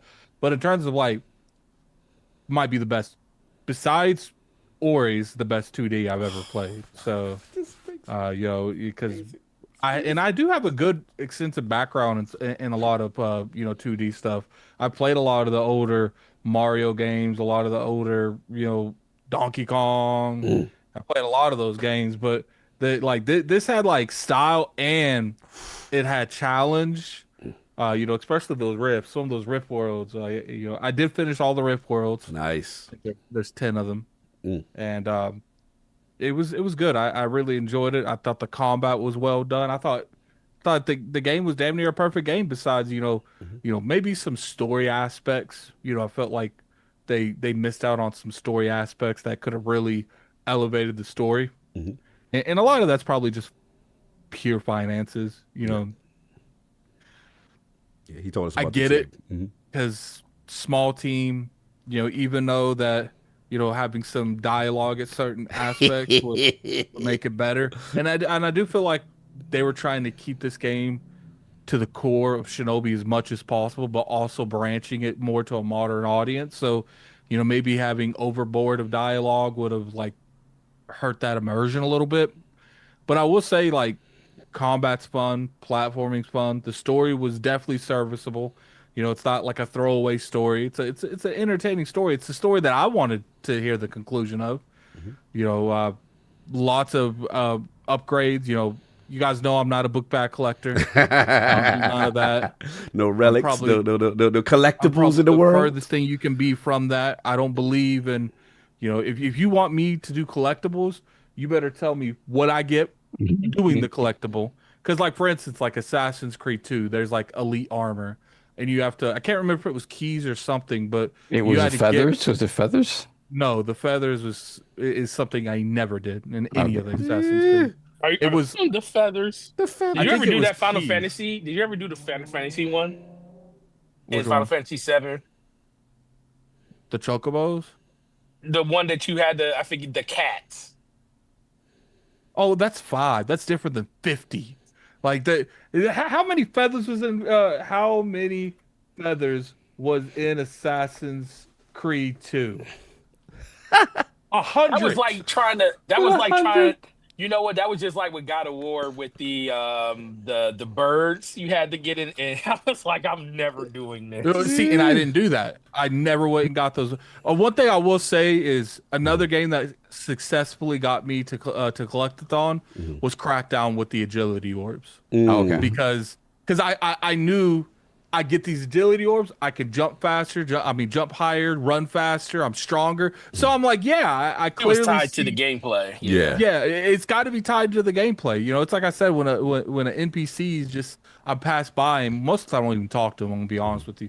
But I pass by him and he says, hey, I need help. Yeah, that's He's like, I'm good. Someone else is here. So what is it about Art of Vengeance that made you say, yuck, I'm going to go after these relics. I'm going to go after these things. Like, what was the hook? Because they rewarded you. You get the relics, you get more access in the store. And what I like is they could have easily done what a lot of other games do, where you have your elite enemies, and essentially what that is just up to that point they give you a variety of the strongest situations that you can fight. So theoretically, once you beat the game, if you want to go back and do them, it'll be a lot easier, but you won't have those abilities. They'll even tell you the first time you do it, they'll be like, yo, you got one of these elite. If you do all 3, this is what we're going to give you. Like they straight out tell you. They ain't know, because they could have just had that mystery. Like, yo, you want to find out, do all 3 of them, and then you'll find out. So, when a scenario comes out where I'm like, oh, you're giving me more kunais. All right, I see you. I'm worthy of giving up my time for some more. Fair enough. No doubt. Soft, full circle. Sega kids from back in the day. We here. Talk to me. It's Art of Vengeance, mate. Yeah, man. I mean, like we talked about, I didn't realize that we hadn't talked about it on the show, except for like the review. So we hadn't really talked about, what our review said and what we did. Yeah, man. What can I say? It's the best Shinobi game ever. Yeah, exactly. Woo! I said it, during the review. I said it kind of at the start of the review, and I reiterated at the end. It is the best Shinobi game ever made. It really is that good, and it is one of the top action platformers / Metroidvanias in the last couple of years. It is. I like that. It is that good. It just is that good.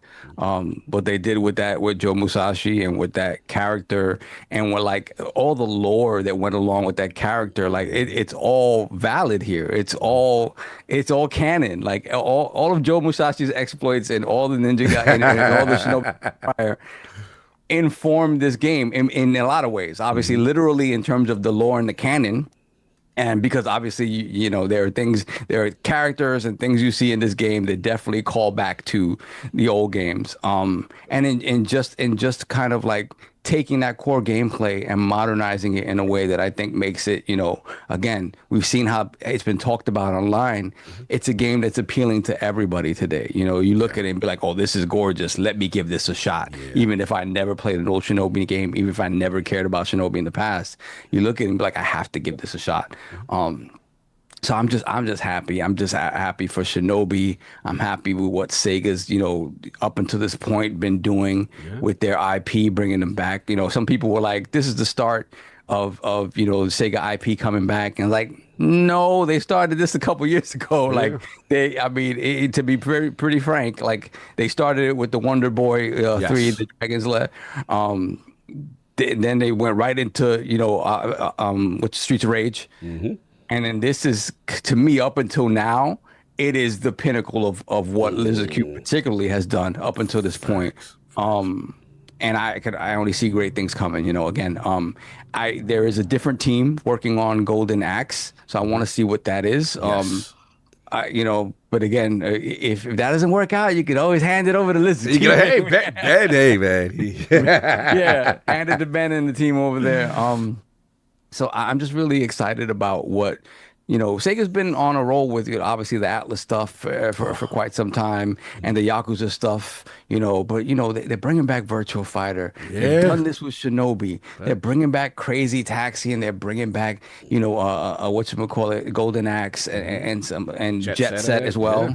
Right. So, I'm just glad that they're bringing it back, and they're just not cash-ins. They're not just trying to, put out a game and be like, oh, you remember this? Yeah, let's get the old guys who loved this back in the day to buy it. They're really trying to bring these franchises forward in a way that's meaningful and have these franchises continue to resonate in the future.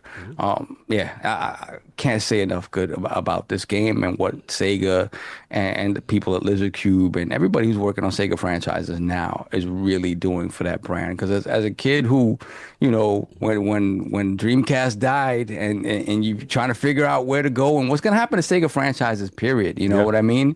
Obviously Sega continued, but there was some rough spots, and even before Xbox became kind of the de facto home of the Sega kid, the games going to PlayStation and Nintendo and seeing that, and that was weird, and it took them a while to really find their footing.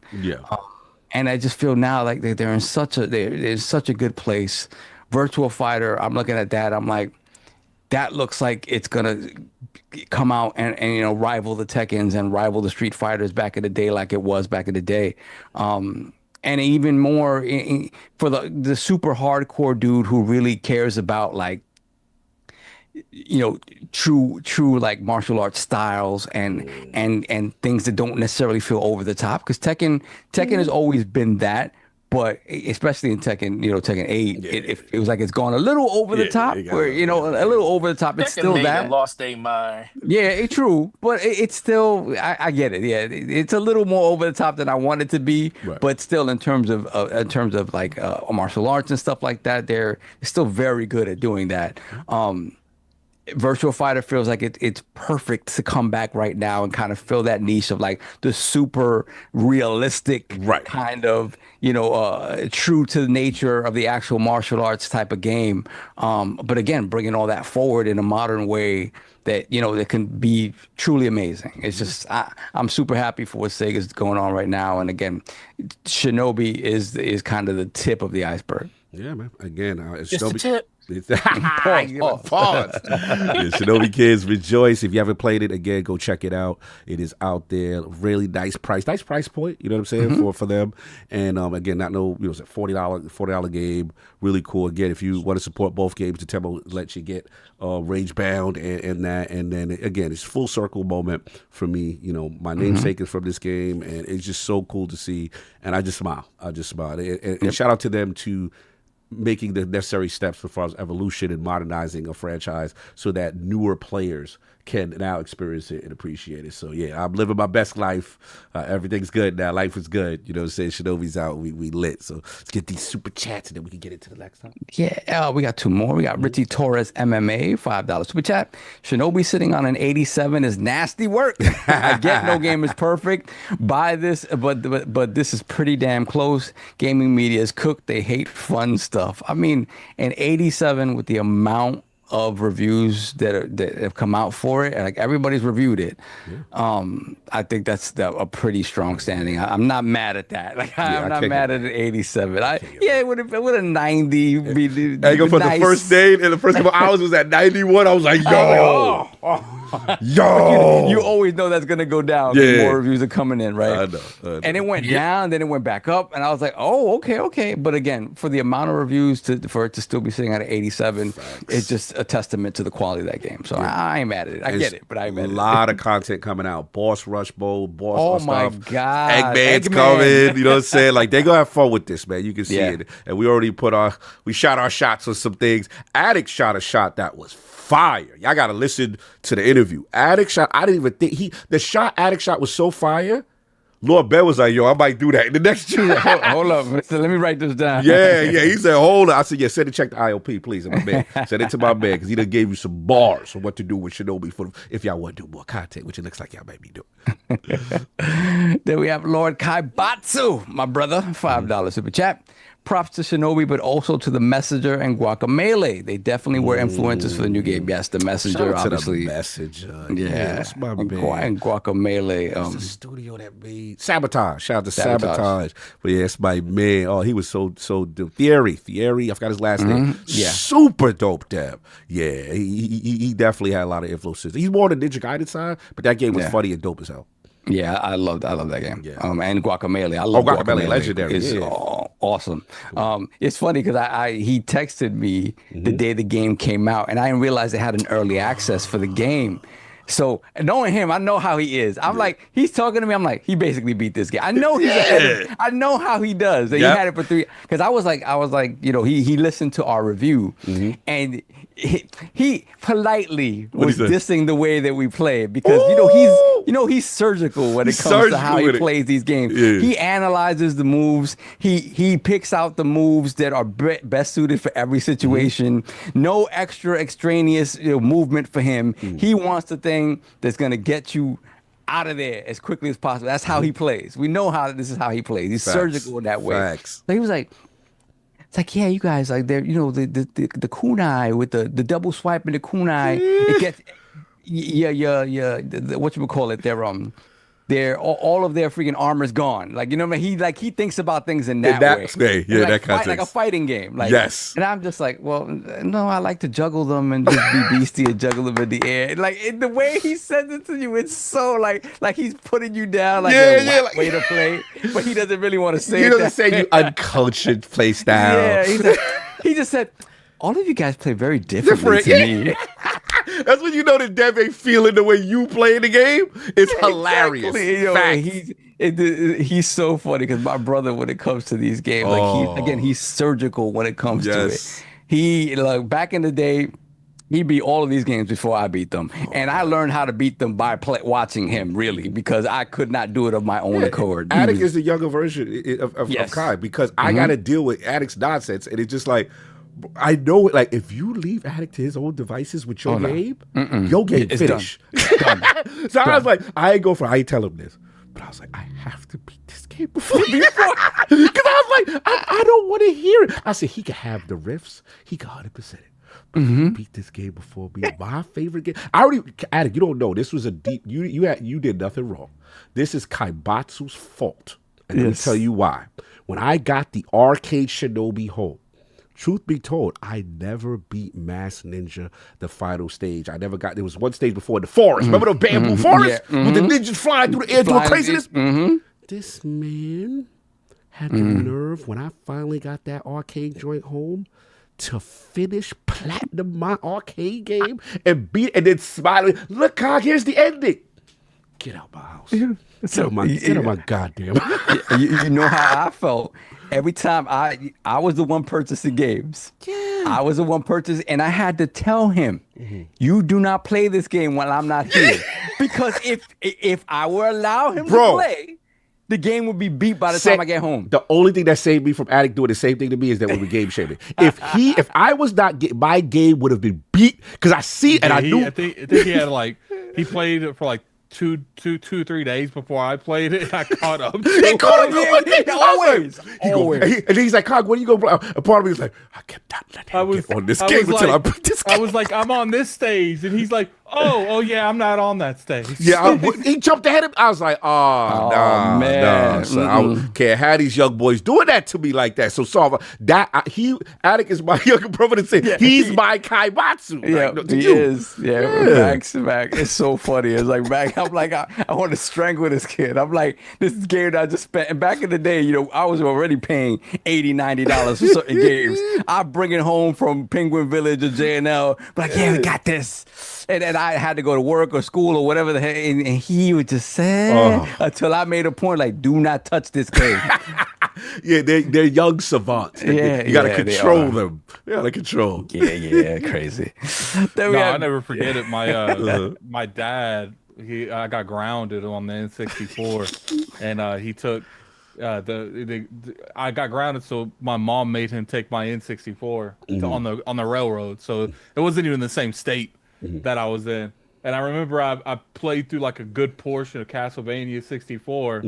And when he came back and I finally got my N64 back, I loaded it up. I'm like, Dad, what the hell is this? He's like, oh, I beat it.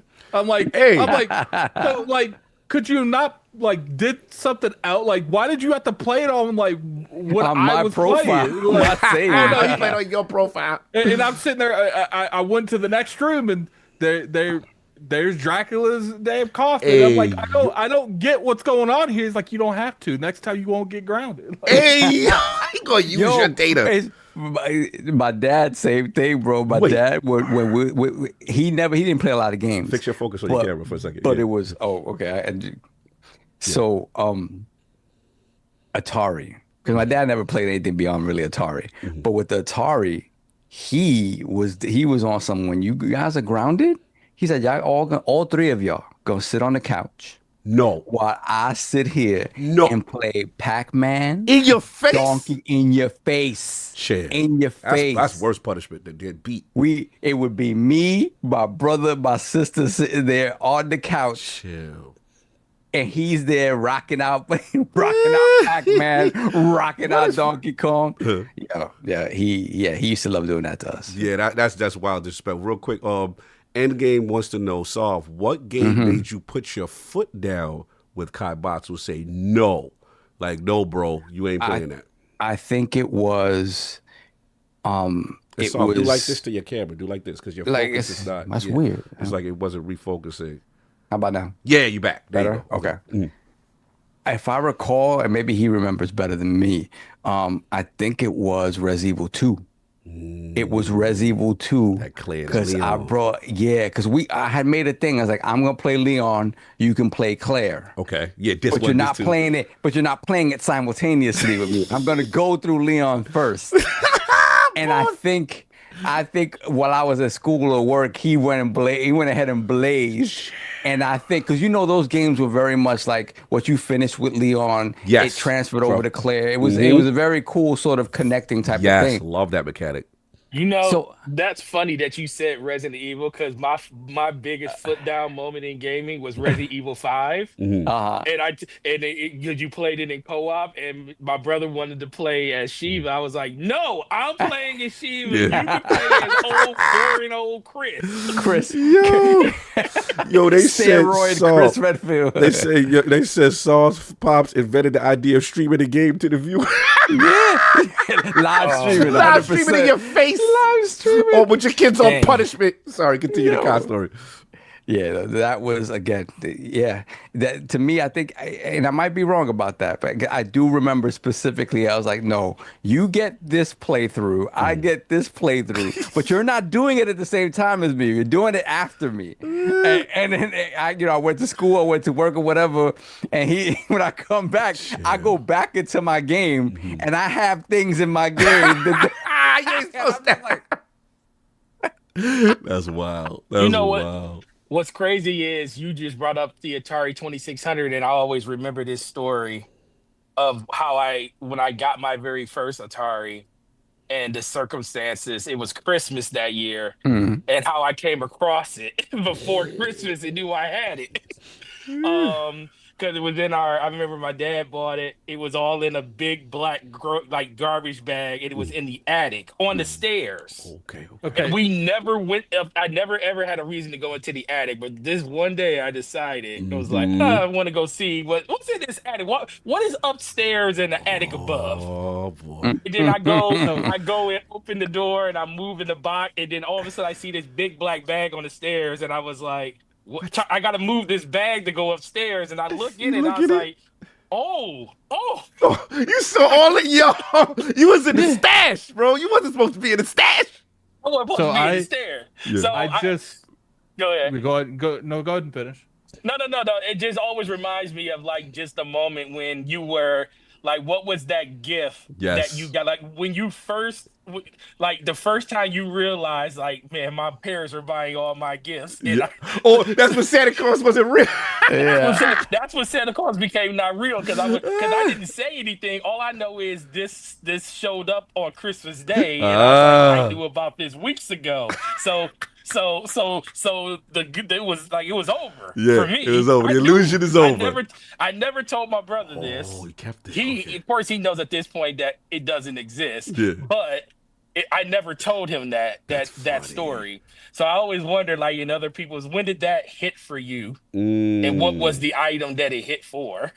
Well, I can't comment because Jay don't celebrate that. But I had no birthdays. I had no holidays. I lived through Solve and kids. He said I lived through Solve. I lived through them. I would go to school and see what Solve got. I'm like, that's awesome. You know, my mom said, I gave you life, boy. That's your gift. I'm like, yo. I was like, bro, I had it hard, bro. I can take your life away. Bro, I had it hard. Ain't nothing worse than for going over Solve house, and I used to see all the stuff. And I'm like, that's how it was with my friends and stuff. I was like, go to their house, like, man, you had a way I was like, Christmas this Christmas thing is fire. That's fire. What's a birthday? What's a birthday? What's that, baby? So and then your brother is in the chat. Yeah, I see him in the chat.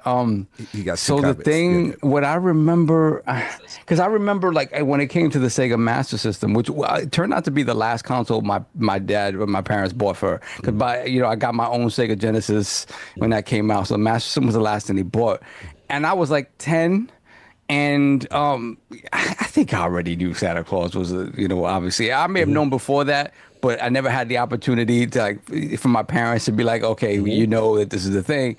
But I just remember he was like, okay, I'm not gonna try to figure out what you want. We're gonna go to we're gonna go to Sears and you're gonna pick. Yes. And then, the famous decision based on Double Dragon was that I go with the Master System instead of the NES, right? So that was that, but I don't recall that necessarily being when I realized Santa Claus was real. I think it was way before that. It might have been a couple of times that my parents left my younger brother and sister with me to go Christmas shopping. So, they obviously they left it up to me to make sure the illusion was maintained. Gotcha. I babysat them while they went out to Toys R Us and KB or whatever, got all the toys and came back. And I was like in charge of when they got to the door, they'd call me to the door, be like, hey, make sure your brother and sister are in the room or something like that. Gotcha. So I think I must have been like maybe 8 or so when I already knew that was the case. Attic, any joints with you and Zach, when it was a realization, or was your parents kind of like, we just gonna get you? Because at least I even though I'm slandering a little bit on my side, my dad, who wasn't part of any of that, and my mom and my dad were separate. So when my dad had visitation rights, he kind of pulled like, yo, what do you want? I'm getting you something, right? I don't see you off so what do you want? It was always like clothes or toys. Like, toys. Toys. You know what I'm saying? Take me to toys. So that was my thing. So he, it was illusion. But for you, Attic, was there any illusion with the Santa thing, or they play all that? They wasn't trying to do all that. Well, my dad's parents tried to. My mom, she didn't really like. My mom's one of those people that she can't hold on to something for months at a time. So but I do know that my mom was not happy when my dad bought me that N64 because he bought me Star Wars Rogue Squadron and Glover. He bought me those. And I remember playing that because I just looked it up actually. The Castlevania I played that he did that to me on was Legacy of Darkness. That was the one savage. Because I remember what the end looked like. It's just there's actually a couple Castlevanias that's on the N64. Someone said I miss Toys R Us. I used to play Yu-Gi-Oh tournaments at Toys R Us. Shout out to Mez. He said my brother always chose clothes and I chose games. Then I'd wear his clothes. Games over clothes. Facts. You got to get the super chat. Yeah. Okay. There's a 10-year age difference between me and my brother. So like he wasn't really playing games for a couple years. So yeah. Probably the only thing that kid plays now is like World of Warships. He plays that. He plays 7 Days to Die. He plays that. You're gonna have to get off. He having a fun time. Shout out to Fred. You tell me chilling. He having a good time. Yeah, so he plays 7 Days to Die. He plays that's about it. Yeah, man, and all that stuff. And he plays a lot of Call of Duty. And a lot of Halo Wars. A lot of Halo Wars, a lot of Call of Duty, and all that. I can't get this dude to play anything that's not those games, like at all. Like I can't even get him to watch TV. That's not the like 3 TV shows he watches or Beastie. Yeah, he likes watching Achievement Hunter. That's like his thing because he goes and watch like a movie with me. Like he's been pretty active in the movie thing because we both didn't have a movie there for like 3 years. Yeah, so I got the fly joint now. I like that. So he goes to the movies just as much as I do at this point. What's funny is I said, you going to watch the Demon Slayer movies with me. I don't care if you ain't seen that. He's like, okay, we gonna see this joint. No doubt. You want to get your brother in the super chats? You got a couple super chats. Let me see. Danny Passion, $2 super chat. Shinobi runs at 1080p, 120 FPS on the ROG Ally X. Yeah, it does. Beautiful. It's beautiful. I played that demo. Would love to play it on the store. Just for the sake. Then we have Kaibatsu. Remember 48 Muslim Bronze. I'm not accepting the slander, and you chose to play Resident Evil 2 for 12 hours. So it's my fault that I take time with the games that I purchased. You played Leon, I declare, and you still had beaten it first. No, I don't think I did. Receipts. Yeah, I don't. Again, I might be wrong. But all I know, you see, you chose to play Resident Evil 2 for 12. It's my business if I want to play this game for 12 hours or not. Whether it's a 12-hour game or not, you know how I play these games. I go every corner. I want to find all the secrets. I'm going to take a long time with a game. So it doesn't matter if I take 12 hours. That's a mental disorder. You want to check every corner. That's how I play these games. So, because he doesn't play them that way, that's not, especially since I paid for it. that is not his problem. That part. Hilarious. All this isn't relevant. I paid for it. That's really what this is about. He's justifying leapfrogging me against. I take too long. This is what he's trying to justify. No. That's it. We are caught up. No doubt. All right. It's kind of fast. We got the third jolt. You know what I'm saying? This would have been the king. Helldivers 2, a lot of success, man. I just want to shout out to Windows Central that had an article on it. And it looks like the Xbox release spiked player counts so high that it crashed servers. Also, it's surging on Steam with crossplay. Arrowhead's game, critically third-person co-op shooter Helldivers 2 finally released on Xbox earlier this week on the 26th, complete with full crossplay and other platforms. It was quite the historic occasion for both users of Series X and S consoles, as well as the game's community at large. Not only was the title's arrival accompanied by the incredible Halo ODST crossover Warbond, complete with recreated Halo 3 ODST gear that fits perfectly into the game, but it also marked the first time a Sony published PlayStation console exclusive came over to the upside. Now, there's been an update a couple of days ago. Arrowhead developer confirmed in a post on the official Helldivers 2 Discord server that at one point the game's total player count after the launch on Xbox reached as high as 500K plus. Notably, that's considerably higher than the shooter's all-time peak on Steam at 458. And then I just wanted to read about the next 2 major updates that are coming to kind of keep the momentum. It looks like there's going to be a Helldivers 2 Unjust update, and then a Dust Devils update.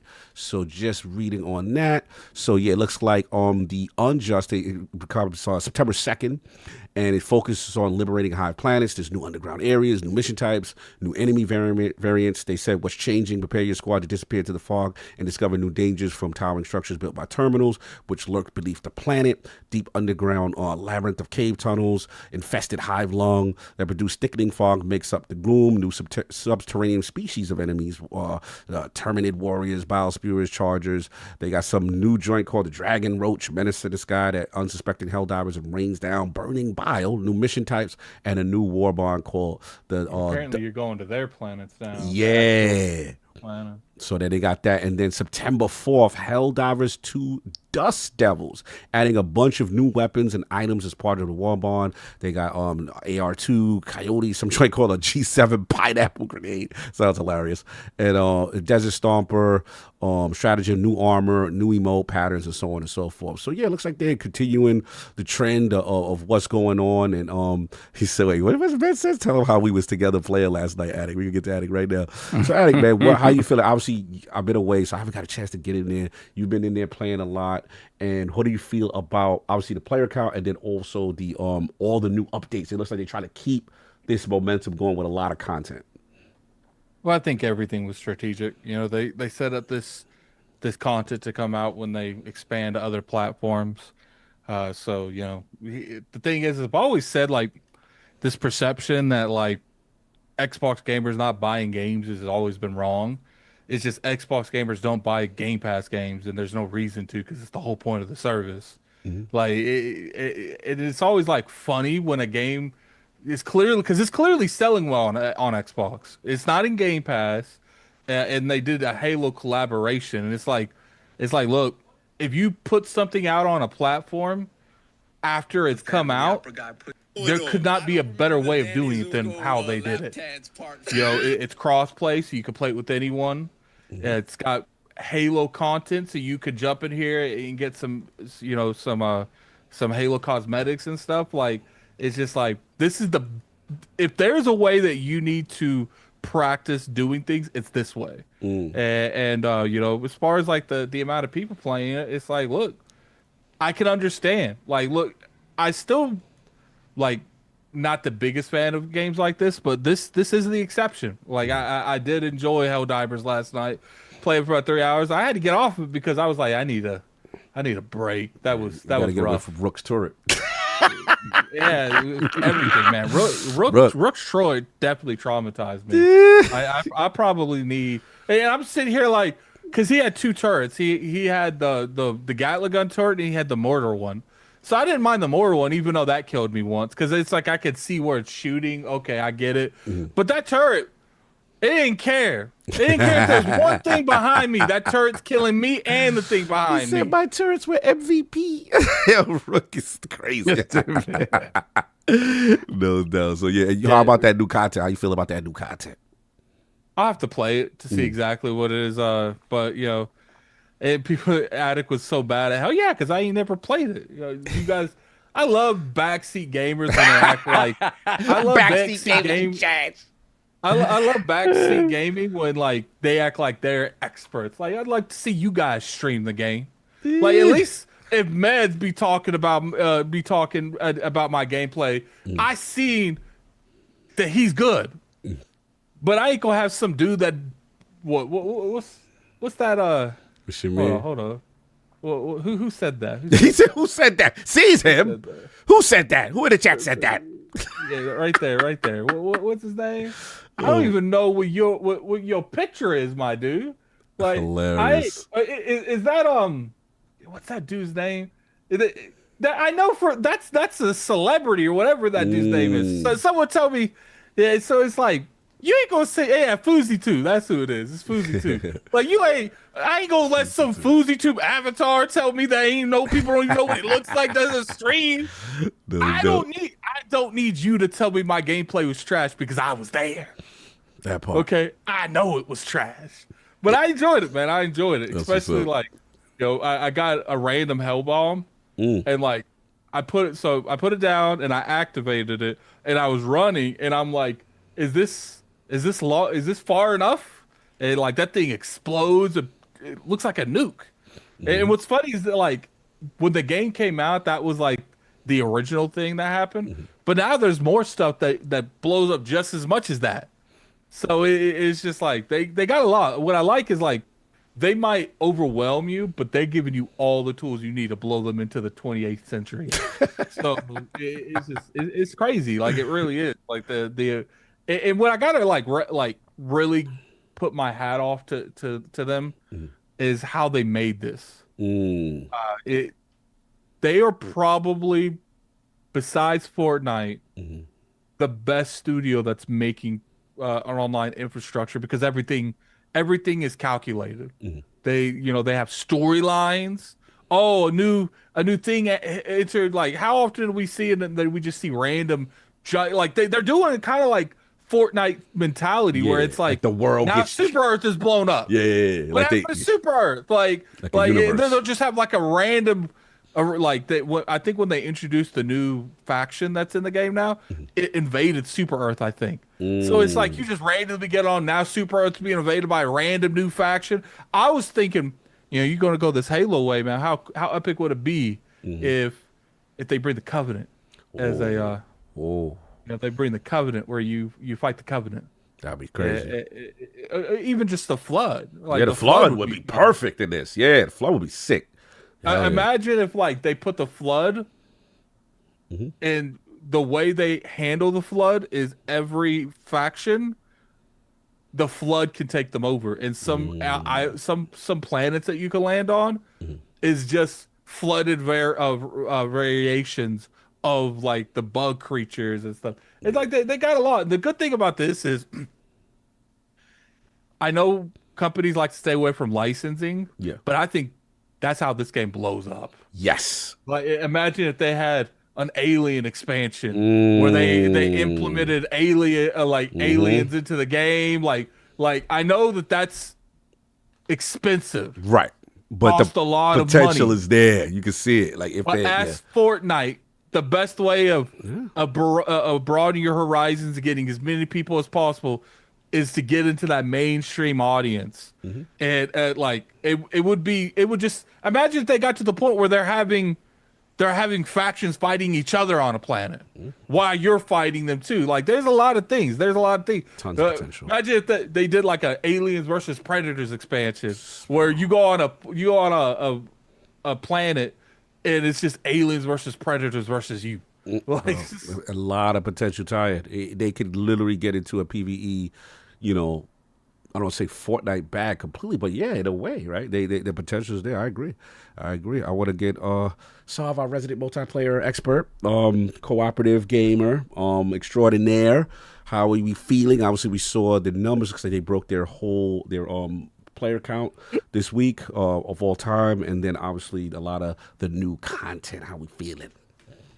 Yeah, I played all of 0 hours of Helldivers on any platform. But yeah, this feels like the most Xbox game that was not an Xbox game until now. You guys know what's next though? What? Whatever those things are in Gears, drop that in the planet. Oh, you mean what they call? I forget the locust. The locust. Have locusts be a planet. Locust in there. Just collabing with the Xbox alone, Helldivers has access to a lot of things. You could put Gears in here, right? In a way, right? Yeah. Or give them, if they don't want to go too IP heavy. What's the dude that always die? You can have Carmines. You can have Carmines up in this, and that would be funny. Send me the bag. I just gave y'all the dopest idea. You put Carm, who's known to always die, who has the comedic tie-in. Send Cog the bag right now. Gears of War, Helldivers 2. Let's go. But you take it farther than that. Let's go. You have a special event where instead of landing, there's a bunch of bugs. There's a bunch of cars. There's a bunch of Carmines. There it is. Rest in peace, all the Carmine brothers. Shout out to man's facts. Continue. Yeah, no, I mean, again, I'm just glad that it hit Xbox and it kind of has, caused a resurgence in the game overall. The fact that, you know, they finally got, you know, you have the crossplay all over all these platforms. You got the new content coming. This is exactly what you want this type of game to be. And this is exactly the cadence of sort of content that you want for this game to have. And now you don't have to worry about what platform, right? At some point, I can imagine if it runs on the Switch too, they're gonna try to figure that out too. But yeah, I mean, this is what this kind of game needs to continue to survive. And I'm glad that, you know, it hit Xbox and it's doing what we expected it to do as a game that feels very Xbox coded. How did you guys, well, Attic, how did you find the ODST stuff, like crossovers wise? I didn't get it. Yeah, you Okay, gotta you get get that. Yeah, I bought it. I haven't been home, so I refuse to play like a game like that or like an Ally. You know what I'm saying? Like I feel like a true multiplayer experience deserve the full suite. Yeah. So this is this week. Obviously, it's Labrie Day weekend. I'll be Labor Day. I will definitely get a chance to get in there this week because I've been thirsty, man, to get up in there. Yeah. So again, the floodgates are open. Yes. Let's see more come through the gates. Now that the sexting is completed and we have an open relationship, our new bond. You know what's crazy? That's just on Xbox's version. They put like all the zombies and stuff that's in Last of Us clickers. You talking about Collabo? Yeah. Oh, I didn't think about that. Yeah. Imagine like you start hearing clickers and Helldivers. Listen, man, y'all wanna? Because clickers have always had that like unique sound approach. I mean, they can even tap into Resident Evil, where it's like you imagine if they did like a Resident Evil collab where it's like every planet has a different variety of Resident Evil. That's the thing, and you guys are right about that. Like, you know, as some people, I know people feel like these collabs kind of bring down the game. Yeah, Doom is perfect. Doom is perfect. Doom Slayer.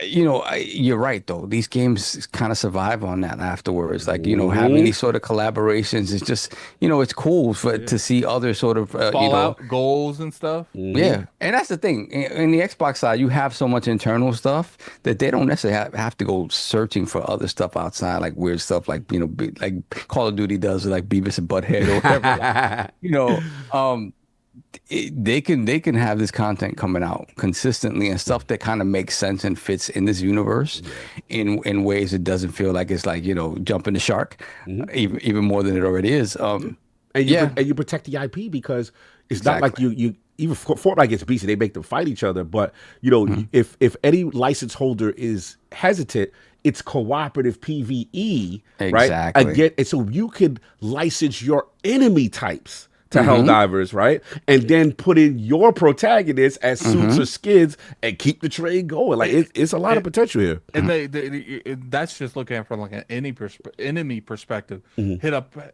you know, Microsoft and be like, what would it take for us to put a location of Reach in the game? Backgrounds would be crazy.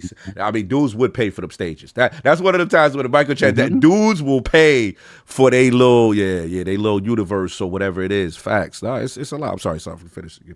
Oh, that was it. I'm just glad to see that it's doing well. Just on the performance front, how do you guys find performance? 'Cause I kind of heard some stuff that it was like this version of the game on Xbox kind of wasn't necessarily up to par in terms of performance. But maybe I'm wrong about that. Yeah, how that performance at it? Because I got to get in this. I'm the worst person you could talk to about that. Yeah, we got to get. I don't pay attention to that stuff. Yeah, we got to get the console guys. How we feeling? I personally didn't feel like drastic drops or screen tearing and stuff, but I don't like. I play stuff like that doesn't bother me unless it's extremely noticeable. I'm not the kind of person that could see it off the bat. Like sometimes when you see gameplay on like trailers, I'm like, that's clearly dipping, like drastically dipping. But it's that like people will complain if it drops like 5 frames occasionally or drops 5 frames when like a lot of stuff's going. That stuff don't bother me. Just don't drop to 10, 15. And then usually you'll get a pass on performance. Did I have an issue playing the game? No. Was there parts where it was a little bit more of an inconvenient to play the game? Sure, but I wouldn't say it stopped me from playing the game. The only time I'll stop playing a game essentially is if the game crashes a bunch. That's like the biggest portion.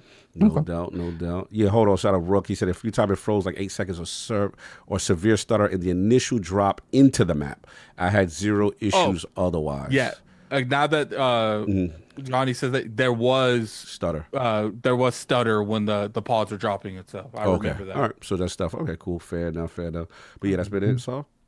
Yep, that's pretty much it. Yeah, you guys echo my thoughts. I thought this was super cool, and obviously, you know, they're going super hard. Shout out today. Obviously, we see both companies promoting it. They both want this to do well. You know what I'm saying? And yeah, this opens the door for more things, right? And I think that this is a key metric for Sony to see, you know, them choose this game, which was, let's be honest, the only successful live service one that they had, and then, you know, now say, okay, Concord did well. I was about to run off. I was about to run out of here. I was like, no, he didn't. So it's just like Concord did great. Oh yeah, they clearly. We're gonna see videos in the future, and Concord was misunderstood. Yeah. Especially now, Herbert Holt's coming out with videos talking about we can't fail big anymore. We have to fail small or whatever. Because yeah, clearly someone signed off on that, bought a studio for that. You know, we know this. I have zero idea on how that happened. Yeah, that's a crazy. Whoever was failure. in that building that looked at something like Concord and thought that was a hit, you should probably be in a different building. So, yeah, it's going to be interesting. To me, now that this seems the early stages of this, because Attic made a good point. Like, I keep forgetting, like, this is not a Game Pass game, right? This is on Xbox. You have to pay, right? So to see the player count surge to its highest since now it's been on Xbox is interesting. Now, yes, fair, we need to see the splits, right? But we kind of got an idea, because I think someone showed like some of the Steam splits. So it appears that the Xbox. You don't need to see the splits I know, anyway, but because here's the thing: Xbox has a way smaller platform. You got to see the percentage of every platform, not the splits. Because if you got 80 million PlayStation 5s and you know, 2/2 are playing on Play, obviously, because they have way more hardware. No, it's interesting, man. I love seeing that data type, that data information, and then see what actually happened. And once they see it, you know, that kind of incentivizes them to do more stuff. And I just like the way they did it. Like the Halo, we all felt it was a perfect collaboration. And I love when companies have they lined up and they roadmap in tune. Everything is congruent, and it's just super dope. They got this Dust Devils. They got the Unjust. You keep that going, because let's be honest, that was one of the issues with Infinite, right? We like, damn, this game is dope, but where's the content, bro? We want to do more. This is what I'm talking about. And then we seeing the live service sensibilities. Like I said, it could be the PvE Fortnite kind of thing if they play their cards right. So salute to Arrowhead, man. This is super dope. You see the developers popping off. They saying a lot of stuff on Twitter. And yeah, I think this is, listen, the way they're promoting, I would assume that there is something else in mind next, whether it be, I don't know where Fair Games is with them, or whether it be some next IP, whether it be they go the traditional route where it's like, hey, we've extracted value from, I'm just making it up, Uncharted or Returnal or whatever, right? And they say, hey, we give a collection of older stuff. Let's see how that does, right? I think we're in this pocket now where it's just like, hey, we've got to extrapolate as much value as we can from consoles. Not that they are dead, but if we don't, basically what I'm trying to say is it's looking at your own mortality. They are not in the urgent situation where Xbox is, where Xbox kind of threw the towel and say, hey, we're doing something else. We're going to be the biggest publisher. They're like, okay, we're selling the most consoles. We're the biggest right now, but these games cost a lot. We've got a couple of failures that in this last, and we need to kind of maximize every bit of software we put out, because there is something to be said that you yourself, of the games that you make, are not benefiting you on your platform the most. And I think that is something that they kind of look at. So that's pretty much what I wanted to say on it. Yeah, I think, it goes back to the discussion we were having before. It's like, we've talked about, okay, what can the game industry do to kind of, improve upon this, to be more efficient, to not take 7 years to make a game, to not, to bring budgets down. At the end of the day, I don't think anybody's figured that out. Right? Yeah. Nobody has come out and be like, oh, we're going to do this differently. We're going to do that differently. Nintendo. Nintendo, right. But Nintendo's been doing it already. Facts. They don't really tell you how long it takes to make a game. They don't tell you who's working on it. They just tell you when the game, they'll tell you right before the game's coming out, all the game's coming out. And then that information will maybe drip feed a little bit afterwards. Like, oh, it's this team working on it. It's these people. Mm-hmm. They're the only ones. Like everyone else, ever since the discussion around gaming has been like, hey, these games are getting too out of hand. They're taking way too long to make. They're becoming more expensive. None of the big, the publishers, you talk about PlayStation, talk about Xbox, nobody said, hey, we're taking these steps to improve upon that. Nobody's done that. So Facts. it almost feels like they've accepted that this is the nature of game development now. How do we, that's what it is. We're going to figure out other ways to sort of make that make sense. Right. And like to your point, it just feels like, okay, these games are still going to take forever to make and they're still going to cost a whole lot of money.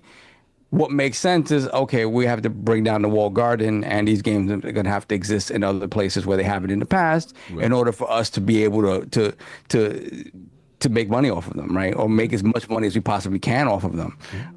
So, I mean, it kind of feels like that's the reality of things, unless they, they come out and be like, hey, moving forward, these AAA games, you're going to see, you're not going to see like brand new assets from game to game. You're not going to see, if they come out and say something like that in these games, we're going to make sure they don't take any more than like 4 or 5 years to make maximum, then you see that they're taking these steps to sort of mitigate costs but doesn't really feel like that's the case, at least at this point, So, yeah, the answer is open up the gates.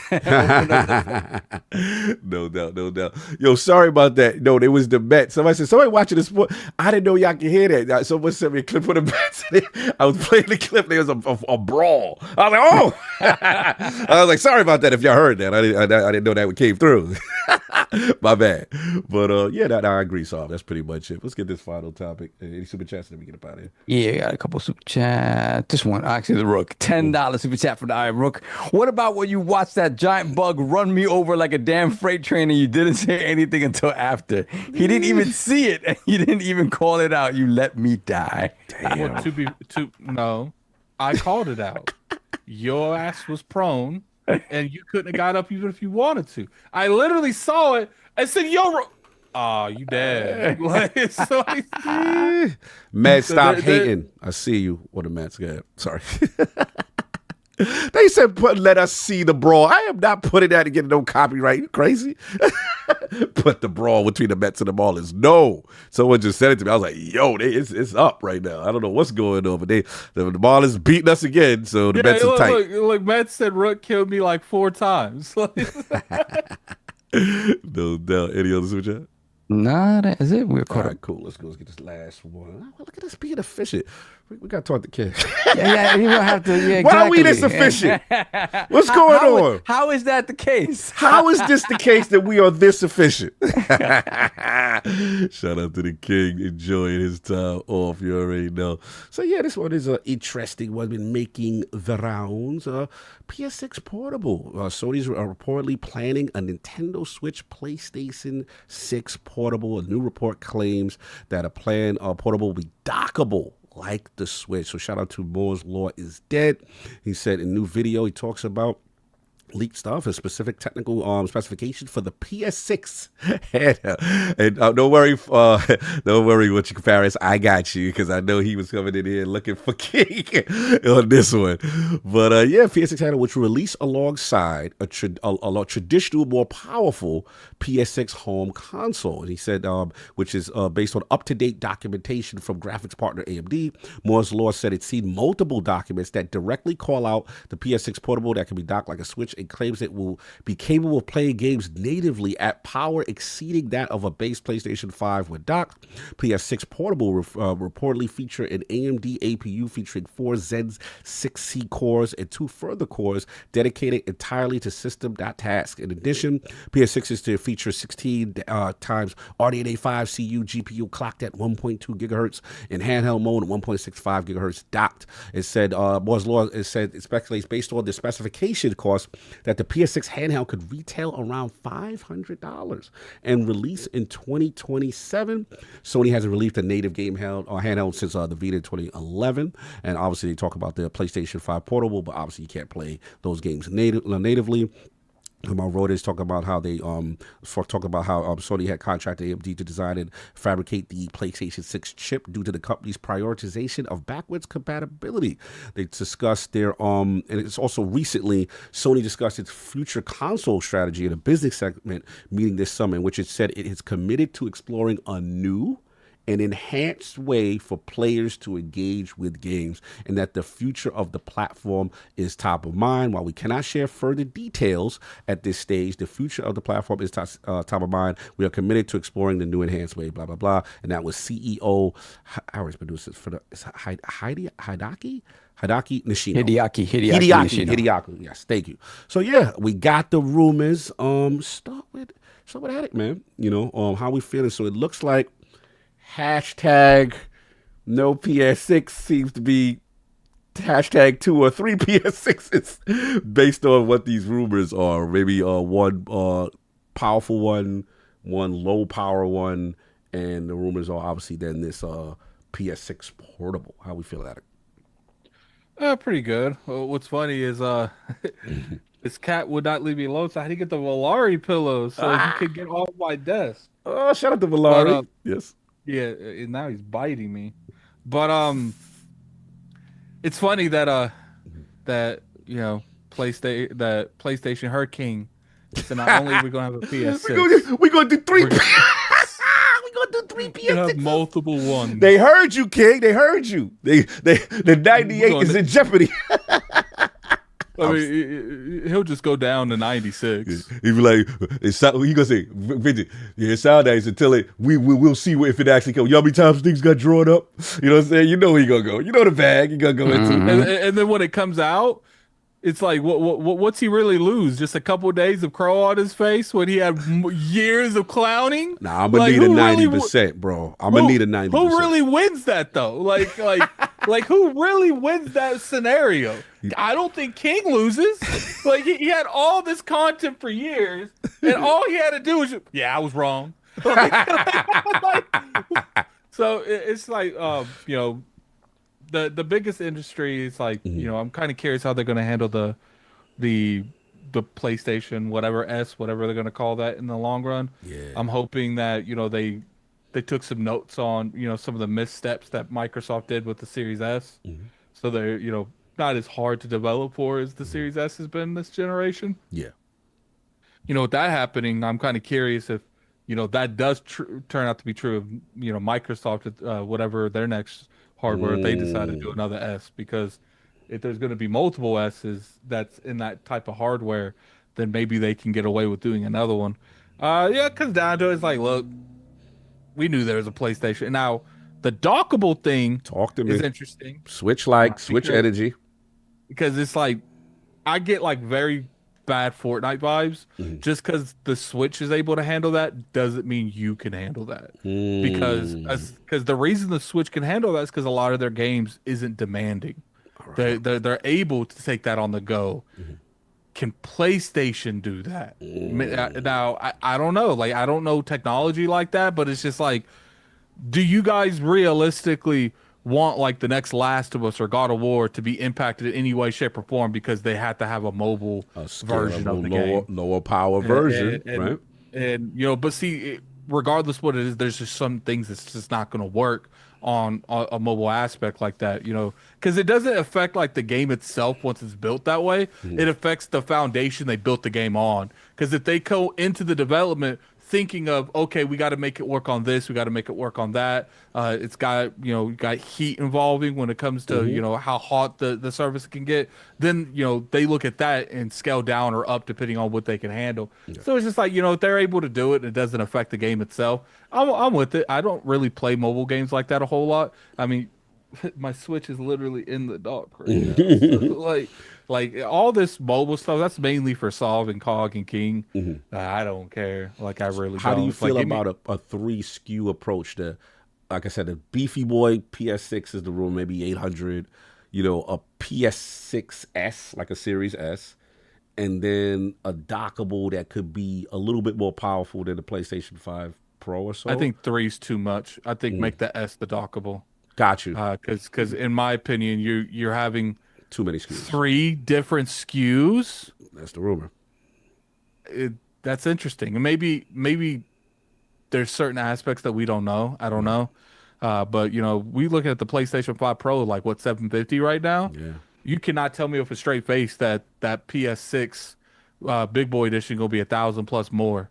So it is what it is. I just need to see more on, like, you can tell me what you want. I need to see it in action. Yeah. Everything sounds good on paper till you actually do it. The Series S was a great decision to be made, but there was some hiccups along the line doing it, such as like Baldur's Gate didn't come to the platform for a while. We don't know whether or not if Black Myth Wukong was an issue to develop on it. I don't think we'll ever get that information. But there's a lot of games that was having a lot of issues with it, and then there's some developers that said, look, because we had to develop for the Series S, we learned how to optimize better on other platforms using that data. So it's got its pros and cons. I don't particularly know at this time has more pros or cons. I didn't have the Series S the entire generation. I've never owned a Series S. I've only seen like two. The one that my cousin has and Cogs. So it's just not my thing.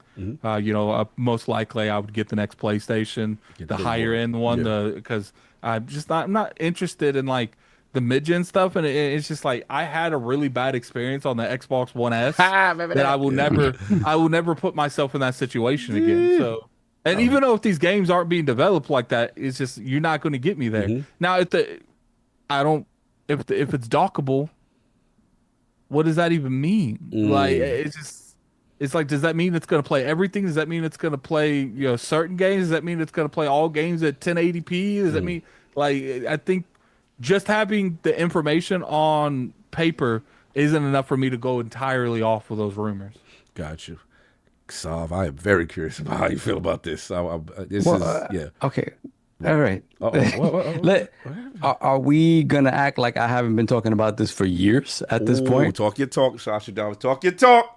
It's your time. I've been talking about this exact thing for years. Facts. Since there was the belief that there could be a 2 SKU approach the same way that Xbox was doing it.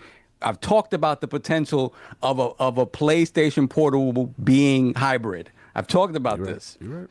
And so to the point of the 3 SKU approach, there is no 3 SKUs. This is the second SKU. There is no PS5. This is what it is. And it's going to be able to play the PS5 games. Like there isn't going to be an additional one. In my mind, if they're talking about this being a hybrid, right? This is their base PS6. This is the one that they expect to sell the most. This is the mass market product, while the other one, whatever the more powerful one that is only a home console, that is the one that they're probably going to try to get away with selling you for maybe $700, right? I don't think it's going to be more than a PS5 Pro, because we talked about, what Moore's Law is Dead was talking about. Is like all of the tech that they're putting into these machines is to allow them to punch above their weight for a price point that's more akin to what we're used to. Right, all the AI stuff, all the machine learning stuff, all of this, the upgrades to PSSR, incorporating FSR4 into that, incorporating RDNA 5 into that and beyond. It's in order to make the machines be able to punch above their whatever the rasterized performance you would expect out of this type of hardware upgrade. It's going to be I won't say exponentially. It will be perhaps close to doubled what that rasterized performance would be, because of all of these things that are going to be implemented in consoles moving forward. So yeah, this is it. This is it. If this is all true, then they're doing exactly what Nintendo is doing, and is giving you their base PlayStation 6 will be this machine. This is the machine they're going to push, and if they can push it at $500 with a dock that upscales it and gives it a little bit of juice, and unlike Switch to this point is able to incorporate the VRR properly and all this stuff to allow that machine to perform higher than what a base PS5 does now. Yeah. And maybe touching PS5 Pro, because remember, PS5 Pro really you're not getting performance upgrades per se. Right. It's more about resolution. Like it's more about being able to push what's closer to native resolution without having to kind of roll back performance, right? And giving you, we can give you the quality mode now for the same at the same sort of frame rate cost that you did on the whatchamacallit. It's just about kind of evening out that field. So if this machine can do that, and again, with all the new tech that we're expecting to be in it, with the possibility of a dock that upscales, right, and has some juice in it, right. I see no problems in doing that. And if they can, depending on where the tech is at the time, if they can do it for $500, this will be their mass market product. This is the thing that will make people look at a Switch and be like, wait a minute, the PlayStation is doing this, but it's doing this with this caliber, this level of game. As opposed to what the Switch is doing, which is it's obviously not at that type of visual fidelity, and it's not doing that. But yeah, so, if this is true, right, this is what they should be doing. And once again, I think this type of product at that price point, even at $600, I think, is going to sell gangbusters. And I think it wins them back a big portion of Japan if they can do this, right? Because Japan isn't going to care about really the $700 one. They're not. It's going to be this big VC thing. They're not going to care so much about that. They're going to care about this. I think it's very smart, and I've been saying it forever. Hybrid. All right, but let me push back. Not push back because I'm really not pushing back. But something Addicts made a good point. What about from a development standpoint, this lower power mode hybrid thing? A lot of people feel like this is not the way to go. It is not. Again, looking at the way the technology is scaling upwards, it is not as much of a consideration as it is with dealing with a machine that's dealing with pure rasterized performance. It's not, because the tech is going to be in it. It's going to have RDNA 5 tech in it. So the way it scales is going to be something that we're going to be doing anyway, if they're talking about PC ports as well. So when you talk about their games, like it's not going to be as costly as people think. And it's just going to be about, and when I costly, what I mean in terms of performance, in terms of graphics, costly in that regard. But I was told that it was hold the generation back if you but again, you're thinking about it. You're thinking about it in terms of old school rasterized performance, which these machines are not based on anymore. It's different. The core of how these machines function is different. How they get the picture to you on your screen is different. So at the end of the day, it's not the same, and it will not be the same quality drop. You obviously, when you're talking about a hybrid, and especially when you're doing it in portable mode, you have power consumption considerations, battery considerations to have, to think about. So those will be the limiting factors in terms of what you get. But in terms of the hardware, if it is, RDNA 5 or parts of 6, the next iteration of PSSR, which, obviously is going to incorporate part of 4 and part of 5, all of that stuff ensures that stuff is on a level playing field in terms of how those games are being built, right? So it's not the same thing as what we've been talking about up until now. This is the paradigm shift. These next consoles are going to be more in line with how PC games are being built now, right? And these new technologies, again, a 5090. A 5090, the jump in actual rasterization performance is not that big over a 4090. Yeah, we see diminishing returns on certain stuff. Exactly. So what makes it an exponential jump is the DLSS 4, is the multi-frame generation. Those things that kind of all of a sudden this game is essentially looking as good as it has on a 4090, but you can now run it at 240 FPS or whatever the case may be, right? So again, all of these next iteration of these consoles are going to have that tech in it. In conjunction with the AI, the NPUs. Exactly. Like so it's not the same. It isn't the same. It will not be the same.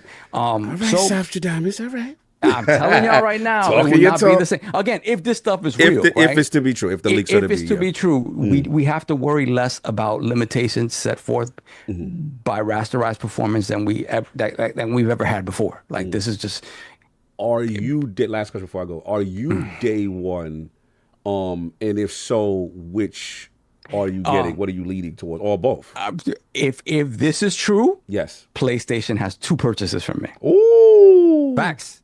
If this is true, they've just sold me 2 machines. So you get the big boy. Of course. Okay. And then you're gonna do the PSX. 100%. And this one I won't really be docking. I'll be using it portable. But again, I'll be able to bring my PlayStation ecosystem with me. Yeah, that's my thing. Again, they're doing everything that I thought Xbox would be doing before we're the biggest third-party publisher on the planet. This is everything that I had predicted that Xbox might be doing, and it's flipped that it's PlayStation. But again, shout out to Moore's Law's dad. You know, you send the check some way. To be fair, like when y'all talking about this, I'm like, wait a minute, I've been talking about this for years. For sure. Again, and it's all speculation. It's speculation. You know, me thinking where I think it should go. Yeah. And you know, if this is true, then they agree. Oh man, I like this. Yeah, that's a good topic. Look, this is interesting, man. Again, with all the stuff that's coming out, I gotta be messy for a little. I will admit now, I got to be messy for a little bit because again, I just want to make sure developers are not going to. Okay. I just want to make sure developers are not going to be confused. I just want to, because I was told, you start off on the low end, the common denominator, and you got to scale down. But to Sah's point, what I'm saying, things are changing, right? And development. We've had countless stories. I always told people was, developer talent, resources, and all this stuff involved before getting a Wukong to run at 60 frames per second on a Series S, right? And again, this is using the older stuff. We're not talking about the newer technologies and how things are going to change. And again, it's quite interesting that Sony is adopting these strategies. That's again, the precedent was set. Is all I'm trying to get at. You know what I'm saying? Because Xbox did get raked over the coals for this approach, this dual school approach. Now, this is interesting to me because again, I was talking to Colin, and I think he did kind of allude 3, but maybe to your point, maybe it is 2, and maybe it's just the PS6S is just, the portable is just a PS6S or whatever. Whatever it is, I like it. I like hybrid trying to do that. I like having the option for the big boy, right? That you could do that. That's dope. I tell you what would be super dope. They need to just lean into that Vita naming convention and stop playing. In my opinion, like I like the Vita, you know what I'm saying? The only thing that held the Vita back was the tactileness of the touchpad in the back. You don't have the double shifts. That's where Switch is superior, right? Switch, you have full controller functionality, right? And you have that dockable thing. But yeah, look, we gotta admit, like, I don't want to say Mr. Me. If King was here, he would say Mr. Me Too, but it is kind of Mr. Me Too energy in you're doing a multiple SKU, like the Xbox Microsoft pioneered, and you're doing a dockable like Switch has done, right? So you're taking the best of, okay, they did that. Now the question is going to be when, right? Because 2027 could be interesting. And this is where I agree with you, Sav. The biggest fumble here, because the rumors are that this will be way more powerful than the Xbox ROG Ally X or whatever, based on the technology that they're going to have. It will be. It will be, by far. It's later, it's common sense, right? It's later, it's common sense. Right, yeah. so we get that. My question, my thing is, I was hoping, because remember the rumors were that the Ally X would be kind of like their test bed, and then Xbox themselves would make the dedicated thing. So I don't have to go through Shinobi Play Anywhere, because I will be getting the console versions of games. That's the strength of this device. Mm-hmm. The console version it is that ecosystem PlayStation on the go. Now you get me into the PlayStation ecosystem more, because that's my issue. The reason why I prefer the Xbox ecosystem, one of the reasons, is because I can take my experience with me. If I'm on the PC, I can play on the PC my games that I'm at work. If I'm taking my laptop traveling with me, I can most likely take all my games, majority of my games on my laptop. And if they have a handheld device and it's playing anywhere, that's the synergy, the cloud saves, the data. That's what I'm talking about. With PlayStation, I am beholden to that living room. I can't bring it over here to the PC because the launcher. I'm not doing that. You know what I'm saying? And the streaming, I'm not doing that. And then with the handheld, I'm sorry, I'm not interested in no Portal. I'm not staying in my couch and tethered to my couch. And I mean, yeah, they did the Wi-Fi. Yes, okay. To me, that's not optimal. I want native experience so that if the internet has been taken away, I can play. Right? That's what I want. So you giving me the ability to extend the PlayStation ecosystem outside of my... I'd finish mad PlayStation games. That's why I don't finish. I'm like, damn, I got to wait till I get home. You know what I'm saying? Now you're talking. So, look, that part, I was like, damn, man, if they get out there first, that's going to work. I told me and Maddie talked about that. If PlayStation get out there first on that hell, that's going to work. Now, what I will say, you know what I'm saying, obviously when we come down, we got to see these price points. It's interesting that it looks like the big boy ain't going to be subsidized. You know what I'm saying? Look like you going to pay. You going to pay that 8. You're going to pay whatever it is it's going to be. As far as I would be shocked though, Sarvis, if the PS6S is that cheap though, right? You think it'd be like that 5? I mean, again, we're talking 2027. Again, it's going to depend on where the tech is at when they're ready to come out, right? And if you can shrink it, right? Obviously, it's about shrinking it. I talked about power considerations, TDP, all that sort of stuff, battery life, all stuff that, you know, it can't be unreasonable for a console player. You can't put that machine out and be like, yeah, but portably it lasts 30 minutes. Because the console player is gonna be pissed off. They're pissed off. They got to figure out the battery. Yeah, continue. It's a balance. It's a balance. And again, I don't know that we're there by 2027. Again, this is all theoretical. But ultimately, yeah, you want to have that machine be, all the stuff that they're putting into these machines. Right now, it's super expensive to put in the newest tech, right? Right. It will be like any console. It will be somewhat dated by the time it comes out. For sure. As opposed to where they are in the PC space. It's always that. It's always the truth of it, right? But at that dated meaning, also it'll be somewhat more affordable. So again, maybe $500 is wishful thinking, right? But again, 2027, late 2027, 2028, maybe. Yeah. Looking at now, 2 years removed from now, AMD's moving very quickly with these iterations of RDNA. So yeah, man, anything is possible. And again, you got to remember, it's really, really only Nintendo that's unwilling to take an L on hardware at the launch. Right. So they could be selling it at an L and decide, hey, maybe 500, because it is going to be our mass market device, and this is the device we expect most PlayStation owners to buy. Right. They could eat that 500 if that's, if it's even remotely around that price. So it's a possibility. If they subsidize that, again, that to me, when they look at the success of the Switch. And again, coming with that 500 price point next to a Switch 2, next to a Switch 2 with a power that's compelling. A Switch 2 that still has like probably another 5 years to 6 years on its and the PlayStation name brand power. That's compelling. Exactly, and that's why I said that you give yourself the ability to re-win Japan in a way that you have lost them completely compared to Nintendo, right? There's a lot of reasons why this makes sense, especially considering where the tech is. It's possible now when you think about the type of games that PlayStation makes, the type of games that come to that platform. It is something that is a lot more feasible now than it's ever been. Before you said you want to jump in real quick, so you had something. I was gonna ask, like, why do we think in Japan, especially, mostly just due to the handhelds being a bigger thing over there, do we really think that PlayStation would make a dent in the armor that Nintendo has over there? Because I would think that the reason is not just because they got mobile phones they can do that with over there too, but the reason Nintendo saturates that market is because they have a product that isn't available anywhere else, and it's in handheld form.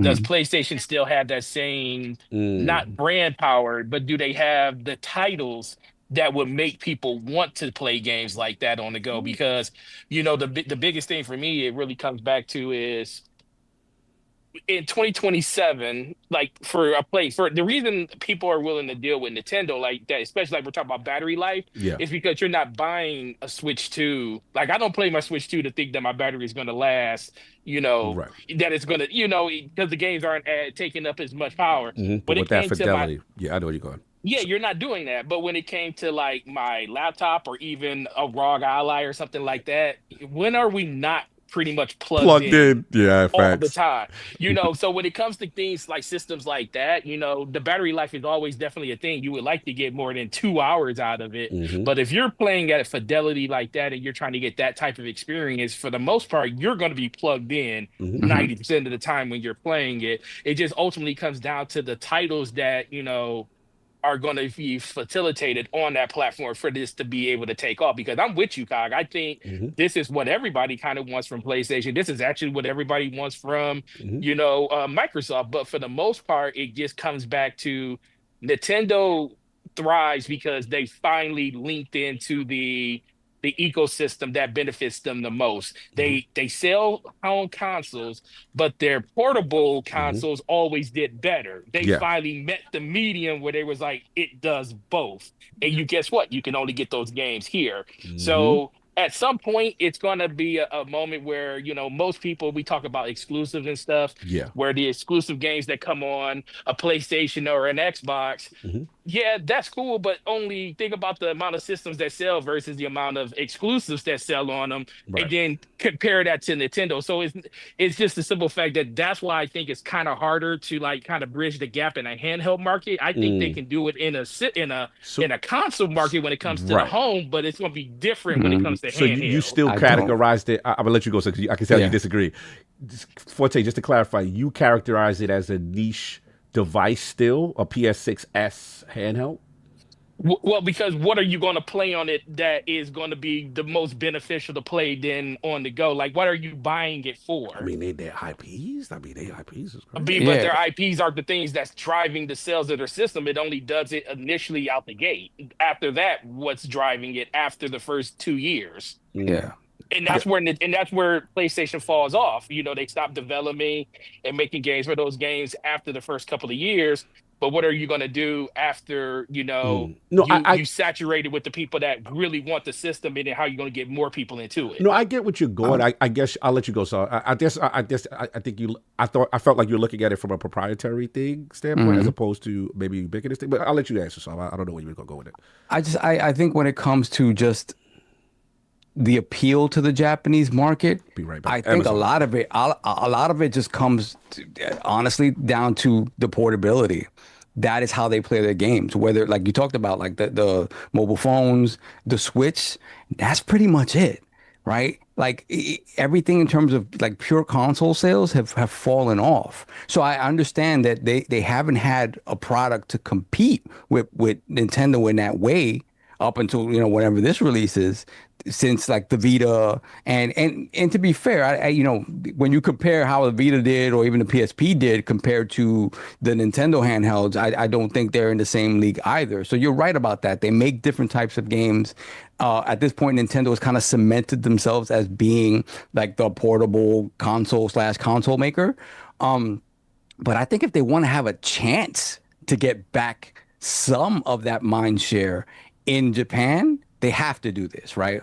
Otherwise, it's going to be continuous. To me, it's going to continue to diminish their hold in Japan. And I think, I think the Japanese people also are very sort of they're loyal to their brands too. So, in as much as they've been, are loyal to their brands, I think PlayStation still does fairly well in Japan, but it doesn't even remotely compare to Nintendo because of the handheld and because of how portable centric they just are as a society.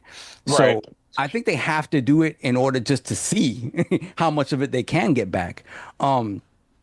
In terms of like, I don't know that the idea of a portable style game versus what we consider a console game is as prevalent anymore, because when you look at like, the first party stuff on the Nintendo side, they're still very sort of in-depth, huge games. The Zeldas, when you look at, the Mario Odyssey, you look at the whatchamacallit, you look at the Donkey Kong, they're still like big games, These aren't necessarily what you would consider like, I play for 5 minutes, put down type of games. What Nintendo has done very well is that, you know, that sort of suspend resume works like a charm on that thing. Like it's like you just, you know, put it to sleep, boom, come right back, and it's right there.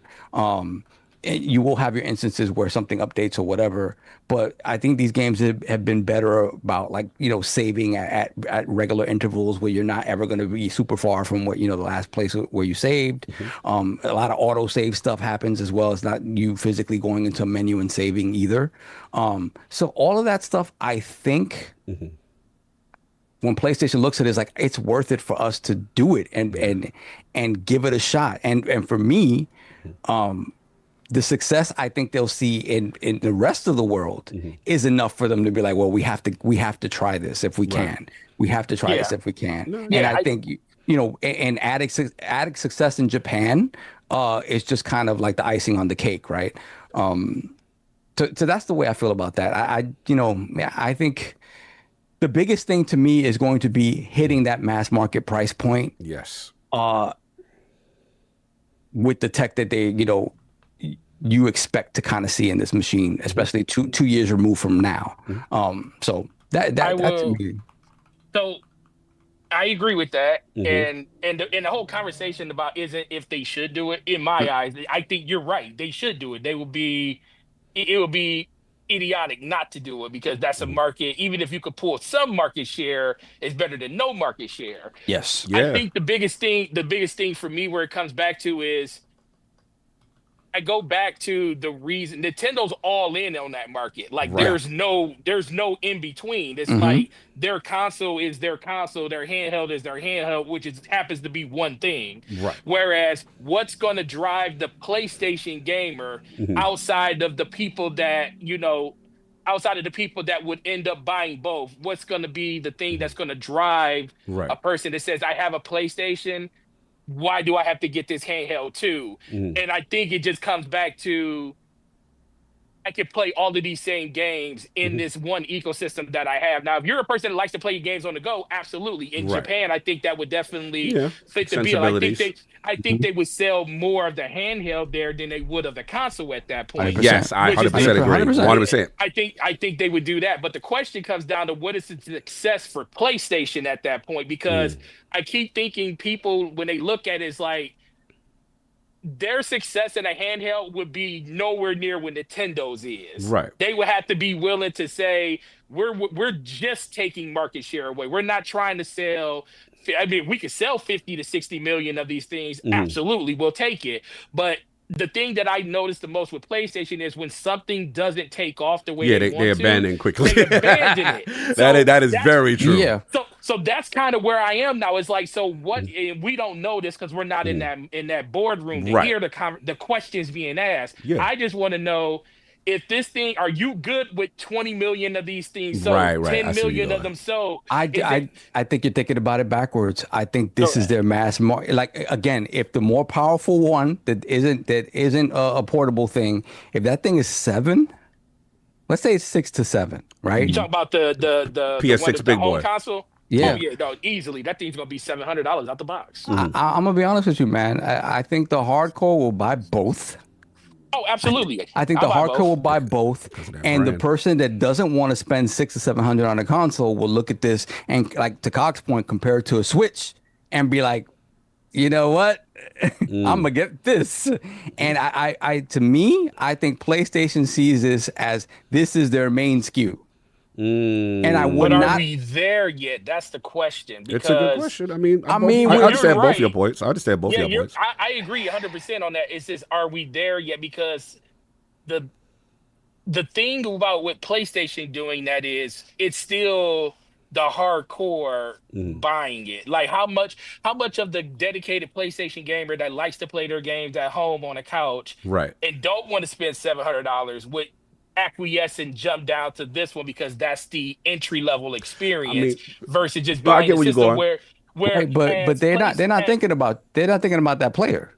They know that player is going to jump in, which whether they get the cheaper one, they get the more expensive one. That player is in already. They're worried about Well, we're just assuming that those people are going to buy just the handheld, even if they rather have a home console. No. I'm assuming that the hardcore that maybe doesn't care about the handheld is going to buy the expensive one. This is the mass market one. This is the one that they expect to sell Series 80 S. million of. So, 80 million but of. are we? But that's still a home console, though. We're talking about a handheld. It's not a handheld. It's a hybrid. It's both. Okay. Well, yeah. I didn't hear you say if it's a hybrid. Then No, it's a hybrid. Yeah, that's what the leaks. Yeah, that's the argument we're talking about. It's a hybrid. Okay. It's not a handheld. No. Yeah. There is no 3 SKUs. That if this is true, that third SKU is not real. At least at this point, it is. Okay, this. That's what. This or the high end. If that's the case, then absolutely. Then the people will just do what they did with the Series X, Series S, just like they do now. Like what they're doing now, and that's where I was going back with that. Again, if you look at the splits, for as many people who said, what was the purpose of Xbox doing that strategy? The splits kind of lean that there's more. I'm assuming Series S is potentially out there, and as the entry level point, if that's the entry level point, and then combine that with the to Saul's point with the hybrid like device in a market where you don't have that, then maybe that's the mentality. I do wanted to stress one thing before you continue, Saul, and then I'll get my balls off after you. Was that we do have to look at their change in leadership, because I'm a big Hiroki Totoki fan. He about you just like to say his name. His name's really cool. Hiroki Toki, that's my guy. That's my guy, bro. Because when he don't like something, he gonna fix it. He gonna get you out of there. He gonna scold you. I like where he at with it. He gonna get back to sensibilities. And one of those things that I think what you kind of alluded to, Saul, is that they're seeing, because Forte's making a good point. Yes, Nintendo is dominant out there. And then I feel like during the Jim Ryan era, they literally conceded Japan a bit and went more with European sensibilities. And then that's not core PlayStation. You know what I'm saying? So I kind of like the direction they go. I like their last year. I know the major PlayStation fan base said that last showcase was whack. Me and King was popping bottles yes. You know what I'm saying? This is what I know you to do, and get back to these core things. So part of me, I feel like there's a culture shift and say well, why can't we compete in the Switch space? Not necessarily that we're going to dominate them, but let's see if we can take market share here and put ourselves in different places. I'll let you finish your bars, Solve, and then I want one other thing what I want to say. No, that was just in response to Forte. I guess part of what I said, he was a little bit, he thought I was still talking about a 3 SKU thing, and no, for me, it's just this is their base SKU, that this hybrid thing would be their base SKU, priced more reasonably, and then, it allows them to get away with a $600 or $700 purely home console that has all the bells and whistles you expect from a PlayStation 6. But again, with the portable one, the hybrid one, because of the way tech is changing, all of that stuff's going to be in there. So, what you're going to be able to achieve in comparison to the big boy, you're not going to have this huge delta you would if you were just relying on pure rasterized performance. It's not the reality anymore. I get that. I just like to start and that's trouble. exciting. That's exciting. Yeah, that's exciting. What's exciting for me to start trouble, because I was told, saying that this was a mistake in the development strategy, and I just find it interesting that other people are mimicking. If things don't change and they decide not to use all this stuff, then I would say because you will see a considerable delta between performance. Developers out here doing magic tricks and sorcery. Because it's funny when you have this is my ultimate point. When you have the player base, that's why I love Nintendo Switch, because Switch shut down all that holding the generation back stuff, because when you have that user base, developers want to figure out a way. They get creative. Sorcery happens. You know what I'm saying? And they end up on your platform. Cyberpunk is on the Switch too. Still can't believe it. Exactly. You know what I'm saying? Certain people, Nintendo gave dev kits to for a reason. You know what I'm saying? So I just thought that was interesting. And for me, like I said, my final thing, yes, I would be very interested. I'm curious about that year when it releases. And then there's a part of me that obviously, that would extend my PlayStation ecosystem. But as far as me, I still hope, as far as the Xbox side, that they continue to do, I know SteamOS, the rumors are coming out, but they continue to come out with their dedicated handheld. Because for me personally, I'll be honest, if I had to choose, let's say 2027 is a year, and let's say Xbox does consider doing it, right? I still would pick an Xbox handheld, a dedicated one, console one, because to me, that's the ecosystem I have, right? Fine. But I get the multiple storefronts. And to me, that's the future. Like, I'm like, okay, cool. I got the Steam, I got GOG, I got Epic, I got EA, I got whatever. I like that. And then I have obviously Xbox and Game Pass. So that's what I personally want, with the console versions being the prominent thing. Don't get me wrong. I'm going to get my Xbox ROG Ally. I still love it. I just want you to complete your Play Anywhere initiative. Don't give me an incomplete grade on that. Because hopefully we can we can speak to a certain someone while we're in Japan. because I will be speaking to a certain someone, saying about that. About how realistic that is to hopefully. Well, I mean, I think Windows. I think when everybody's being forced to Windows 11 at the end of this year. I think my mom's called me. Yo, Forte, my mom's called me. She was like, I keep getting this prompt. I was like, what you talking about? Yeah, I gotta get. I was like, Mom, you still on Windows 10? I gotta get you. Slow-mo was. I was talking to Slow-mo during the podcast. And I was like, "What's going on, bro?" He's like, "I'm moving stuff over." He was holding up. He's like, "I don't want to, but I got to." I was like, "Bro, I've been on Windows 11 for 4 years now. I ain't had no issues." Windows 11 is good. Like I can't even be mad at like I understand people's reservations, but Windows 11 it's fine. But I did minus on portable devices where it's not the default UI, and we like a gaming UI. Thank God the Xbox Allies do that. I'm happy that they're finally, especially because I think they're doing a lot of this mostly for gaming and stuff when it comes to that unified experience. I just want them to be able to put this all together because the ultimate goal is Windows 12, and we get that unified experience where handhelds, consoles, and everything are synced together. Then you truly have where no matter where you have your games, they play no matter what. It's fine. They're just crybabies. Just crybabies. That's fine. Want somebody to stay in the chat like, man, nobody want that trash. Oh my God. Well, that's all I got, man. Let's get up out of here. No, any other super chats off? Yeah, we got a couple. Let me see. We got Hargeet Chani. $5 super chat. PS6 portable, if it is real, would create 3 SKUs. We talked about that, Hargeet. No 3 SKUs. That other one. Why would it? It doesn't make sense. It doesn't make sense that it would. Like it's the same reason they're talking about this like it's a brand new thought. So you don't think they just make, let's say a person what sense would it make? What sense would it make? A person don't want a hybrid. He just want a Series S, a PSX Series S without the hybrid. I mean, I think at the launch of a console, there's too much. I think there's a chance they do it if the base version comes out and it's mad successful. Kind of like what Switch did with Switch and Switch Lite. Like Switch Lite didn't come at launch. It's like, okay, we got a vast majority of people that want mobile experience, so we can make just a mobile experience. Yeah, I could see that a couple years down the line. I think that's too much at the launch of something. It's just confusing at that point. Like, yeah. And if you really want people to buy that hybrid, you don't want to give them too much other choice. You want to push that. All right, yeah. Let me see.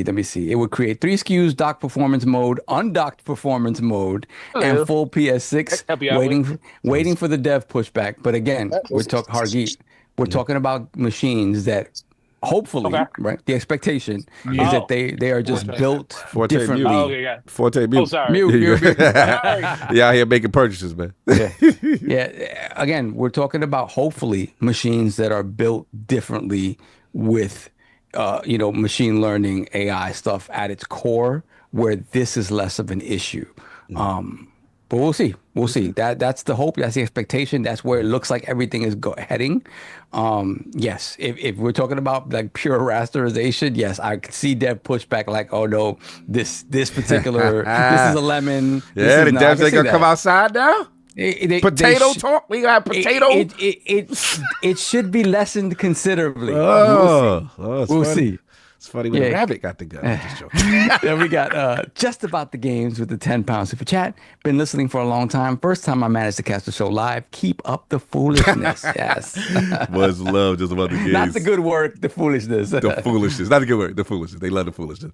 No doubt. Let's get up out of here. Look like Forte is doing his thing. Let's get Lord Addict, man. Where can the fine people find you? What you got going on, sir? Follow me on Twitter, Lord Addict ILP. Follow me on YouTube at Gaming Addict. I've been streaming all the Final Fantasy, so I'm on the last boss of Final Fantasy 1, so I'll probably stream that tomorrow. First off, I want to throw the $100 thing up, King. Oh yeah. Like, we go. Woo! Yeah, go to Tokyo. Today is officially the last day for Road to Tokyo. We didn't really push anything today. Like I told you guys, we're just gonna. Last week's was this week's. The goal extended to this week. Want to thank you guys. Yes. I once again want to thank you guys. And stick around, guys. Don't leave just yet. We got special stuff cooking for you. But continue. I got some plans I have to like really go over and go over a fine tooth comb, because I want Tokyo to be a community experience and not just an ILP experience like the members. So I got to figure out exactly how it's going to work. Probably can't do that till I get to New York to test out some of the stuff that COG has. But we will be live streaming in Japan. Yes. At least for the first couple days. Now after about like maybe 3-4, then we're going ghost for a whole week. So we got to work. But yeah, so just want to thank you guys. Like from the bottom of my heart, man. I want to thank you guys. Yeah, love, man. Again, throw that up in there. Salute, much love, man. You got us there. We're achieving our goal. We're so excited, and things seem to be working out. So yeah, salute on that. Again, stick around. Don't leave just yet. Lord, solve. What can people find you? What you got going on? Yeah, I mean, just to echo Addict, thank you guys. You guys really made it happen. And I touched on this last week, but it's a joy to see you guys just participate in this stuff and know that we'll be okay with whatever foolishness you guys ask of us, because it's just it's fun. Again, I'm a grown man who's never cosplayed anything, and to do it on this show and to it be as ridiculous as like a Yoshi, yes, head to toe, but again, it's fun. It's funny. It keeps us young. It keeps us, yeah. It's about giving back. You guys support the show every week, and I'm all about, look, if you guys are gonna donate, I'm gonna give you a reason to. I'm gonna give you entertainment for doing it. I don't like just taking, donations and super chats for nothing. Yeah, it's like I said, I'm a Full Metal Alchemist. For every actor has to be something that's returned of equal value. So, no, that's love. Good, continue, so. The premiere has started, so we gotta hurry up. Okay, yeah. So that's it. Shout out to you guys. Again, awesome, and see you next week. We got one more. Kizzy Boo Boo, £5 super chat. I just showed my wife the clip of the lap dance, and she wet herself and said I should have kept it to myself. You probably should have kept that to yourself, bro. No doubt. Real short. Forte, where can the people find you? You got a minute, Forte? I got a minute. Oh yeah, I only need 2 seconds, maybe longer. No, man, great show as always. Was listening to it the whole time. I'm super happy for you guys to get a chance to go to the Holy Grail called Japan. I definitely can't wait to get out there myself. That's on my bucket list too. So only thing I ask is have fun. Yes. Just have fun. That's it. Of course, brother. And then when you go to the Pokemon Center, make sure you Attic is on it. Trust me. Pokemon Center. That Square Cafe, Sega buildings, there's stuff on the docket, bro. We got. Just let me know. Gotcha. But great show. And then while they're gone, I'll definitely be here to help you guys out when it comes to stuff. You guys are streaming. I'll be putting that stuff in there. Other than that, you guys have a great week. No doubt. Everybody enjoy. Thank you guys for the road to Tokyo. It's been fantastic. Stick around. Amazing interview. Lord Ben Fakay of Lizard Cube. Amazing Shinobi Art Adventure. Stick around. I'm telling y'all, man. Y'all going to love it. We out of here, man. Enjoy your Sunday and enjoy your holiday. Peace.